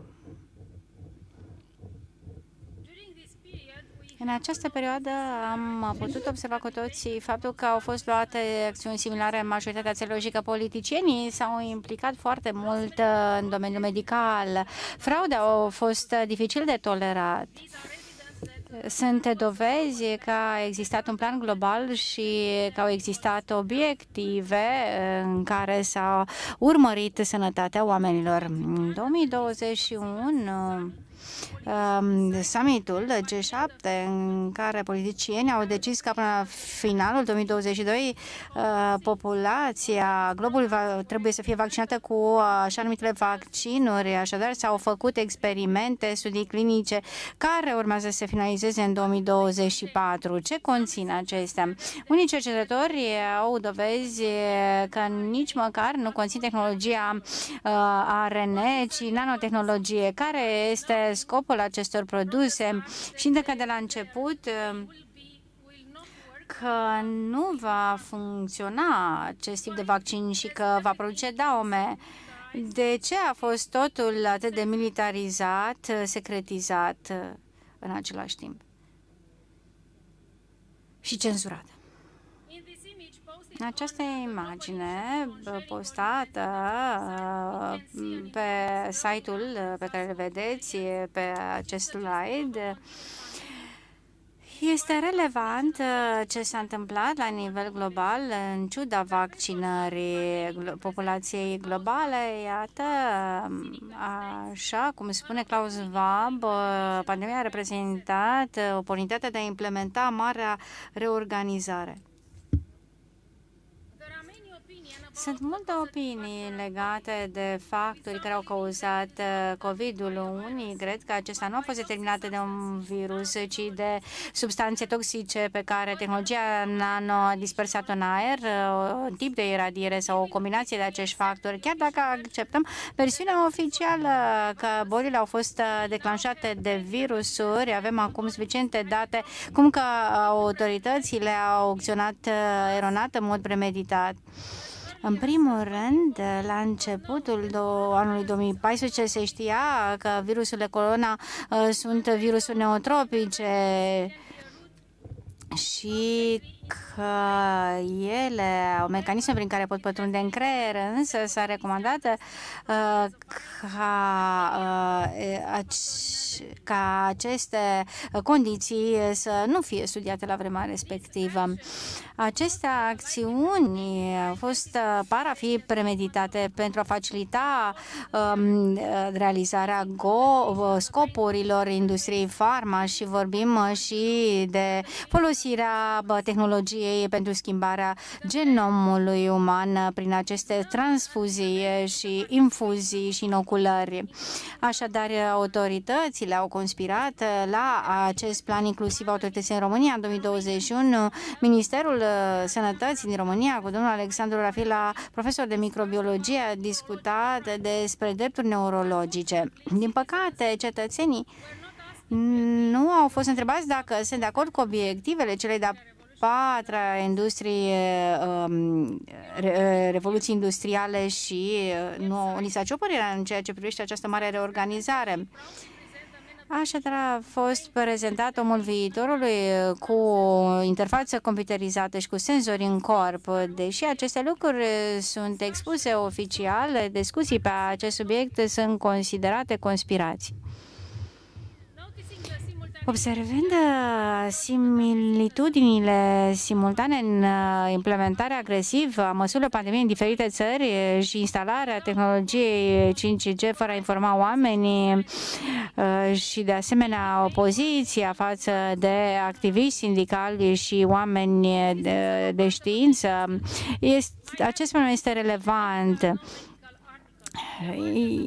Emergența unui nou canal de comunicare, cum ar fi Telegram, și participarea mea la proteste m-a ajutat să mă informez și de asemenea să-mi confirm multe dintre suspiciuni. Una dintre observațiile mele au fost că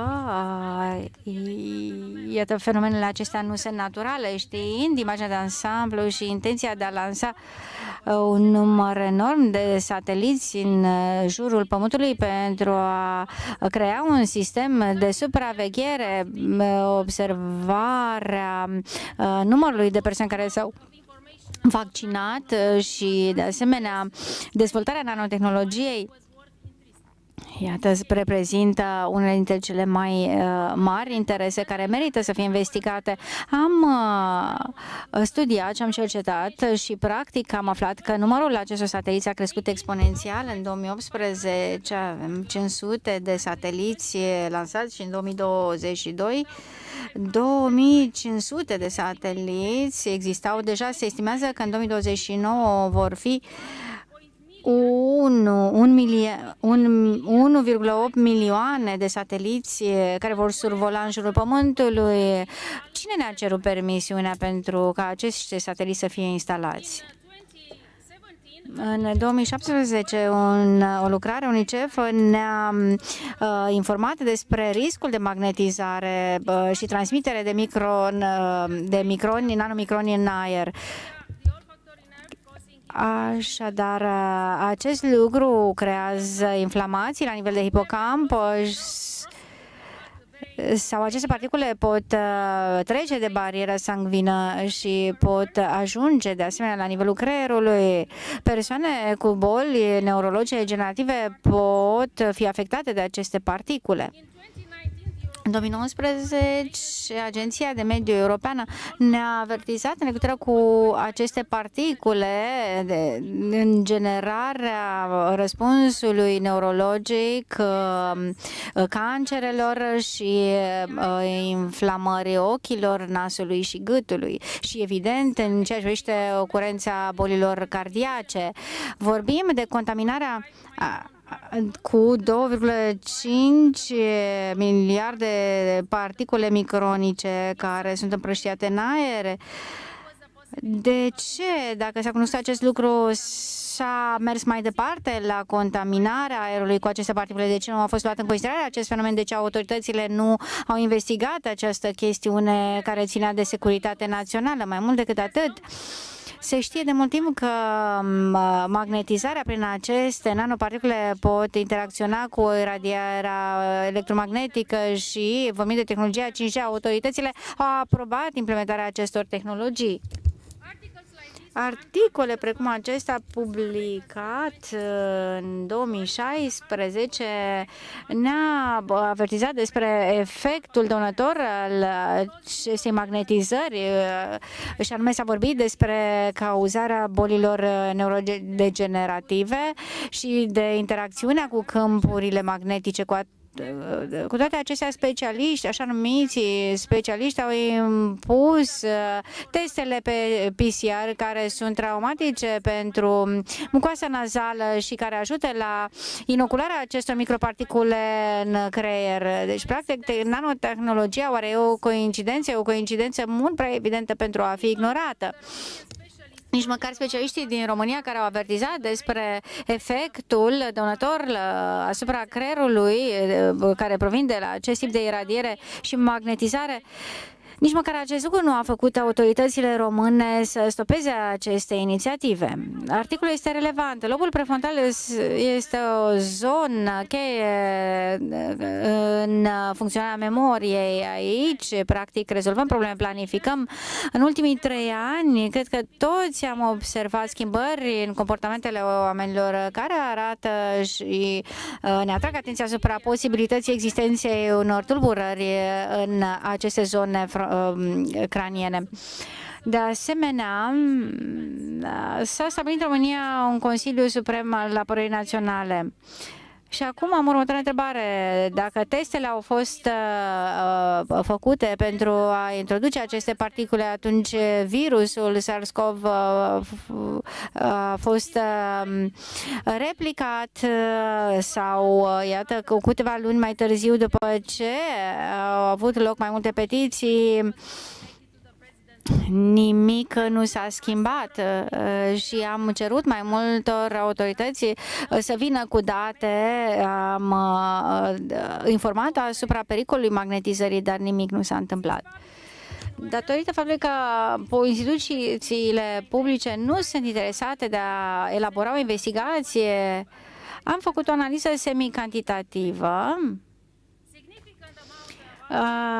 pe apa de ploaie. Așadar, am găsit metale cum ar fi aluminiu, litiu, cupru, zinc, bariu, paladiu, croniu, mangan și așa mai departe, tungsten, neptunium, cobalt. Toate aceste elemente chimice au fost descoperite. Acestea sunt rezultatele. Apoi am decis să analizez sedimente de apă de ploaie folosind electromicroscopia și dispersia energiei, spectroscopul.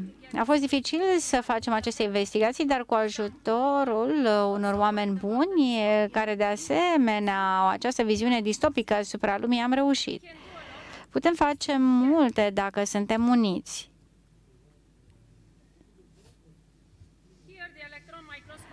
Iată electromicroscopia care arată predominarea filamentelor la nivelul plămânului cu particule.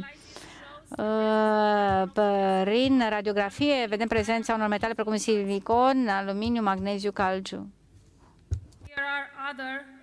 Iată alte imagini electromicroscopice care arată compoziția. În vedere compoziția atomică, am dedus că ar putea să fie și particule de silicon care, funcționalizate cu metale, pot deveni magnetizabile. Acestea sunt studii și sunt studii care arată că particule de silicon sunt folosite în fabricarea de semiconductori, senzori și pot să se unească, practic, datorită muncii dr. Hutchins și lui Dr. Clifford. S-a observat prezența acestor metale și în apa de ploaie din Statele Unite, chiar din 1988, și ne așteptam să fie poluare, dar nimic care nu justifică prezența acestor metale în apa de ploaie. Cu toate acestea, niciuna din aceste descoperiri nu a fost o surpriză pentru mine, pentru că și eu am făcut aceste descoperiri în experimentele mele acum câțiva ani. Domnul Carmicon a remarcat că în 1998 au fost găsite aceste particule în apa de ploaie și am ajuns împreună la concluzia că liberul arbitru al oamenilor a fost impietat și încălcat. Nu ne-am dat consimțământul pentru existența și dispersia acestor particule. Un consimțământ viciat a fost obținut și oamenii au fost manipulați ca să spună, să-și dea acordul pentru prezența acestor particule în aer. Prezența acestor filamente în apa de ploaie nu este un fenomen natural. Autoritățile nu au arătat niciun fel de interes în investigarea acestui fenomen, acestui fapt care ridică suspiciuni, dar este explicabil atunci când îl vedem ca parte într-un plan. Cu toate acestea nu înțeleg lipsa de interes al cercetătorilor din România, care ar fi trebuit să fie mai implicați în investigarea acestei probleme importante, pentru că toți trăim în același mediu viciat. Faptul ceea ce se întâmplă acum și ideea că ar fi fost programat de ceva timp este susținută și de documente publicate de NASA, care se referă la un război viitor care se bazează pe nanosenzori și pe acest praf mecanicizat și toate aceste metode care pot cauza diverse patologii. Și eu afirm că această nouă modalitate arată că aceste noi bioarme sunt considerate legale pentru că nu sunt reglementate. Și știm că folosirea nanotehnologiei nu este bine reglementată. Ca și concluzie, date fiind aceste date, putem spune că geoingineria este o crimă împotriva umanității și este important să interzicem orice operațiuni în acest sens. Dr. Mihalcea și mai mulți cercetători din România împreună cu oameni de știință din Statele Unite încearcă să demaște aceste planuri, însă e nevoie de mult mai mult curaj și mai multe resurse. Voi vorbi despre Justin Pârvu, care este un preot renumit în România și el spune acest lucru interesant, că puterea satanică a celor care stăpânesc lumea va fi practic înlăturată de creștinii care vor arăta omeniță și modestie. Aceste tehnici vor dispărea ca fumul, însă principiile morale creștine nu vor fi niciodată distruse. În concluzie, cu atâtea dovezi față de aceste acte premeditate, este important să demascăm în continuare ceea ce se face și ce așteptăm acum. Noi alegeri, acestea sunt importante de asemenea, dar de ce să nu acționăm acum? Cu cât mai mult întârziem aflarea adevărului și sancționarea celor vinovați, cu atât mai mult noi și copiii vom suferi. Mulțumesc!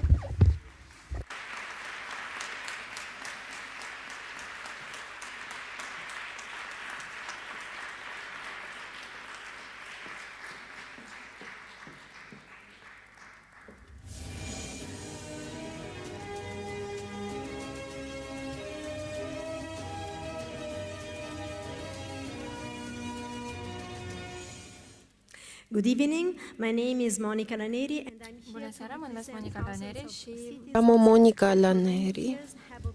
De mulți ani au văzut cerul de deasupra Italiei în cele 20 de regiuni în fiecare anotimp. În fiecare zi sunt făcute fotografii și videoclipuri cu cerul și se observă tot mai multe acorduri care confirmă ceea ce o să vă spun. Ceea ce vedem acum pe cer nu este azuriul acela frumos și nici norii cumulus și nici cei cerus. Nu.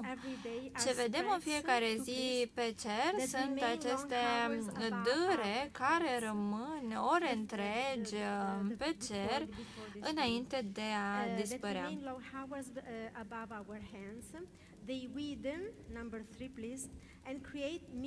Acestea creează ca niște dâre albicioase și duc la o imagine gri a cerului, de altfel albastru.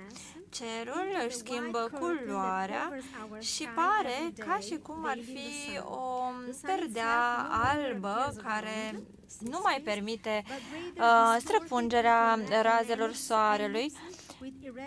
Și vedeți cum se transformă toate aceste dâre într-o elipsă cu mai multe ramificații.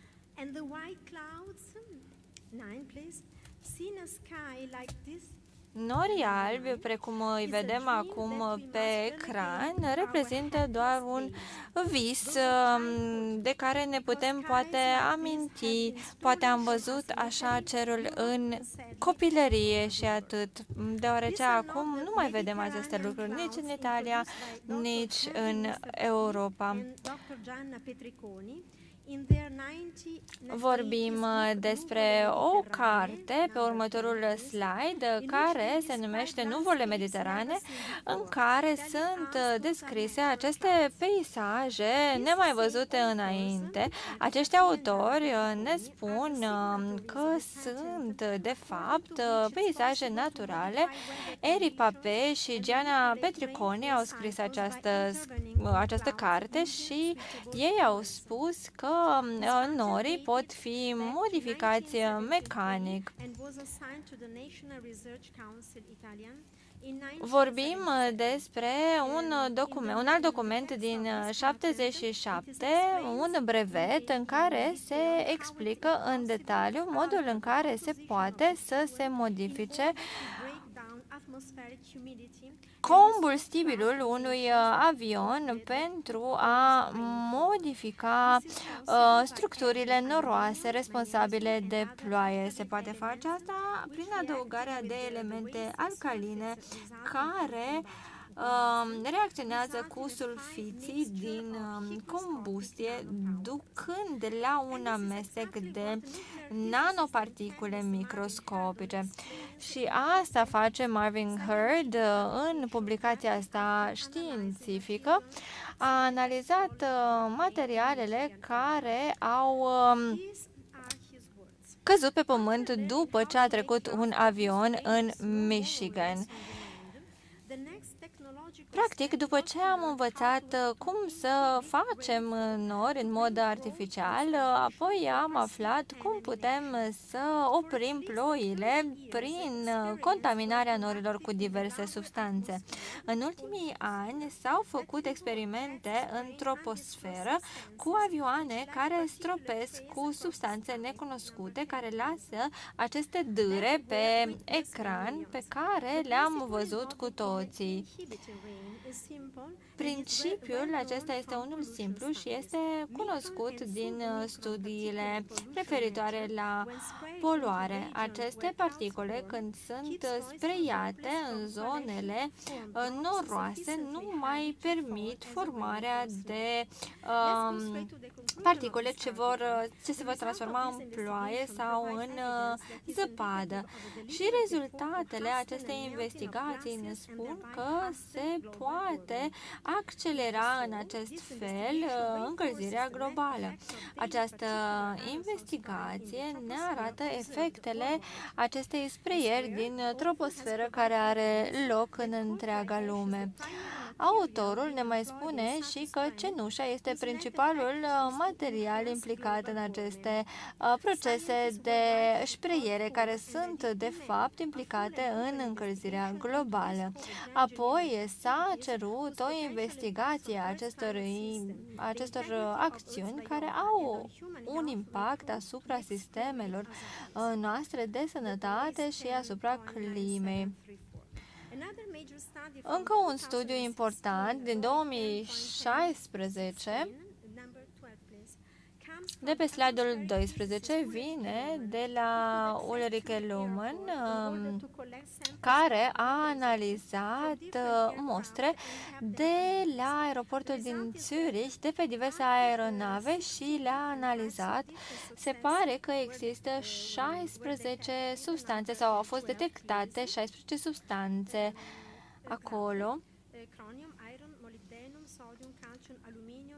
Crom, fier, sodiu, calciu, aluminiu, bariu, cobalt, nichel, plumb, magneziu, mangan, siliciu, titan și zirconiu. Asta vor să știe cetățenii. După ce au rugat instituțiile de atâtea ori să analizeze calitatea aerului, dar instituțiile nu au răspuns în niciun fel, cetățenii s-au hotărât să analizeze în mod independent elementele acestea naturale ce pot pune sănătatea publică în pericol. S-a descoperit că o cantitate mare de plumb, aluminiu și bariu a fost detectată în zonele rurale în Italia. Analiza noastră a analizat apă de ploaie și miere organică din zone industriale, departe de centre urbane sau de autostrăzi, iar rezultatele au fost foarte îngrijorătoare. În apa de ploaie s-a descoperit prezența de aluminiu 34 mg pe kilogram, bariu 6,9 mg pe kg și stronțiu 8,1 mg pe kilogram. În miere există o cantitate de 3,83 grame de aluminiu pe kilogram. După aceea am analizat toate regiunile Italiei și rezultatele au fost aceleași. Prezența elementelor chimice toxice este consistentă, în special flor și plumb. Aici ne aflăm în nord-estul Italiei și s-a găsit o cantitate foarte mare de fier, plumb și flor la 47,8 mg pe kilogram.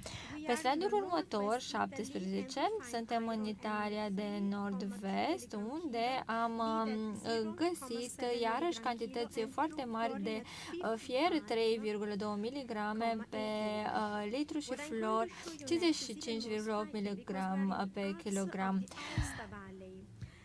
Încă o dată, următoarea analiză este făcută în zona Alpilor, în care am analizat două tipuri de miere organică și am găsit aluminiu și în aceste locații. În Chafezon-le-Verrier am găsit 2,82 mg de aluminiu pe kilogram și în cealaltă zonă, iarăși o cantitate foarte mare de aluminiu.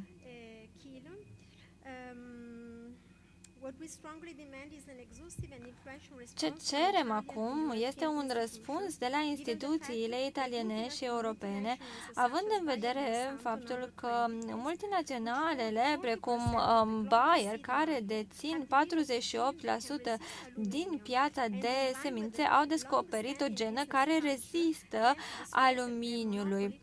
Și vrem încă o dată să cerem eliminarea acestor tipuri de monopol prin existența brevetelor asupra alimentelor modificate genetic. Istoria ne arată deja că din anii 90 foarte multe persoane au avut de suferit din cauza monopolului, spre exemplu, la început pe prețul semințelor. Cel mai ciudat lucru este un articol publicat de revista Eco la 1 octombrie 2013, numit Monsanto este liderul când vine vorba de plumb. Această companie investește foarte mulți bani în dezvoltarea de gene rezistente la aluminiu și iarăși în previziuni meteorologice.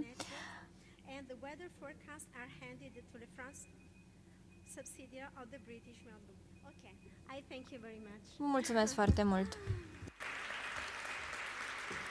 Thank you.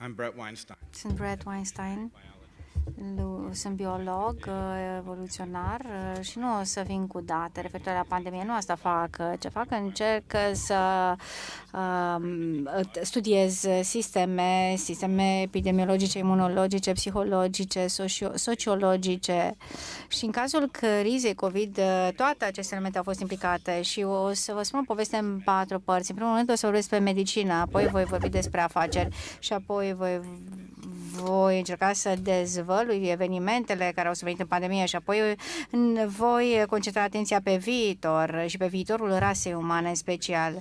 Vom începe cu medicina. Haideți să începem cu un fapt evident. Corpul uman este un miracol. este construit pentru a menține și a se reproduce și a se construi pe tot parcursul vieții. Acestea fiind spuse, corpul uman este imperfect, este ușor să îmbunătățești viața și sănătatea oamenilor. E un paradox. Dacă la nivel evoluțional suntem atât de bine proiectați, de ce e atât de greu să îmbunătățim lucruri?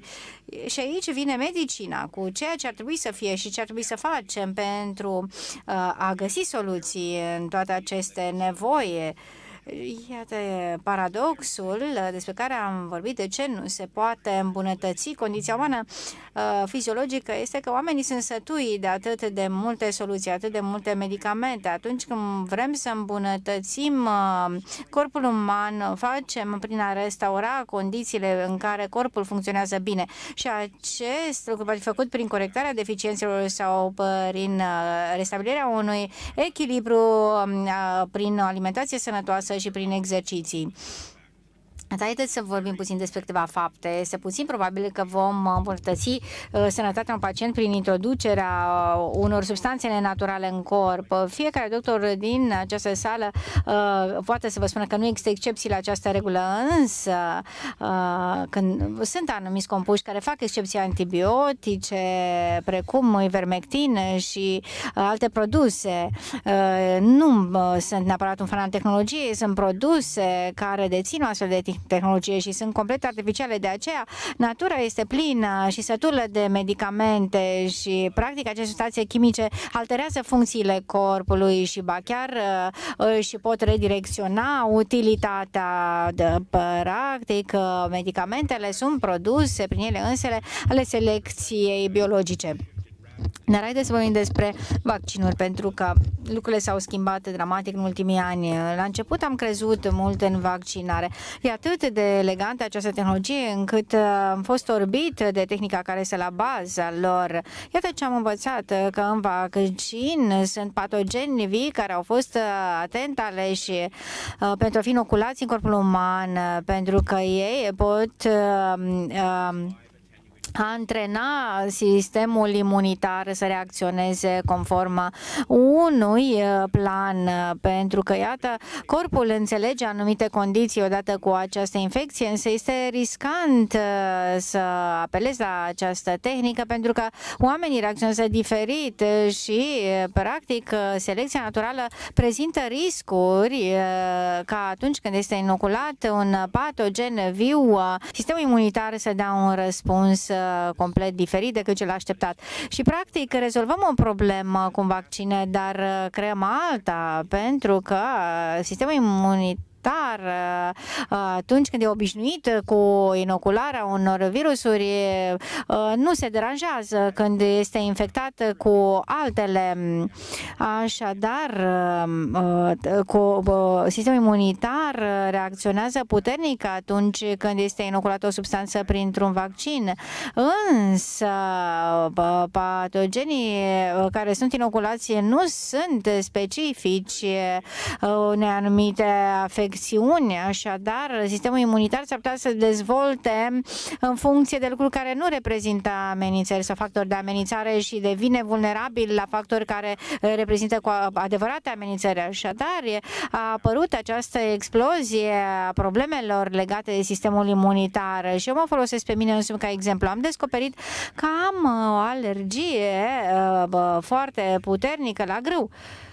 Și iată, nu înțeleg care este cauza, pentru că strămoșii mei au mâncat grâu pe tot parcursul vieții lor. Oare de ce? Pentru că m-am vaccinat și sistemul meu imunitar a reacționat la cei patogeni. Aș putea să pun întrebarea de ce mai mulți prieteni mei au trebuit să se mute din casa lor pentru că au fost sensibili la mucegaiul care creștea în casele lor. După ce au primit această injecție, au devenit din ce în ce mai sensibili la mucegai și iată, am încercat să căutăm cauzele care au stat la baza acestor condiții medicale. mulți doctori sunt reticenți la toate tipurile de tratamente, la medicamente, mai ales cele cu risc major. Acum haideți să trecem la afaceri. Sunt tratamente bune și medicamente bune care, în mod prezumtiv, ne ajută să depășim boli. Din păcate, aceste medicamente bune sunt afaceri proaste atât pentru doctori cât și pentru pacienți.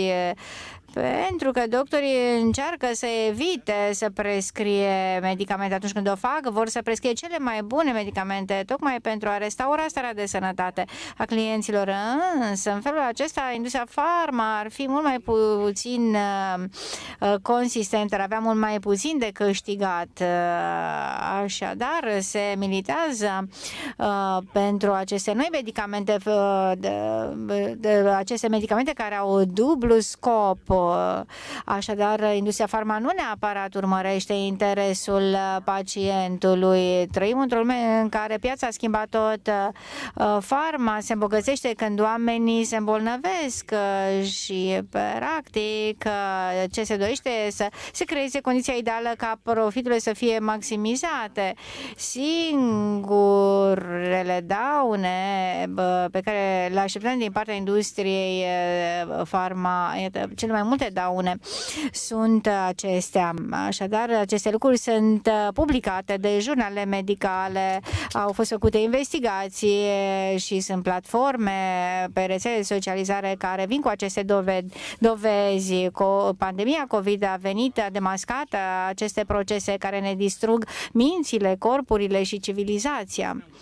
Haideți să ne uităm un pic la pandemia COVID în mod specific. Voi descrie ceea ce numesc a fi jocul farma. Companii farmaceutice sunt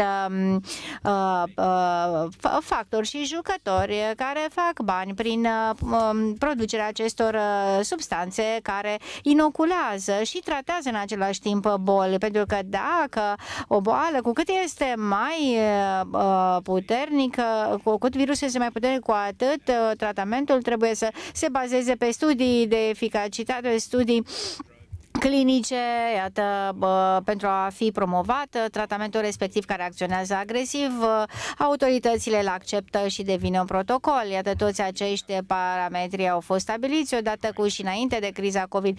Se știa că există efecte adverse, știau că vaccinurile, soluțiile declanșează boli mult mai riscante față de riscul infectării în sine cu COVID. Ce trebuia să fie întâmplat în timpul pandemiei este ca doctorii să începe să trateze pacienții în funcție de simptomele lor.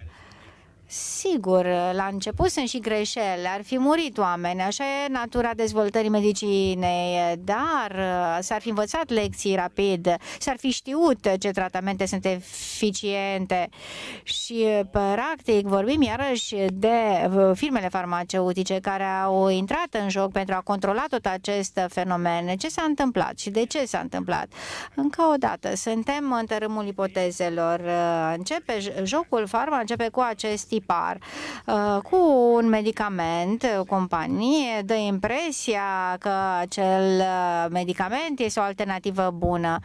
Dar nu trebuie să fie un medicament și, practic, farma vine cu o tehnologie, cu posibilitatea de a revoluționa tratamentele pentru toate bolile cauzate de infecții, pentru că au fonduri și pentru că sunt studii făcute pe mai bine de 3 decenii și vorbesc de platforma de transfecție bazată pe tehnologia ARM, care ar putea să înlocuiască toate vaccinurile și să creeze, să testeze noi imunizări. Problema este că inoculările care folosesc aceste platforme nu pot fi făcute în siguranță pentru că nanoparticule care transmit RN în corp nu pot fi țintite.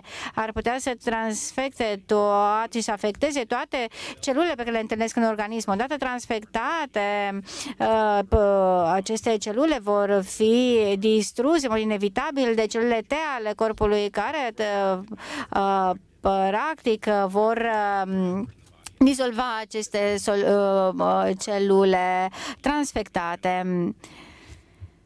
Însă, motivul pentru care această tehnologie este atât de periculoasă este că în corpul trebuie să se mențină viu și să își înlocuiască celulele dăunătoare și țesuturile dăunătoare. Este imposibil să estimeze câți bani ar putea fi făcuți cu aceste platforme și această tehnologie ARN.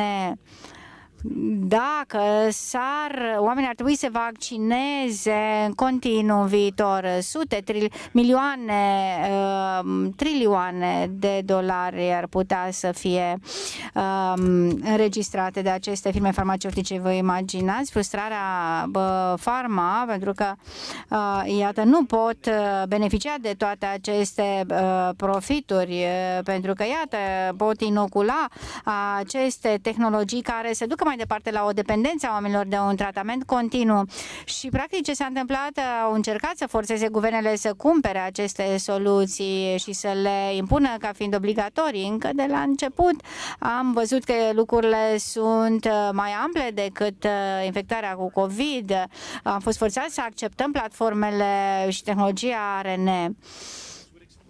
Și practic vedem și obsesia bizară de a forța toată lumea, toți cetățenii, inclusiv copiii, să se injecteze, pentru că, iată, este un control perfect în care tehnologia ARN poate să creeze venituri constante pentru firmele farmaceutice.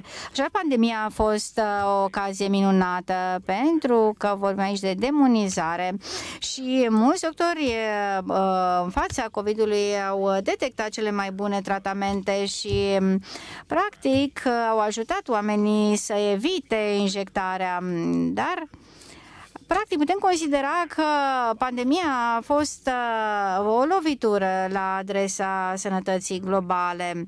Și, practic, în acest complot, firmele mari farmaceutice și-au urmărit propriul interes și complotul, practic, a purtat acest veșmânt de sănătate publică și medicina bazată pe dovezi și pe studii randomizate. Toate acestea intră în această categorie.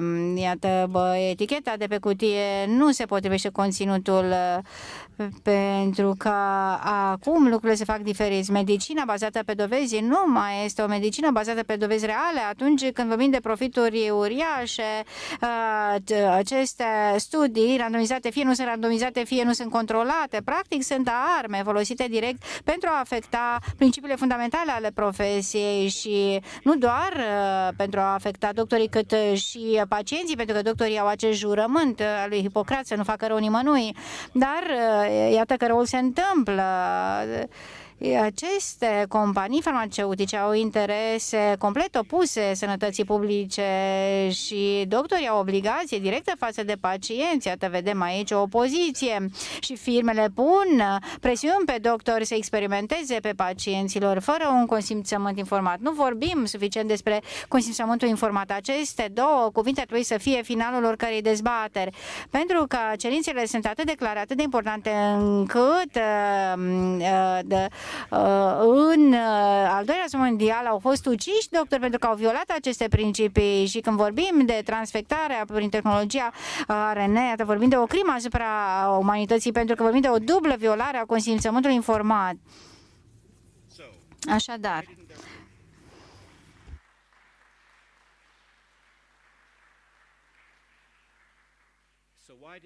de ce nu au planificat să normalizeze? De ce nu a funcționat această tentativă? Au fost două motive. În primul rând, Big Pharma nu au anticipat integritatea și curajul experților. Nu au anticipat acest lucru pentru că ei nu au integritate și curaj și nu pot înțelege aceste valori. În al doilea rând, dușmanii libertății nu au înțeles ceea ce este cu adevărat important.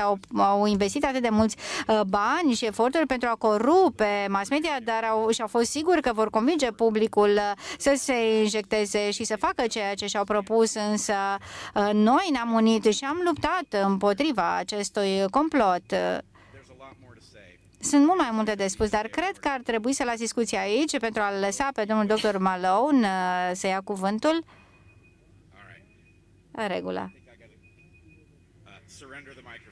Cred că trebuie să predau microfonul. Mulțumesc că m-ați ascultat.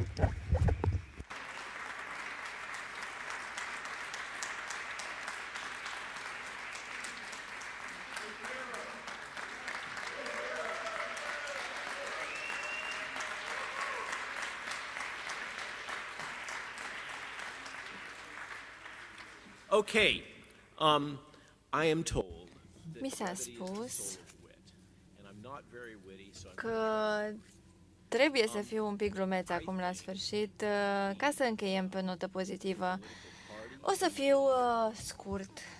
Cred că partidul politic A.U.R, organizatorii ne-au oferit atât de multă susținere, românii ne-au ajutat atât de mult și partidul acesta este pur și simplu o oportunitate enormă de a ne întâlni în această clădire uriașă creată de români, dându-și viețile și sângele și tot ce au avut.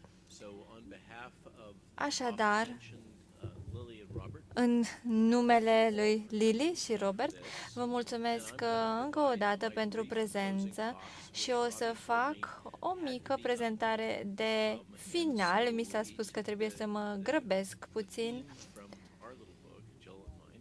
și am luat tema cărții pe care am scris-o cu Jill referitoare la minciunile care ne-au fost spuse și un viitor mai bun. O să vă vorbesc despre această carte, așadar ne restabilim controlul și vom avea un viitor mai bun. Cu toții avem puterea de a răspândi adevărul și cu toții stăm pe umerii unor giganți care pot să ne ghideze. Sunt medic și cercetător, sunt pregătit și experimentat în dezvoltarea de medicamente și vaccinuri, dar de asemenea am fost un observator al încălcărilor și minciunilor care au caracterizat răspunsul serviciilor de sănătate la criza COVID.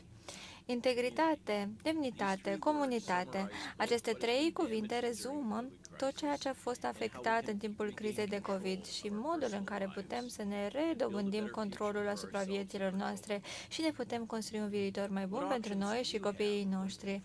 Ce opțiuni aveți atunci când vă opuneți cu guvernul, cu armata, cu diversi operatori domestici și cu toate agențiile lor de informații care își folosesc tehnologiile de război psihologic pe dumneavoastră. Încearcă să își acopere așadar faptele și să nu vă dea acces la informații. Și orice ați vrea să împărtășiți cu ceilalți, până și gândurile personale, emoțiile, credințele și sufletul, toate sunt cenzurate. E tentant să fii victimă, nu-i așa? Să te potrivești, să-i lași să facă ce vor din tine. Să-i lași să te controleze și să-ți controleze viitorul tău și al copiilor tăi. Să te autovictimizezi, să te autoblamezi. La urma urmei, cum ai putea tu să te protejezi de această epidemie de autovictimizare? Cum poți să nu lași mass media, statul și tot globul să te transforme într-o victimă? Totul începe atunci când recunoști că tu și doar tu însuți te definești pe tine. Vei deveni ceea ce crezi că ești. Tu ai puterea de autodeterminare. Tu poți alege să fii victimă sau să fii un războinic, un învățător, un mentor sau orice rol care îți dă sens ție ca individ. Dar drumul mai departe către un viitor mai bun necesită, așa cum ne-a învățat Matias încă o dată, că fiecare trebuie să recunoască că e vorba de o alegere și o oportunitate de a te dedica adevărului, de a găsi minciunile și de a acționa cu integritate, demnitate și construind comunități. Vă las cu acest citat al lui Alexander Suskanishki. Noi știm că mint, ei știu că mint, noi știm că ei știu că noi știm că mint, noi știm că ei știu că noi știm că mint și cu toate acestea ei continuă să mintă. Vorbiți și spuneți adevărul, dragi prieteni. Rămâneți integri, continuați și amintiți-vă că fiecare dintre noi deține puterea de a rupe acest ciclu. Vă mulțumesc foarte mult pentru prezență și pentru interesul și susținerea acordate și sper să ne vedem la cel de-al 5-lea summit internațional, oriunde s-ar organiza. Cam atât și cu acestea vom încheia.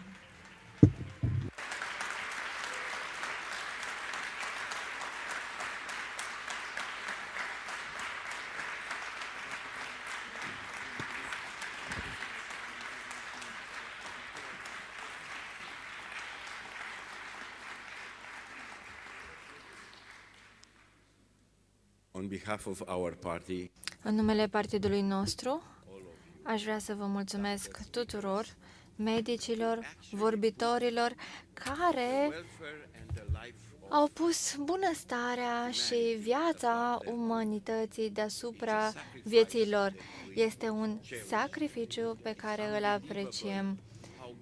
Este incredibil cum ne tratează societatea pe noi, cei care spunem adevărul. Am fost impresionat. Prima oară când m-am dus la Bruxelles și am văzut această conferință specială, am știut că trebuie să continue, pentru că adevărul trebuie să supraviețuiască.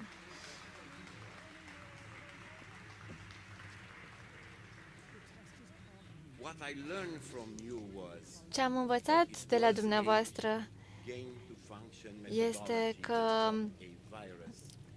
vorbim despre o metodologie care a creat un virus, iar apoi remediul la virus a fost mai rău decât virusul în sine.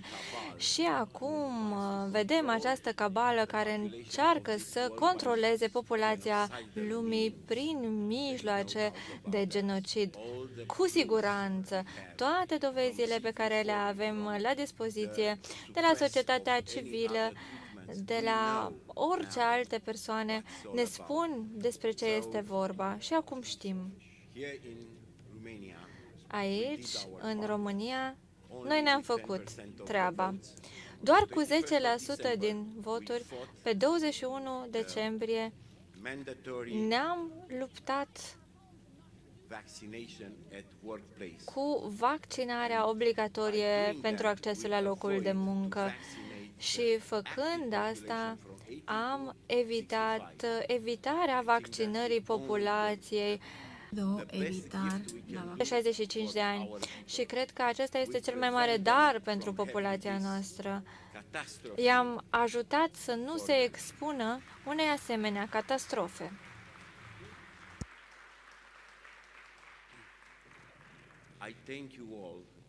Vă mulțumesc tuturor și sper că voi putea să vin la această conferință și în viitor. Și tuturor medicilor care au vorbit pe scenă le mulțumesc personal și cred că merită un loc special în istoria umanității, pentru că sunt singurii care au avut curajul să spună adevărul. Vă mulțumesc tuturor!